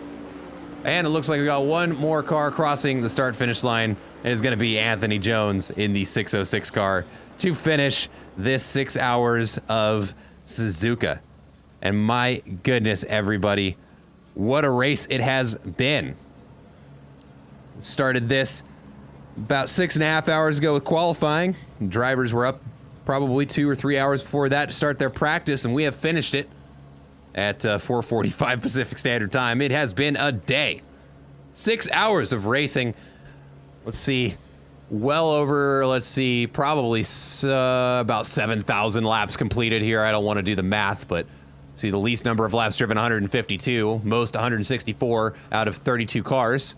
And that's just the cars that have finished. 32 cars finished, though, only 8 DNFs. Not a bad way to be for a 6-hour race. I would have expected to see many more than that. But that is going to do it for this race. The 6 hours of Suzuka put on by 3 sister leagues, Delta Racing League, Apollo Racing Club, and Zealous Racing League, bringing out all of their best drivers here to get a 78 driver grid here for everybody to watch.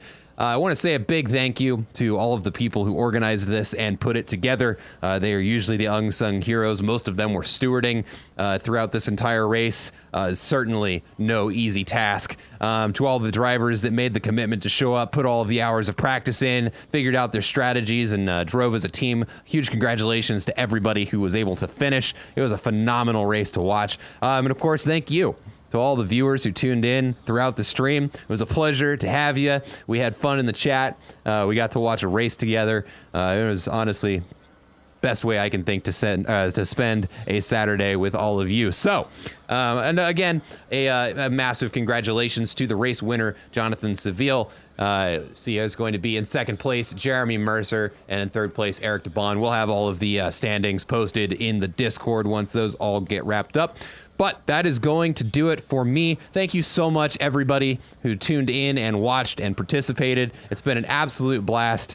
My name is Matt McAdams, and I will look forward to catching you here at Delta Racing League the next time we are live.